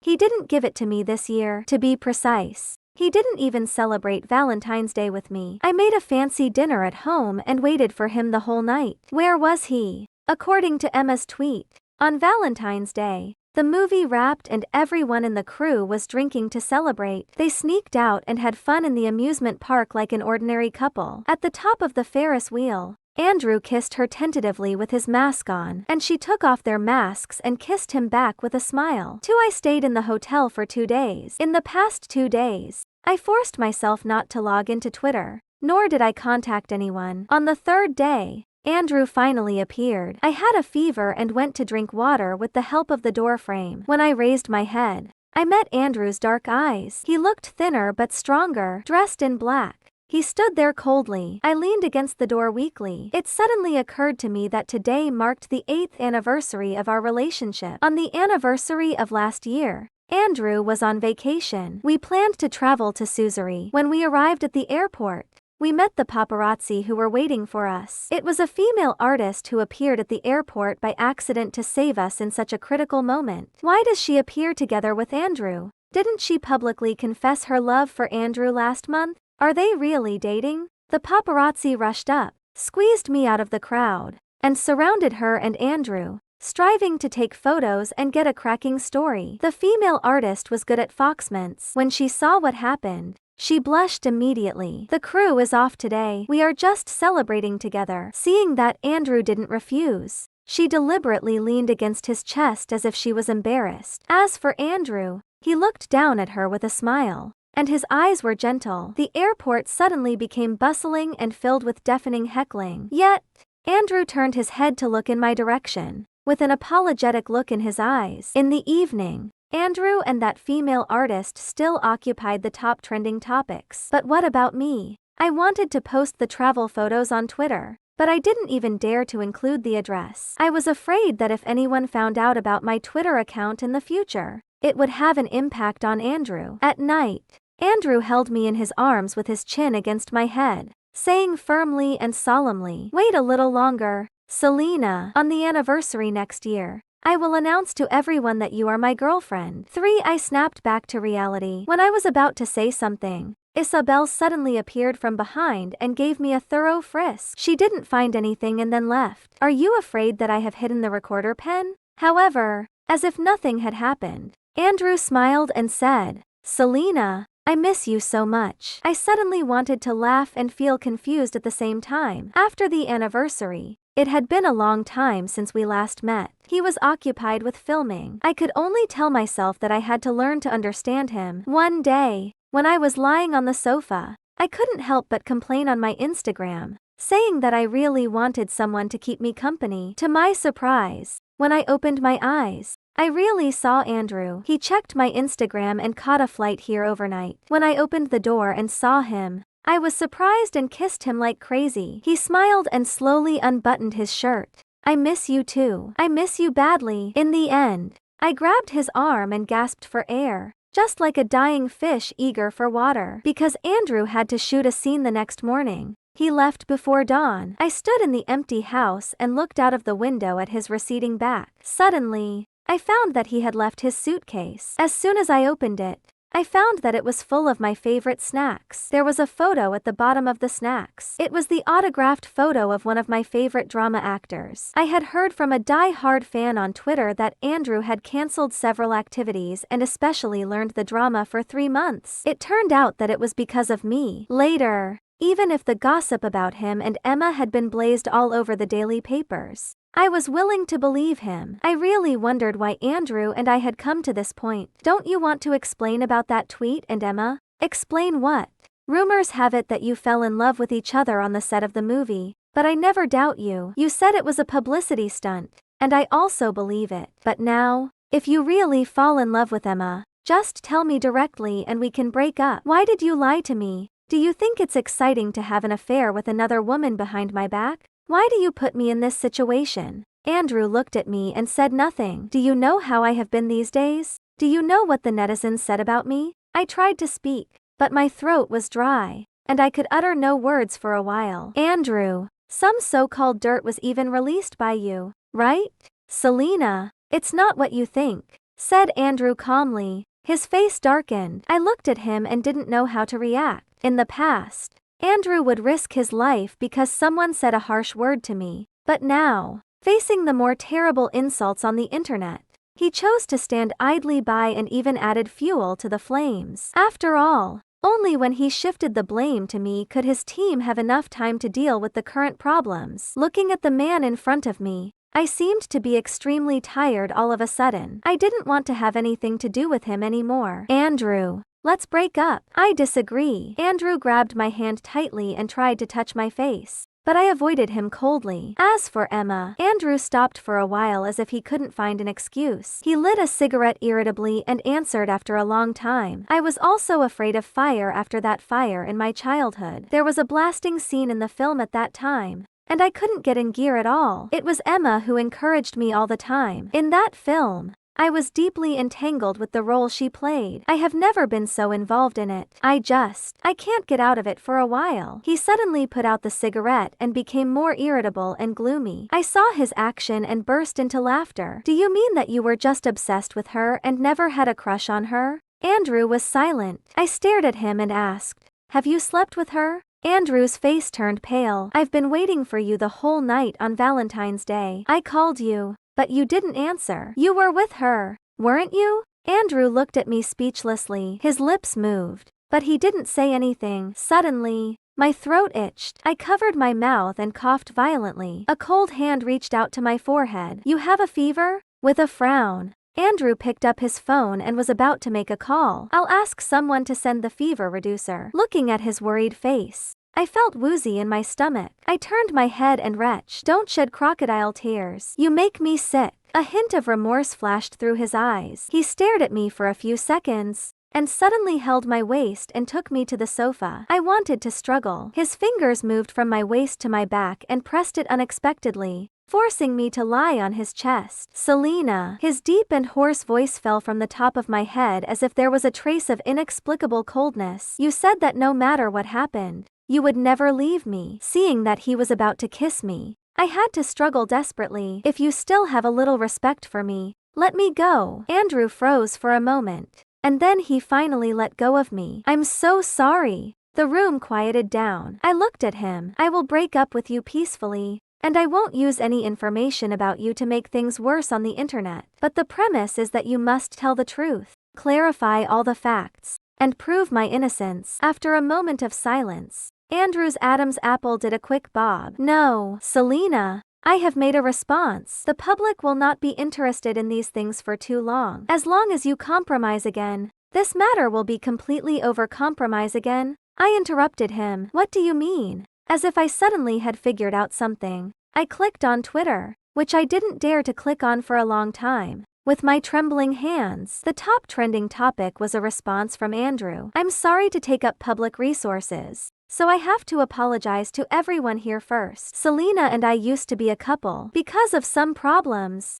we had to split up. Later, because of the shooting, I got together with Emma. I didn't know the reason why Selena broke up with me until I met her again. She suffered from a hereditary disease in her family. That night, she came to me because she was sick and mistook us for not breaking up. In addition, it was too dark at that time, which caused a visual deviation. So I'm sorry that I didn't tell Emma about it in advance. I have to apologize to Emma. After Selena sobered up, she also felt very sorry. She would officially clarify this matter to everyone. I stared at the screen blankly. So, you came to me today. Do you want me to admit to everyone that I'm a psycho? It was me, a psychotic ex, who harassed you. Andrew's eyes darkened. Selena, Isabel will give you the draft to clarify later. You can recite it and she will record a video for you. After this matter is over, we will still be like before. Slap.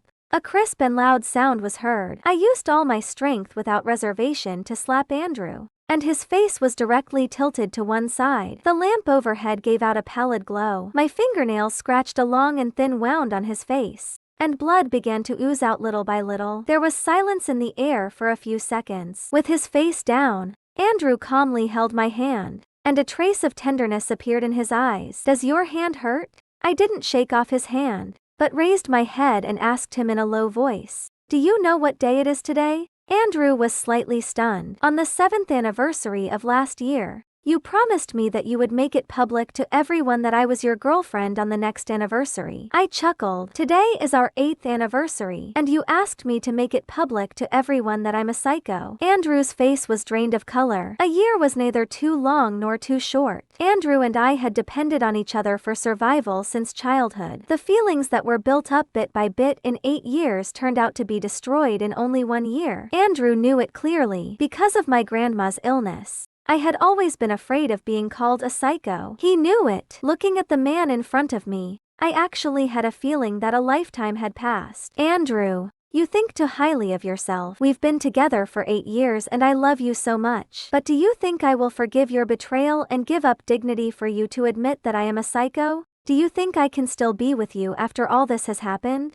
But why? I love the one who protected me from being bullied. The one who would come to keep me company no matter how busy he was in filming and prepared a surprise for me. And the one who only cared about me in his eyes. I looked at him calmly, saying word by word, but not the one who had no bottom line and made me sick. Andrew tightened his grip on my finger slightly, and darkness rolled in his eyes. I pulled my hand out of his palm slowly and decisively. Bit by bit. I won't record any videos. I will also get reporters here and tell them the truth. I advise you to think it over. The voice of his agent, Isabel, came from behind. Isabel looked into my eyes and raised the phone in her hand. The screen was broken. It was my phone. I'm sorry? I'm afraid that you won't cooperate with us. So I smashed your phone. Of course. We will compensate you for a new phone. But there is no chat record in it. Isabel took out a new phone from her bag and put it in my hand. If you want to clarify, you just want to prove that you didn't break up with Andrew last year. Isabel smiled. In the past 2 days when you stayed in the hotel, we have disposed of all the related evidence in your house, including the gifts he gave you this year and your visiting bills starting from January this year. I looked at Andrew in disbelief. His face turned pale and he avoided my gaze unnaturally. After a moment of silence, I said slowly, I have a backup. Isabel's expression changed. I have been in love with him for 8 years. I have backed up all the chat records and visiting bills. Of course. They are not on this phone. I stared at Andrew coldly. My request doesn't change. I hope you can make the whole thing clear on Twitter and apologize to me in public. Let's keep the last dignity between us. Backup? A hint of irony flashed through Andrew's eyes. I saw the expression on his face. It was ridiculous, but there was indescribable suffocation and sadness in my heart. I took my bag, turned around, and was about to leave. I stopped at the door for a while and said, I will only give you 2 days to think about it. 5 after walking out of the hotel, I covered my burning forehead and hailed a taxi to the hospital. Half lying on the bed with a drip, I clicked on Twitter. I checked the reviews under Andrew's tweet page by page. The first review was from Emma. Really? Andrew? Yes, Emma. I admit that I misunderstood you at that time. Given that you are so good to your ex-girlfriend with a mental disease, you are absolutely not a scumbag. Emma. Fortunately, you broke up. This woman with a mental disease is very frightening. Emma, when will Selena clarify it? Andrew.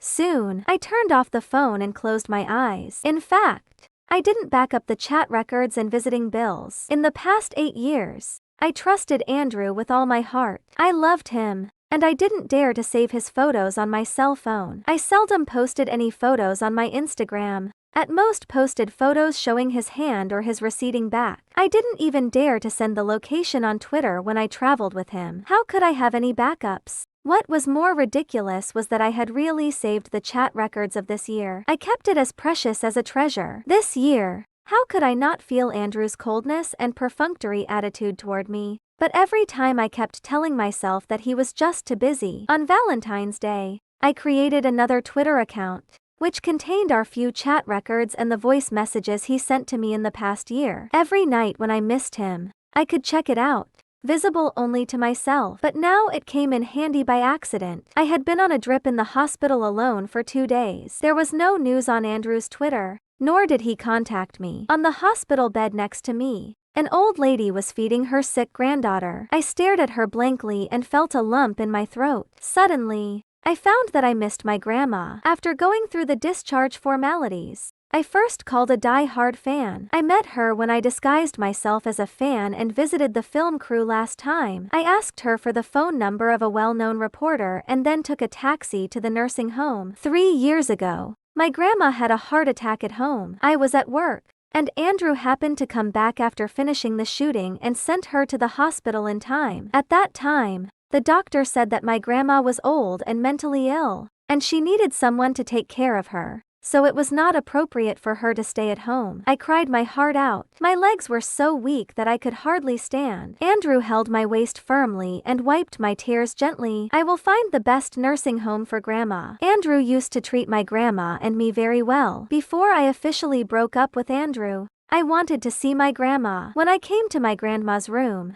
the nurse was surprised to see me. Your boyfriend picked up your grandma this morning. Aren't you going to take her to take a group photo? With a buzzing sound in my head, I felt a chill rushing down my spine. I abruptly turned around and ran out of the nursing home. While running, I called Andrew with my trembling hands. The phone was soon connected. Where are you? Where did you take Grandma? Grandma is now unconscious and she doesn't recognize anyone. What on earth do you want to do? Andrew? It was very noisy there, and faint sounds of the flashlight could be heard. I'm holding a press conference. The low voice of Andrew rang in my ears as if it came from a very far place. I was in a trance for a moment. For what? I know you don't have a backup at all. A sigh came from the other end of the line. Selena, you love me so much. How can you have a backup? A sense of bitterness surged up in my chest. I almost squeezed out a sentence from the gap in my teeth. So, what on earth do you want to do to Grandma? I won't do anything to Grandma,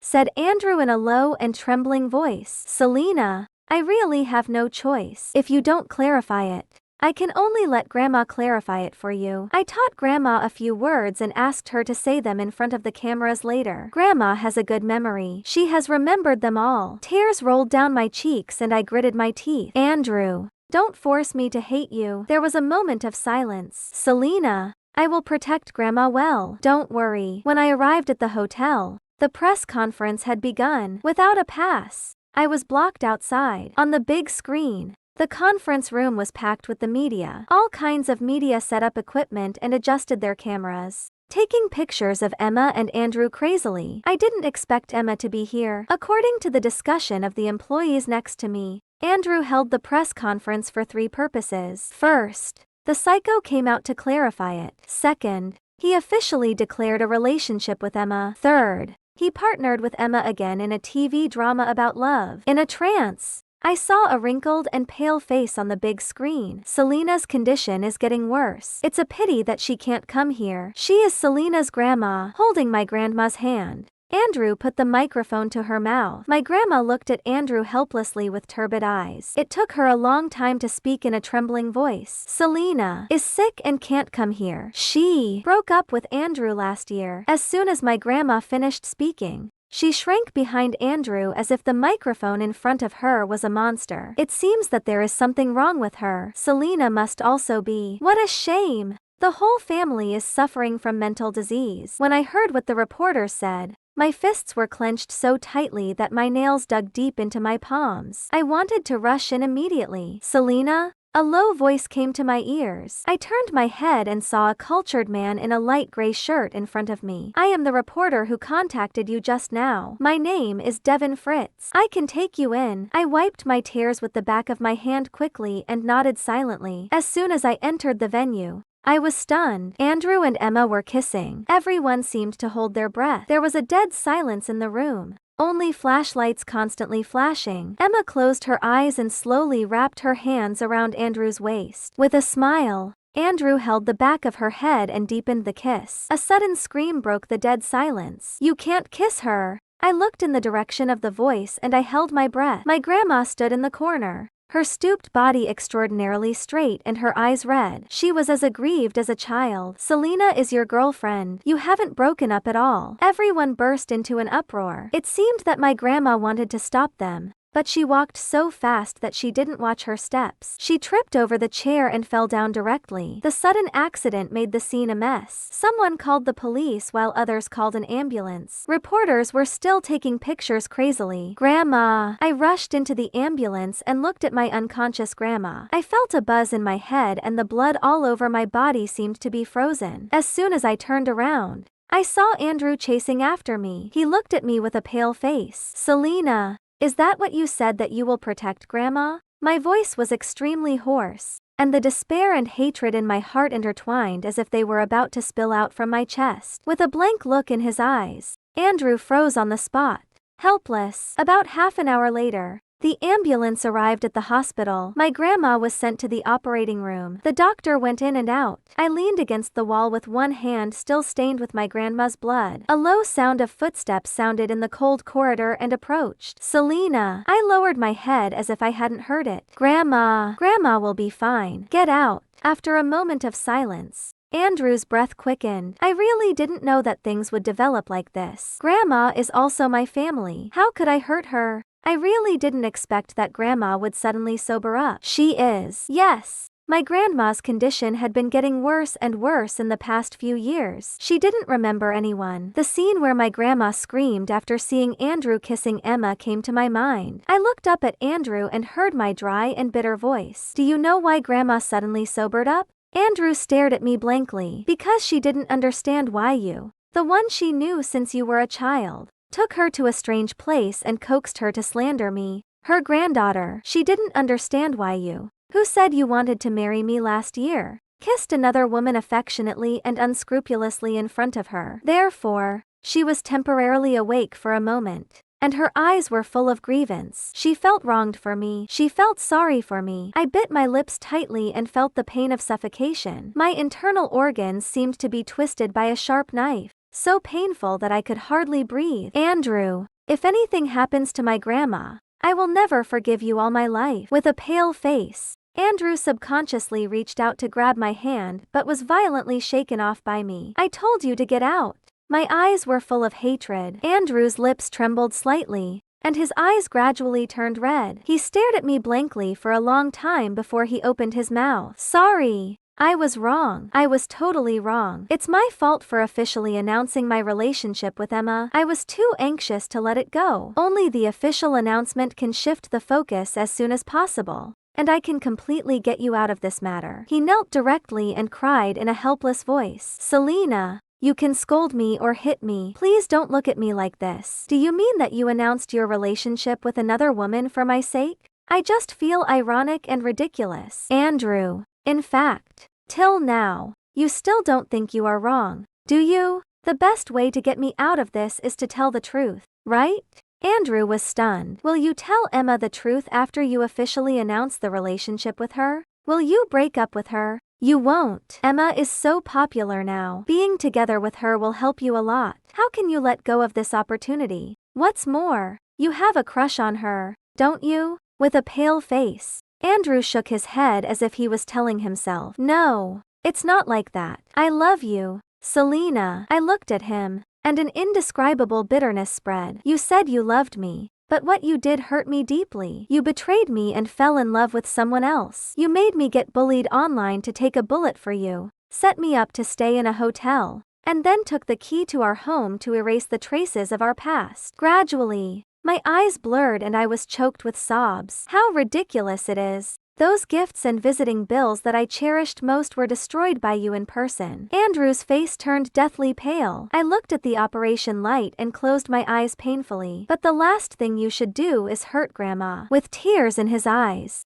Andrew wanted to explain something, but he could not refute it. It's obviously your fault. Is it so difficult to admit your mistake? Are your career and status so important? I'm sorry, said Andrew, lowering his head and trembling slightly. Looking at his depressed face, I kept silent for a while and took off the watch from my wrist. This watch was the one he gave me on our first Valentine's Day 8 years ago. He earned money by taking a part-time job and bought it. The watch didn't work anymore. Andrew didn't give me a watch this Valentine's Day, so I wore this watch again. Selena. Andrew seemed to have realized something, with a hint of helplessness and panic flashing in his eyes. Please, don't take it off. I squatted down and put the watch beside him, saying in a calm tone, now, our last memory is gone. With pleading in his eyes, Andrew grabbed my hand and his tears fell on the back of my hand. Selena, I'm going to apologize to everyone on Twitter now. I'll make everything clear. Please don't leave me. I looked at him calmly. It's too late. Taking out his phone and clicking on Twitter,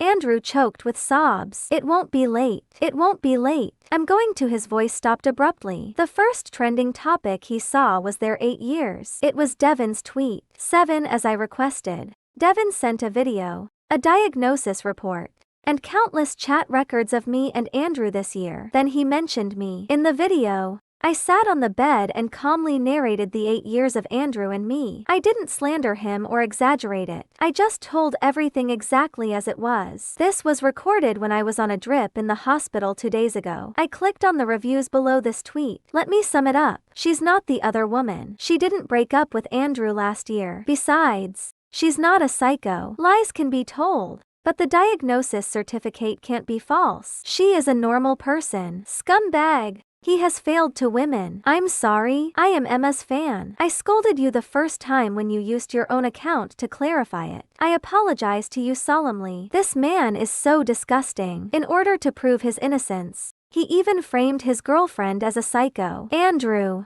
get out of showbiz. When Devin took me to the press conference, I gave him the evidence. I didn't expect him to be so efficient that his tweet was on the trending topic in just a few hours. The evidence was irrefutable, and the public opinion was reversed. Many fans unfollowed Andrew on Twitter. After a while, the hashtag Andrew, get out of showbiz became the second trending topic. The third trending topic was that Emma forwarded Devin's tweet, "I was cheated." Soon, the topic "feel sorry for two beautiful ladies" also became a trending topic. I received a private message from Emma at this time. He never told me that he had a girlfriend. If my fans say something bad to you these days, I apologize to you on behalf of them. What's wrong with the trending topics? Andrew, haven't the chat records been deleted? Didn't you say that she loved you very much and wouldn't have any backups? Isabel's exasperated voice came from behind. She was wearing high heels and walking quickly, which was totally different from her usual arrogant and calm appearance. Andrew stood up and looked at me blankly, ignoring her. I didn't dodge but looked into his eyes. I have said that I will only give you 2 days to think about it. In the past 2 days, you haven't taken the initiative to clarify the truth, so I have to do it by myself. With his Adam's apple bobbing, Andrew couldn't utter a word. Do you really love him? Isabel stared at me with a complicated look in her eyes. Do you know how serious the consequences are now? And how many commercial endorsements have cancelled the cooperation with him? Just the high liquidated damages alone. Before Isabel could finish her words, a faint police whistle came from outside. Isabel widened her eyes in disbelief. You called the police? I did not answer. If the amount of reposting and influence of slander spread on Twitter reached a certain standard, the police would file a case. We had been together for 8 years. I didn't want to make a scene, and perhaps Andrew was convinced that I wouldn't call the police. But he shouldn't have taken my grandma away in order to clarify it. In a distance, Isabel seemed to be talking to someone with a frown. In the end, she put down her phone and said to Andrew in despair, Andrew, you are suspected of breaking the law. The company decided to shelve you. You're totally screwed. The air froze for a moment. However, Andrew suddenly smiled. He looked at me with a bitter smile. I should be responsible for what I have done. Selena, it's my fault to slander you. I'm willing to pay the price. I only ask you one thing. He paused and clenched his fists, looking a little uneasy. After I was taken away, if there is any news about Grandma, please tell me, okay? I looked at him and didn't agree or refuse. When the police arrived, the door of the operating room also opened. The doctor took off his mask while walking out. The patient was sent here in time. She is out of danger now. She just has a concussion. She will be fine after being hospitalized for observation for a few days. I breathed a sigh of relief. So did Andrew. I lowered my eyes and stopped Andrew when he was taken away by the police. I didn't have any backups. I just saved the chat records of this year. The reason why I said that was not that I felt sorry for him. I just wanted to tell him that I loved and trusted him without reservation as always. He let go of my hand first. In a distance, Andrew hunched his back slightly and his shoulder trembled. After a long time, he straightened his back and said softly, I see. Andrew had been imprisoned for half a year. One day, Isabel called me. In fact, it wasn't Andrew's idea to ask your grandma to clarify it. I asked him to do it, but he refused at first. I interrupted her, but he finally agreed. Didn't he? Isabel on the other end of the line didn't utter a word anymore. In the past half a year, I went back to work, and my grandma's health was getting better and better. She seemed to be in a better mental state. When Andrew came out of prison, he often called me or came to my company downstairs to wait for me. He didn't care about being recognized and pointed at. I didn't want to have anything to do with him anymore, so I blacklisted him. Later, I asked Devin to do me a favor and pretended to be my boyfriend to pick me up from work. Andrew stopped harassing me and didn't come to the company to see me anymore. I thought he had moved on, as the weather was nice. I pushed my grandma to the lawn of the nursing home to bask in the sun. She had enjoyed recalling what happened between me and Andrew when we were kids recently. At first, I felt awkward, but I felt nothing when I heard too much about it. What a big fire! At that time, Andrew rushed to save you. He was so thin, but he carried you on his shoulder. I interrupted her with a smile. No, he didn't. He just supported me. My grandma pouted and waved her hand to show that she didn't care. And last time when you two fought with Gordon next door, Gordon threw a fist at Andrew and you blocked it for Andrew. At that moment, Andrew was changed completely, and his eyes were red, just like the one on the TV. Oh right, it's Super Saiyan. I nodded. It was true, but his name is Gary, not Gordon. My grandma blinked, then covered her mouth and laughed for a long time. Suddenly, she said, Andrew came to see me yesterday. My smile froze for a moment. In consideration of my grandma's reminiscence in the past 2 days,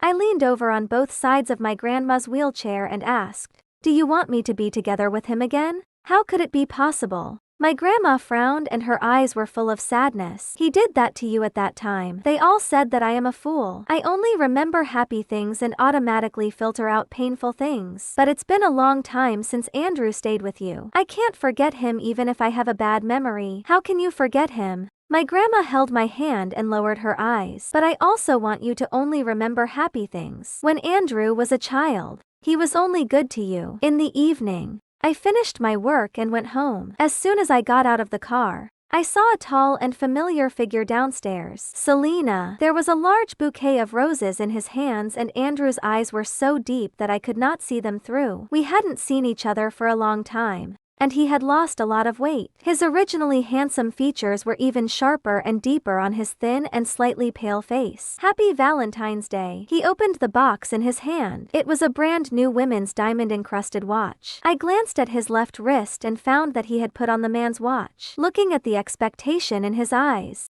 I said straightforwardly, "You know I won't take it." He didn't say anything but looked at me intently. The moonlight was cold and white as if it had spread a faint indescribable loneliness on his face. I turned around and walked up the stairs. It rained just now and I slipped unexpectedly. I seemed to hear a slight sound from my ankle. In just 2 seconds, before I fell awkwardly, I fell into a hard chest. The familiar breath instantly shrouded me. I stiffened for a moment, pushed him away, and supported my body against the wall. I suddenly felt a sharp pain in my ankle. "Sit down," said Andrew, taking off his coat and spreading it on the dry slate. I didn't move. He pursed his lips slightly and held me up forcefully. Before I was about to refuse, he said calmly, "Don't go against your own body." He paused. "It's not worth it for me." I wore a faint smile, but the smile didn't reach my eyes. "You have a clear estimation of yourself." He lowered his eyes, took off my high heels, gently rubbed my ankle with his finger palps,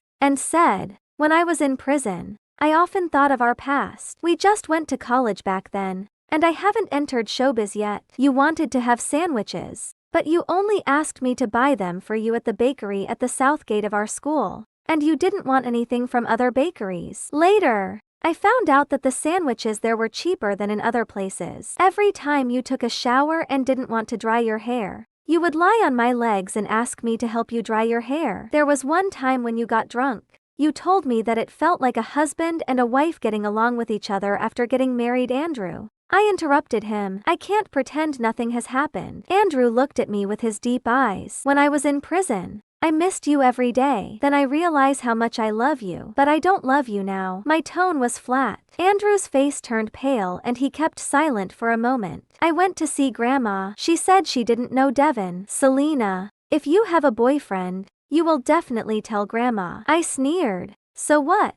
Andrew stared at me and said, "Selena, we have known each other for so many years and we have been in love for so many years. Our common memories are winding through our whole youth, and you can't get over me." When I looked into his eyes, there was sadness in my chest, running around in my body, and my eyes were swollen and painful. "Yes, I can't get over you." I took a deep breath and continued, I can't forget those beautiful memories. It seemed that Andrew didn't expect me to admit it directly. He was slightly stunned. And then he smoothed his knitted brows as if he wanted to say something. But what about those disgusting and embarrassing memories? Can the betrayal and harm you brought to me and my grandma be offset because of these beautiful memories? Andrew, it doesn't work. They are like thorns, firmly piercing into my heart. I poked my chest, tears streaming down uncontrollably, but I didn't care. I just looked straight at him. Until now, every time I see you, these thorns will scream in my body, pierce my flesh and blood,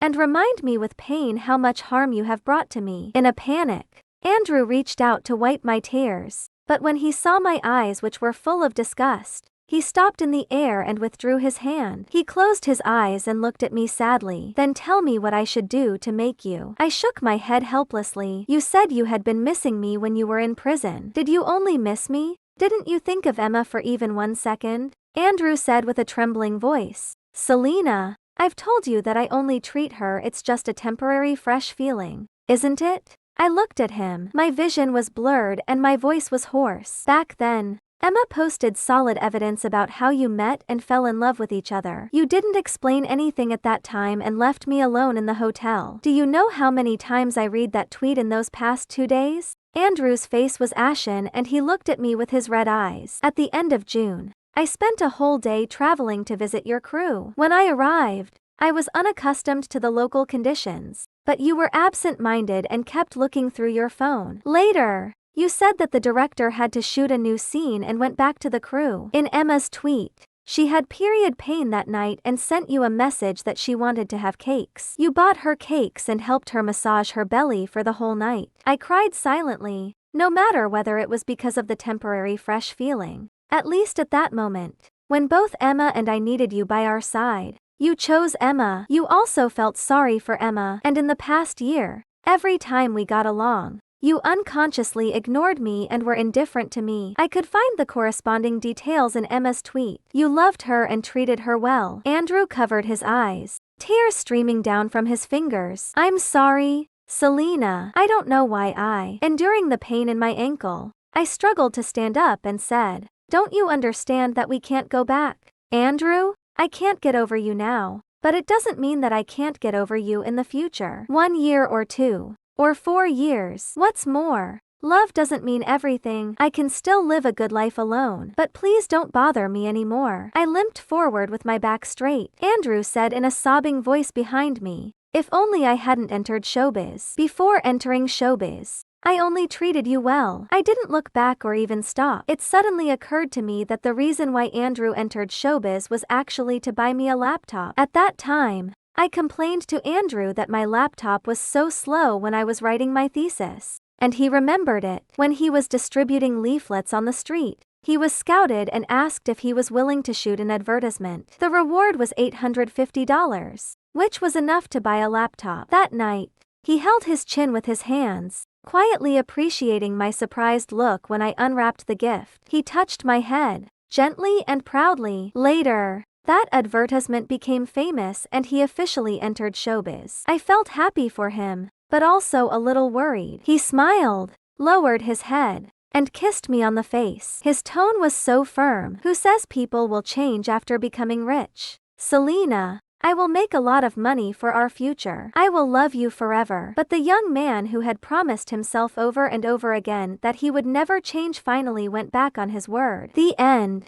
My fiancé, Ethan Chandler, dumped me the day I married into his wealthy family. What he did to me made me the biggest joke in the entertainment circle. But no one expected that 3 months later, he would get down on his knees, begging me to stay. I'm sorry, Rosie. It's all my fault. Please don't marry my uncle. 1. When the wedding march was already playing, my agent, Diane Hiles, ran to me and told me in an anxious tone that my fiancé was still missing. After a few seconds of silence, she whispered to me in a low voice, did he regret it? I squeezed the bridal bouquet anxiously and said, no, he won't do this to me. He will come. At this moment, I still believed that Ethan loved me. My name is Rosalind Clark, and I entered the entertainment circle after graduation. I was once a nobody, And it was Ethan who helped me to become one of the most popular actresses. He had spent a lot of time and money on me, and I believed that he did it out of love. But Diane didn't buy it. She told me,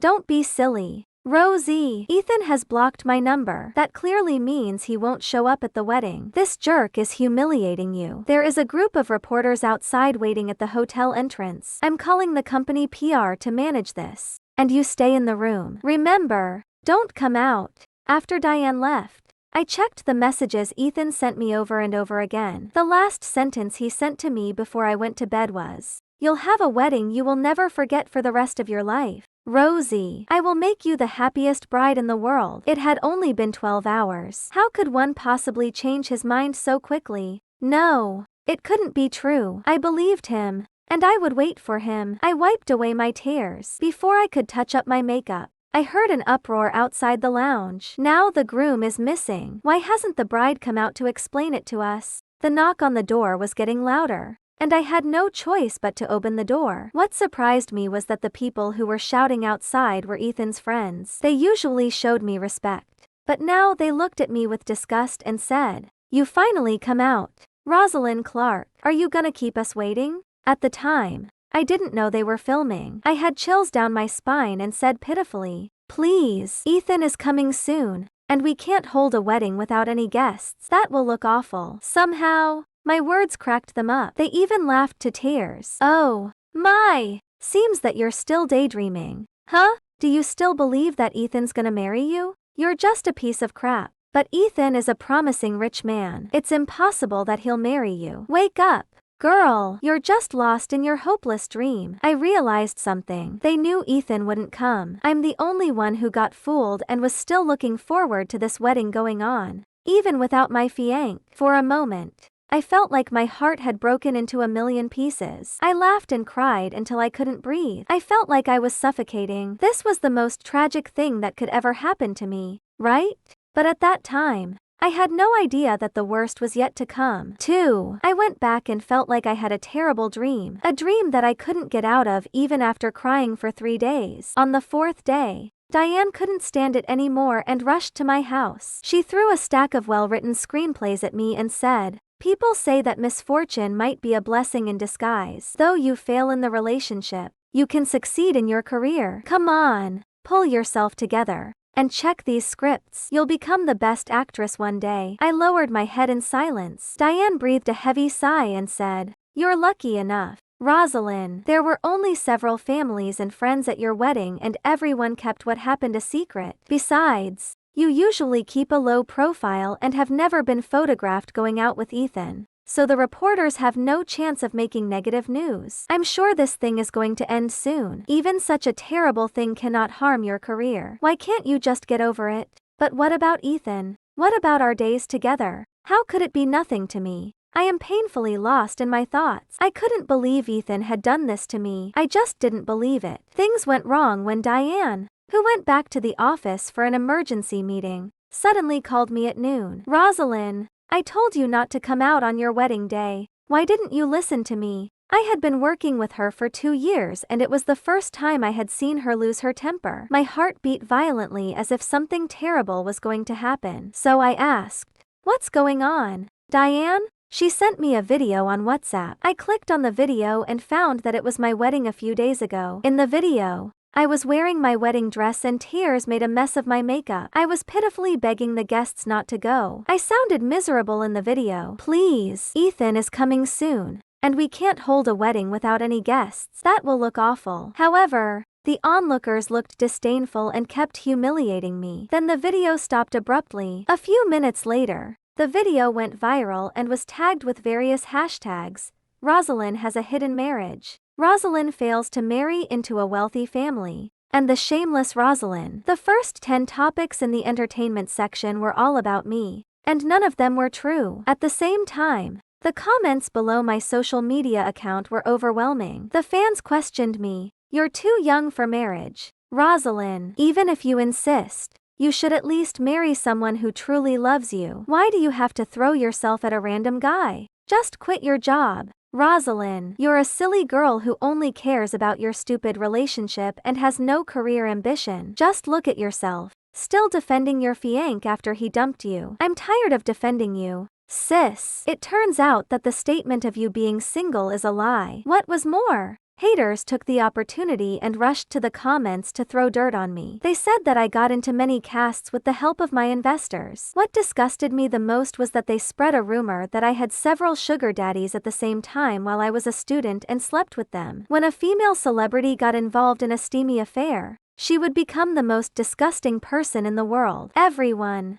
including those who didn't know her, wanted to spit on her. In just one day, I became the biggest joke in the entertainment circle. But what did I do wrong? I just fell in love with the wrong guy before I realized it. Did that make me unforgivable? Then I heard Diane speaking to me on the phone. Did you see the trending topics? If it weren't for the company's crisis management, you'd be devastated by the media right now. You used to have a good reputation on the internet, but now it collapsed because of a man. I disagreed at the very beginning when you told me you were going to marry someone and you were thinking about having a wedding before you register. And do you remember what you said? You said you trusted him. Look, this is what the man you trusted the most did. But I just don't understand why he did this to you. Ethan, a handsome young man from a wealthy family, took a whole year just to destroy you? What on earth happened between you two? To be honest, I didn't know the answer. Why did he do this to me? Why? 3. The whole company was busy dealing with my scandal. They managed to cancel the negative trending topics,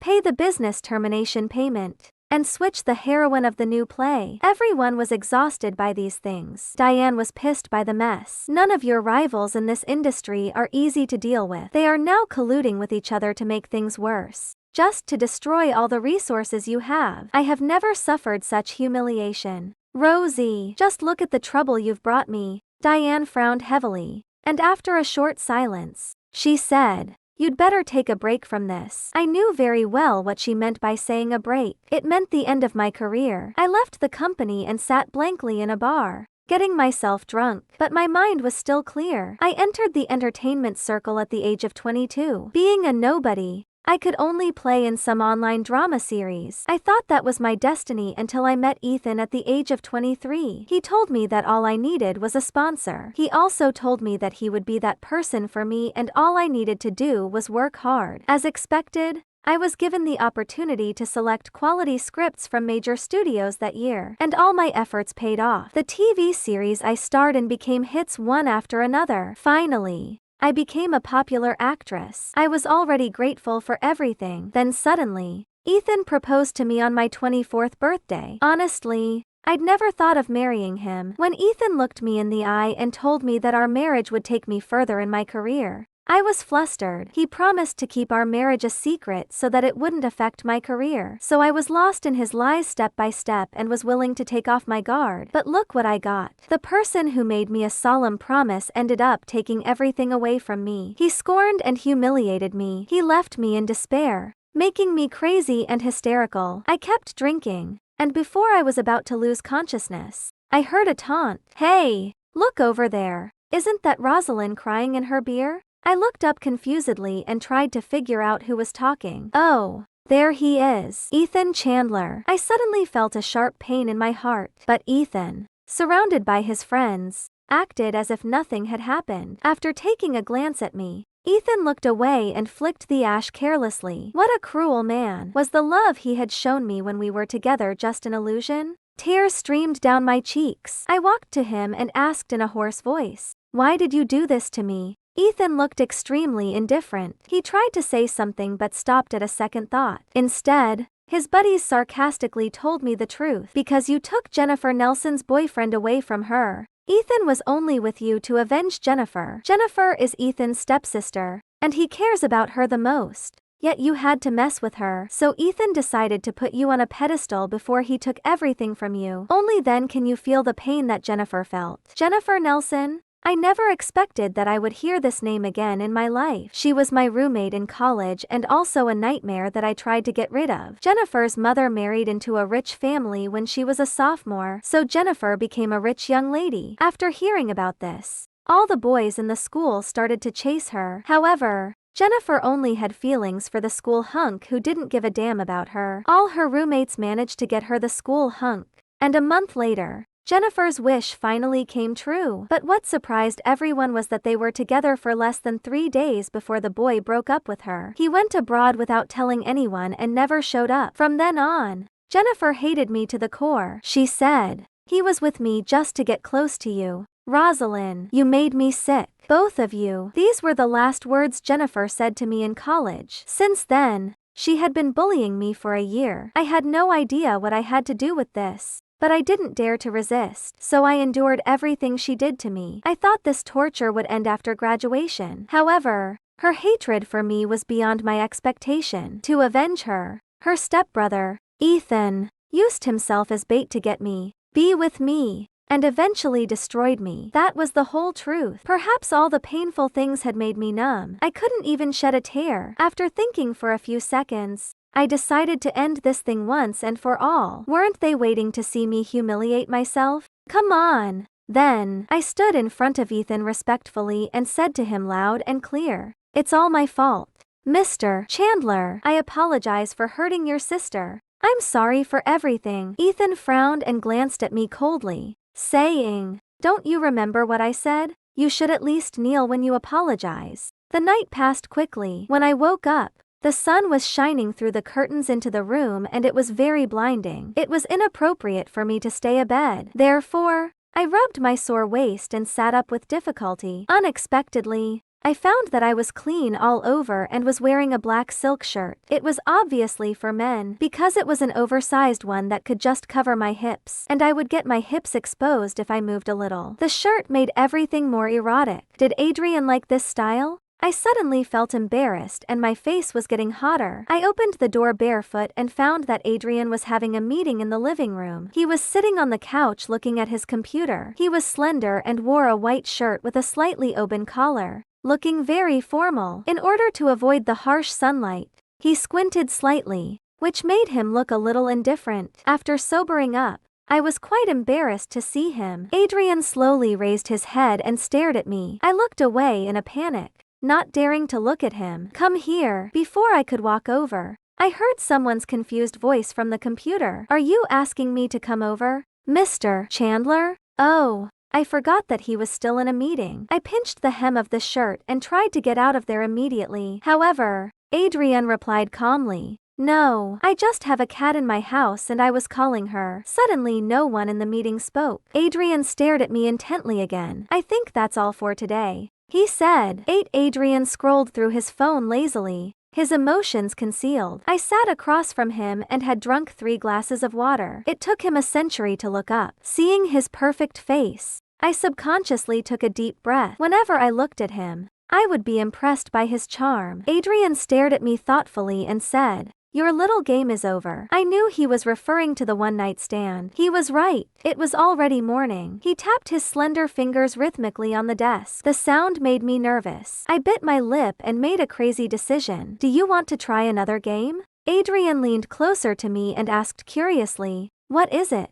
Honestly, I felt ashamed to say it. I lowered my head like a puppy, hesitating whether I should do this. And after a few seconds, I made up my mind. "I want to be your mistress, and we can keep it a secret forever." Although Adrian smiled after hearing this, I was somehow afraid of him. If it wasn't for my revenge on Ethan who got me banned from the showbiz, I would never have come to mess with Adrian. After drinking a glass of water, Adrian narrowed his eyes and asked, "Why are you doing this?" I couldn't tell him the truth. After all, he was Ethan's uncle, and it was impossible for him to go against his nephew for merely a stranger. What excuse should I make to get him to protect me willingly? Before I came up with an idea, I said subconsciously, "Because I have a crush on you." Damn, we'd only known each other for 1 day. I must have been crazy making up such an awful excuse. Adrian was stunned. He looked quite surprised. Then he frowned and asked, "What did you say?" I slowly threw myself into his arms like a bunny and said with an innocent look, "I have a crush on you, and I just want to get closer to you." I was an actress. Actresses were best at acting. Besides, I couldn't think of any other excuses. I hugged Adrian so tightly that he had to sit there motionless like a statue. Then I rubbed my head against his chest. I've never played such a game with other men. You're the first one. I didn't lie about that, but I have to admit that I had once been with Ethan. Sorry. I heard that some men were very concerned about their partner's virginity. I thought Adrian was one of them. However, he just tucked my hair behind my ear and smiled gently. It's no big deal. You have the right to please yourself and there's nothing wrong with that. I opened my mouth in surprise and suddenly felt a little moved. Tears streamed down my face. His words seemed to bring changes to everything around me. 9. I recommended myself to Adrian and became his mistress. After hearing about that, Diane drove me back to the company. She just tutted all the way and turned to glance at me from time to time. But every time I looked back at her, she looked away immediately. Just say whatever you want, I said. I didn't expect you to make such a crazy choice, Rosalind. I knew what she meant. When I was with Ethan, I wasn't afraid of having it exposed to the public. But now I had to keep my relationship with Adrian a secret forever. What? Are you saying that I'm a shameless bitch? Diane just sighed deeply and said, just look what Ethan did to you. I'm worried that Adrian, the heir of the Chandler family, will do worse than his nephew. I have no choice, Diane. No one would want to disgrace herself if they had a better solution. I felt that I had to tell Diane what happened between me, Jennifer, and Ethan. After hearing this, Diane was astonished. She didn't come to her senses until the driver behind us honked the horn. Diane was pissed off. A bunch of ush-holes. How dare they bully you like that?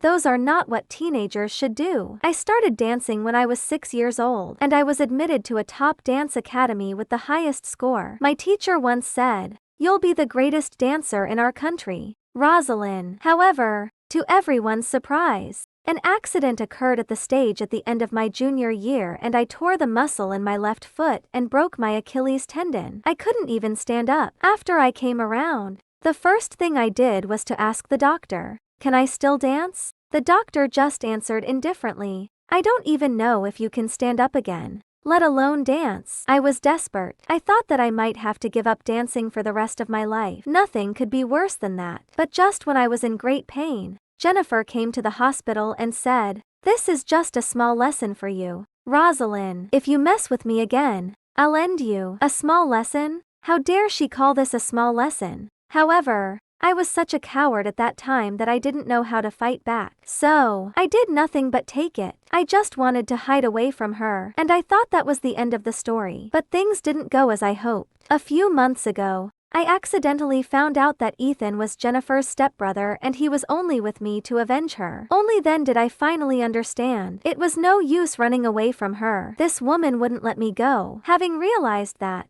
I stopped hiding. Weren't she and Ethan trying to destroy me? They could bring it on then. Since I was with Adrian, the company would give me the best job offers even without him stepping in. Only 3 months after I was hated by everyone on the internet, I had a new movie coming up. The leading actor was a young man with a particularly large fan base. He made his debut at a very young age. The internet exploded again because of me. Many rational fans rushed to my channel and said that they didn't want the actor to work with me. What the hell was Daniel's agent thinking? Why did they get him this movie? Rosalind's secret marriage had just been exposed and there was evidence all over the internet of her hooking up with different men. Working with her will ruin Daniel's career. I warn you, Rosalind, stay away from Daniel. You're not qualified to work with him. Didn't they even ask about the leading actress before they signed the contract? I hope Daniel's crew reflects on their decision quickly or they can just fuck off. Diane told me, "Ethan is manipulating the public view again after you come back full of energy." In less than 10 minutes, the T accounts gathered together and posted similar posts. It's said that Daniel will do his first on-screen kiss with Rosalind. It's also said that he was reluctant to act in the film at the very beginning, but he couldn't fight against the powerful investors. The fans became furious. Who is Rosalind's sponsor anyway?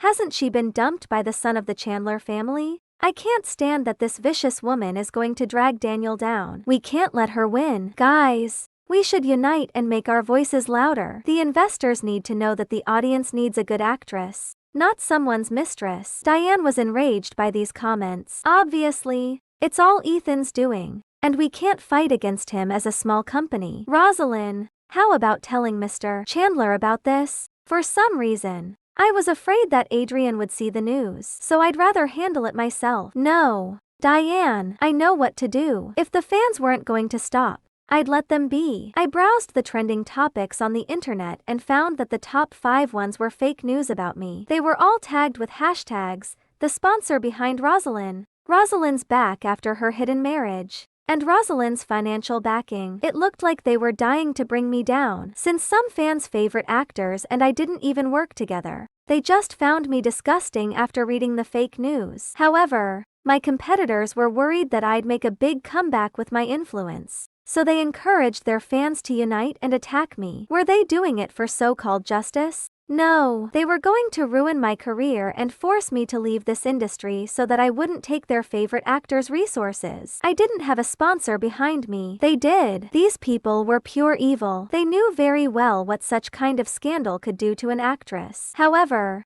they still chose to play dirty to control public opinion, leaving me no choice but to quit the industry. Diane was so angry that she used her alt account to fight back. Go get a life. Haters. Rosalind got the role because she did great in the audition. Use your brain and don't listen to those T accounts bullshit. Have you ever read the script? The movie hasn't come out yet, so I think you shouldn't bully an actress for some stupid rumors. By the way, I just don't get why you're so tolerant of actors while being so mean to actresses. You shouldn't destroy an actress with the sex scandal. Shame on you. Besides, Rosalind did nothing wrong. She didn't hurt any of you. Yeah, I did nothing wrong. I just loved the wrong person. 11 During the past few days, I had accepted tons of hate comments. My company was planning to hire some trolls to clear those comments, and Diane wanted to issue a statement to warn the haters. However, I rejected their help. I decided to make a big deal out of it, and even bigger until I lost all of my fans. On the 4th day of the fight online, Diane lost her patience. What are you doing, Rosalind? If you keep ignoring it, you'll have no job offers in the future. The comments below the channel that promotes your new film were all hate comments. Well, I couldn't believe that they had been focusing on this bullshit for 3 days. No wonder the entertainment industry was said to be coming to an end. In the next few days, I apologized to my fans on social media for my hidden marriage first. Then I contradicted the rumors of me having an affair with another girl's boyfriend, hooking up with different men, harassing Daniel, and being someone's mistress. As soon as we posted the statement, the haters came to me again. They showed the so-called evidence and called me a liar. As a result, they cyberbullied me again. They should stop offering you chances. They didn't respect the audience at all. Just quit your job, Rosalind. The sky outside the window was suddenly overcast and cloudy. It was as dim as night outside. However, this cyber violence was more frightening than the weather at the moment. Whatever, they could curse me with worse words if that made them happy, but it was impossible for me to quit my job. After finishing my makeup,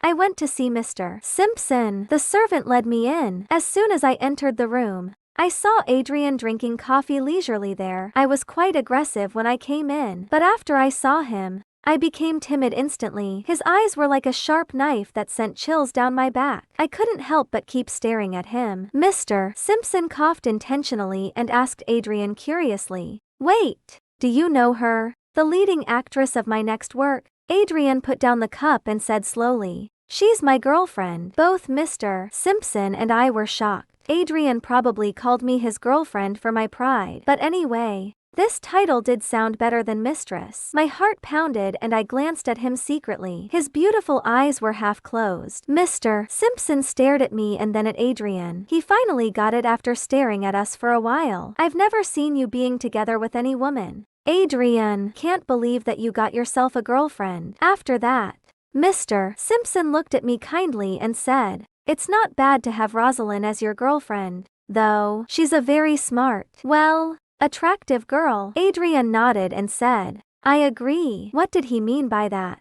I was no fool and I could tell he was being sarcastic. Never mind. I told Mr. Simpson what I was here for. "I'm wondering if you can give me my audition video." Mr. Simpson tutted. "What happened exactly? Why are you both looking for the video?" Adrian knocked twice on the back of the chair. Then he looked into my shocked eyes and said, "We can go now. I've already got it." What? Are we talking about the same thing? The reason why I ignored those haters was that I was waiting for a chance to turn the table. The haters were all attacking me for one thing. I got the role with the help of my connections and I got someone powerful behind me, but the truth was I did a great job in the audition and that was why I got this leading role. My plan was to make the internet hate me more and continue to stigmatize me, and when their hatred for me was at its peak, I would simply post evidence to refute those rumors. Only then could I make the haters shut their mouths and gain the sympathy of my fans at the same time. 12. The Broken Body was a story between a peacekeeper and a field medic. The scene I auditioned for was about this soldier who died on a mission at the border of his country, and I brought his body home. After the audition, everyone on the set cried except me. After the director said cut, I fell to the ground with no strength, crying my heart out. Mr. Simpson squatted down and asked me, "Why didn't you cry when you were acting?" I looked at him determinedly. He's a hero to the country and a hero to the whole nation. I was proud of him when I saw everyone greeting his body with great respect. So I couldn't shed tears then, even though I really wanted to. But in real life, I was just a woman who lost her husband. How could I suppress the negative emotions brought by my weakness and pain? Mr. Simpson looked at me with satisfaction and made a decision immediately. "You're Rosalind, right? Congratulations on getting the role." After I got the audition video, I calmly posted it on social media platforms. The haters were completely dumbfounded, and as I expected, the onlookers began to speak for me. Gosh, Rosalind is a dark horse. I'm so moved by this scene and she really deserves the role. Why do people spread rumors saying that she got the role with her connections' help? Rosalind got the role on her outstanding performance, but the haters abused her for 3 days. I feel sorry for her. This cyber violence is an unexpected disaster for Rosalind. Why is there no place for a good actress like her in the entertainment industry? Of course, there were still some haters who wouldn't give up. They continued to discredit me. Rosalind does have a hidden marriage and she lied to her fans. She doesn't care about her fans at all. The fans who had always been loyal to me were now completely enraged by the haters. Since Rosalind has already apologized for her hidden marriage, why are you still talking about it? By the way, I checked your homepage and you haven't made a single post about Rosalind before, so stop pretending you're a fan. We were simply disappointed with Rosalind's negative attitude. Now that she has made a big comeback with such an excellent job, we will not tolerate anyone bullying her. Now, I finally understand why people say the showbiz is a battlefield. It's so terrible. Every time Rosalind is mentioned in the trending topics, dozens of tea accounts start rumors. Their comment sections are filled with haters trying to destroy her. Rosalind has suffered too much. Just look at the comments below the clarification she posted this morning. They were full of nasty words. If it weren't for haters cursing too much, she wouldn't have released this audition video. Therefore, social media is now full of hashtags, "I feel sorry for Rosalind," "Poor beauty," and "women should focus on their careers." Finally, the trending topics about me were no longer negative. Soon, public opinion became the exact opposite of what it used to be, and all the ridiculous rumors were cleared up. I held my phone happily and showed it to Adrian. "Look, I told you I could handle it." Adrian laughed and said, "Yeah, but you're not doing enough. They are now all speaking for me. What else did I miss?" After saying that, I realized something. I acted like a spoiled child. Adrian held me in his arms and stared straight at my lips, saying, "You didn't tell me." I lowered my head and took a secret glance at him. "I don't want to bother you." Adrian narrowed his eyes and lifted my chin with his slender fingers. "Are you an idiot?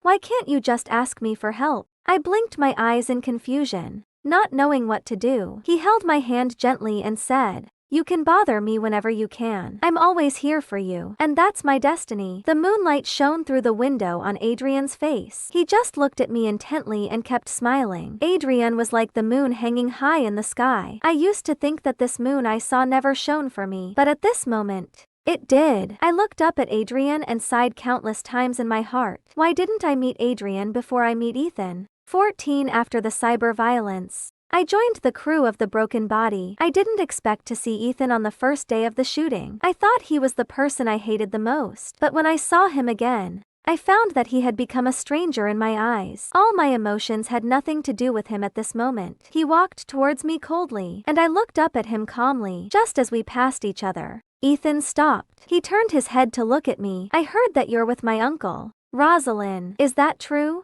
I didn't answer him. He kept asking, why do you have to mess with my uncle? Ethan slammed his fists on the wall, trapping me in his arms. I felt both nervous and afraid. Say something. I feared that he was going to lose his temper, so I said directly, because I like him. Ethan clenched his fists so tightly that they cracked. Say it again. Rosalind. His voice was soft yet helpless. I frowned and took a step back. Then I repeated, I have a crush on your uncle. I like Adrian. I was afraid of Ethan recording my words. I didn't always think the worst of people, but Ethan was different. He was no good person. He was just fond of treating me in the worst way, leaving me with no choice. So I wouldn't let him get his way this time. Hearing my answer, Ethan immediately put on a straight face, and I tried to run away as soon as I noticed that. He grabbed my arm and looked at my lips. The next second, he leaned over and bit my lips. With a buzz in my head, I pushed him away subconsciously. Ethan, I'm your uncle's girlfriend now. Stay away from me. Perhaps because the disgust in my eyes irritated him, Ethan stopped. He suddenly put his hands over his chest and coughed loudly as if he was going to cough out his heart. After a few seconds of silence, Ethan said in a trembling voice, I'm going abroad with Jennifer. Rosie. I was surprised yet very glad. No one would hurt me the way he did again. Ethan reached out and stroked my hair as usual. When he raised his arm, I smelled a familiar fragrance of gardenia on him. I was absent-minded for a while. I must be having an illusion. When I came back to my senses, I saw him walking slowly forward, and I stood still and watched him disappear from my sight. I felt nothing but peace in mind. 15 after finishing the last scene today, I went back to the hotel and found Adrian there. Adrian was extremely self-restrained. He wouldn't allow himself to cross the line. Therefore, he only came to me once a month, so I was surprised to see him at the hotel today. As soon as I entered the room,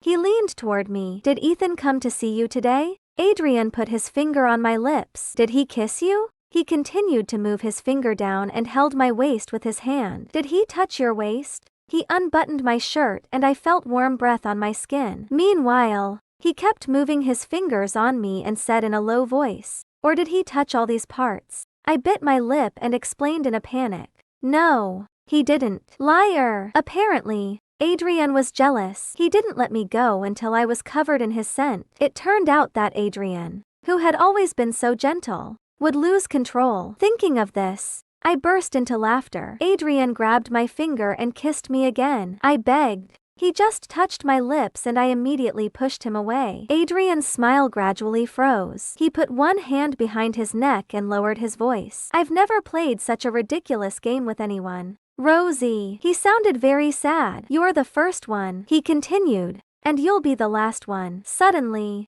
he leaned over, and his face was so close to mine. Just as we looked each other in the eye, Adrian called me by my full name. Can I be your last one too? Rosalind Clark? He put his hand behind my neck and begged, stay with me forever. Will you? I felt warmth rush from my back all the way to my head. I covered my mouth with my hands, crying silently. I wanted to answer him right away, but I cried so hard that I couldn't utter a word. Fortunately, Adrian got it. I looked at myself in his eyes and finally understood something. I didn't need to look for the love of my life because he'd find me himself. This night was the second night that I could not forget for a long time. The first was the night long ago when he agreed to play a game with me. He said, it's no big deal. You have the right to please yourself and there's nothing wrong with that. He saved me from a terrible past at that time. And tonight, he lit up my future like a moon. He asked, will you stay with me forever? Rosalind? Yes, I would. That was my answer to Adrian. Ethan's sharp words were like a knife stabbing into my heart. It hurt so badly that my heart almost broke. I do remember he said the same thing at a charity dinner a long time ago. The only difference was that he said that to defend me. That day, before the charity dinner started, an actress named Chelsea Evans bought off a makeup artist and asked her to ruin my dress. Coincidentally, the brand of my spare dress was accused of plagiarism on the same day. For female celebrities, the red carpet at charity dinners was a chance to gain more exposure and resources. If something went wrong with my dress, I would lose all the top fashion resources I had. I was in great panic, fearing that I might embarrass myself. However, Ethan somehow heard about this and in less than half an hour, he showed up at my dressing room with an Uliana Serginko haute couture. That night, I was the most dazzling actress at the charity dinner. My outfit livened up the boring entertainment circle. People were talking about my dress and admiring my beauty. My fan base had also skyrocketed as a result. No way! I heard that Uliana Serginko would never lend their couture to a new actress. How on earth did Rosalind get it? According to insiders, she spent $400,000 on this haute couture. Is she the future of this shitty showbiz? God, I'm already in love with this beautiful and rich lady. What was more, someone even believed that I would be popular all over the world in 2023. Anyway, I made a splash on the red carpet and was reported by all the major media. I had also become the new fashion darling. Of course, Chelsea, who deliberately set me up, paid for what she did. Ethan used his connections and money to take all Chelsea had away from her. In just one day, Chelsea was blacklisted by the entire entertainment industry. Just as Emily Dickinson once wrote, "Had I not seen the sun, I could have borne the shade." Chelsea was a living example of that. She swallowed her pride and apologized to me to get her career back. Ethan was with me when Chelsea came to me. Chelsea begged, "I shouldn't have done this. Rosie, I was being mean and I hope you can forgive me. If I get blacklisted for this, my whole career will be over." Chelsea cried her eyes out. But Ethan just stared at her indifferently. He stared at Chelsea aggressively and said, "You should at least kneel when you apologize." I would never forget the shock and resentment in Chelsea's eyes. She pointed at me with her trembling fingers and said, "Even if I get blacklisted for this permanently, I'll never kneel to you, Rosalind. Instead, I'd like to ask you a question. Do you really think you will end up well with such a dangerous man? We'll see about that." I had to admit that Chelsea was right. In less than 6 months, what she said came true. Why didn't I believe her earlier? No, I did have doubts about that. I remembered clearly that after she left, I asked Ethan in a trembling voice, "Will you do the same thing to me in the future?" After hearing that, he just held me in his arms in the bed, slowly stroked my back with his slender fingers, and gently kissed me. Never. But now, would he still give me the same answer after what he did to me? I hated his guts. I even wished that I could tear him apart. How could there be such a cold-blooded and ruthless person in the world? After fooling me around, he even made me kneel and apologize. It was so disgusting. He made me sick. After he said this, even his buddies were shocked. Damn. Ethan, you have been with her for so long. Don't you have any feelings for her? Well, that's the Ethan I know. You're still a cool guy who doesn't give a damn about relationships. But do you have to make such a pretty girl kneel? I start to pity her, to be honest. And if you've really lost your interest in her, why not let me? Ethan said with cold eyes. Shut up. Carlson Smith, one of his buddies, stopped talking at once. I glared at Ethan at the impulse to kill him. He wanted to see me kneel, right? Fine. Unlike Chelsea, who got blacklisted, I could do anything to save my career. I clenched my fist and looked up at Ethan, asking, "Will you give my career back if I kneel?" Ethan put his strong arms around my waist and suddenly pulled me over and forced me to look him in the eye. Then he sneered and whispered in my ear, "You wish." 5. I wouldn't call myself smart, but I was no fool. Since Ethan refused to help me with public opinion, why would I kneel and beg him for mercy? I was not his bitch. So I stared at him indifferently and said, "I won't bother you anymore since we can't reach an agreement.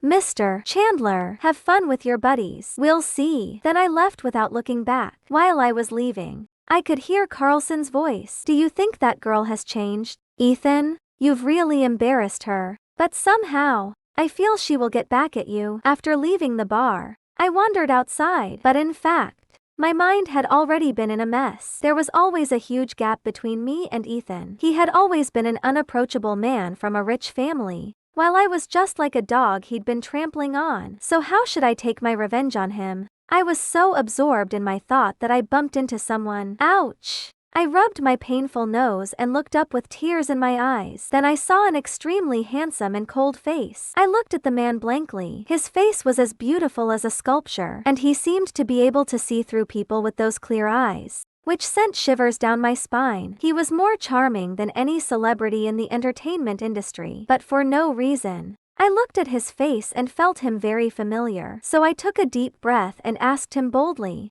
"Have we met before, sir?" He gave me a faint smile and said, I'm Ethan's uncle. My heart twitched abruptly. What a small world. Without saying anything, I clenched my fists, turned around, and left. But wait. Ethan's uncle. He was Adrian Chandler that Ethan used to mention a lot.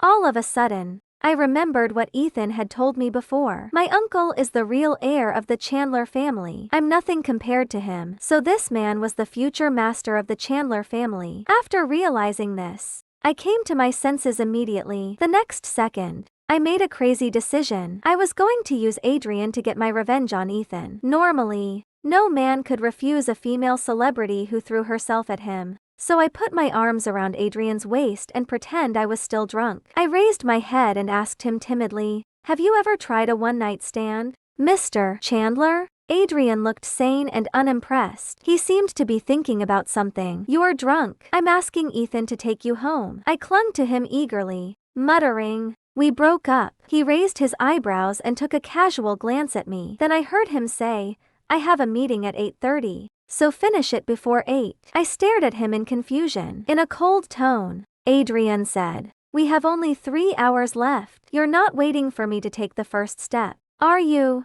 6. Adrian loved drinking tea. He was very knowledgeable about tea art. He slowly took out the tea from the tea caddy with his long, slender finger and put it in the teapot. The tea then all fell into the water. Adrian watered the tea leaves with warm water. And when the leaves absorbed enough water and became very bright in color, he immediately poured boiling water into the pot. Perhaps the water was too hot, which made the leaves keep rolling up and down. After a few minutes, the aroma of tea slowly came out. "Do you want another sip?" Adrian said while rubbing my palm. I was so tired that I couldn't even keep my eyes open, so I complained in a flirtatious voice, "I'm a little bit tired." Adrian ignored my mutter, grabbed my chin, and forced me to look up at him. "I'll help you with it."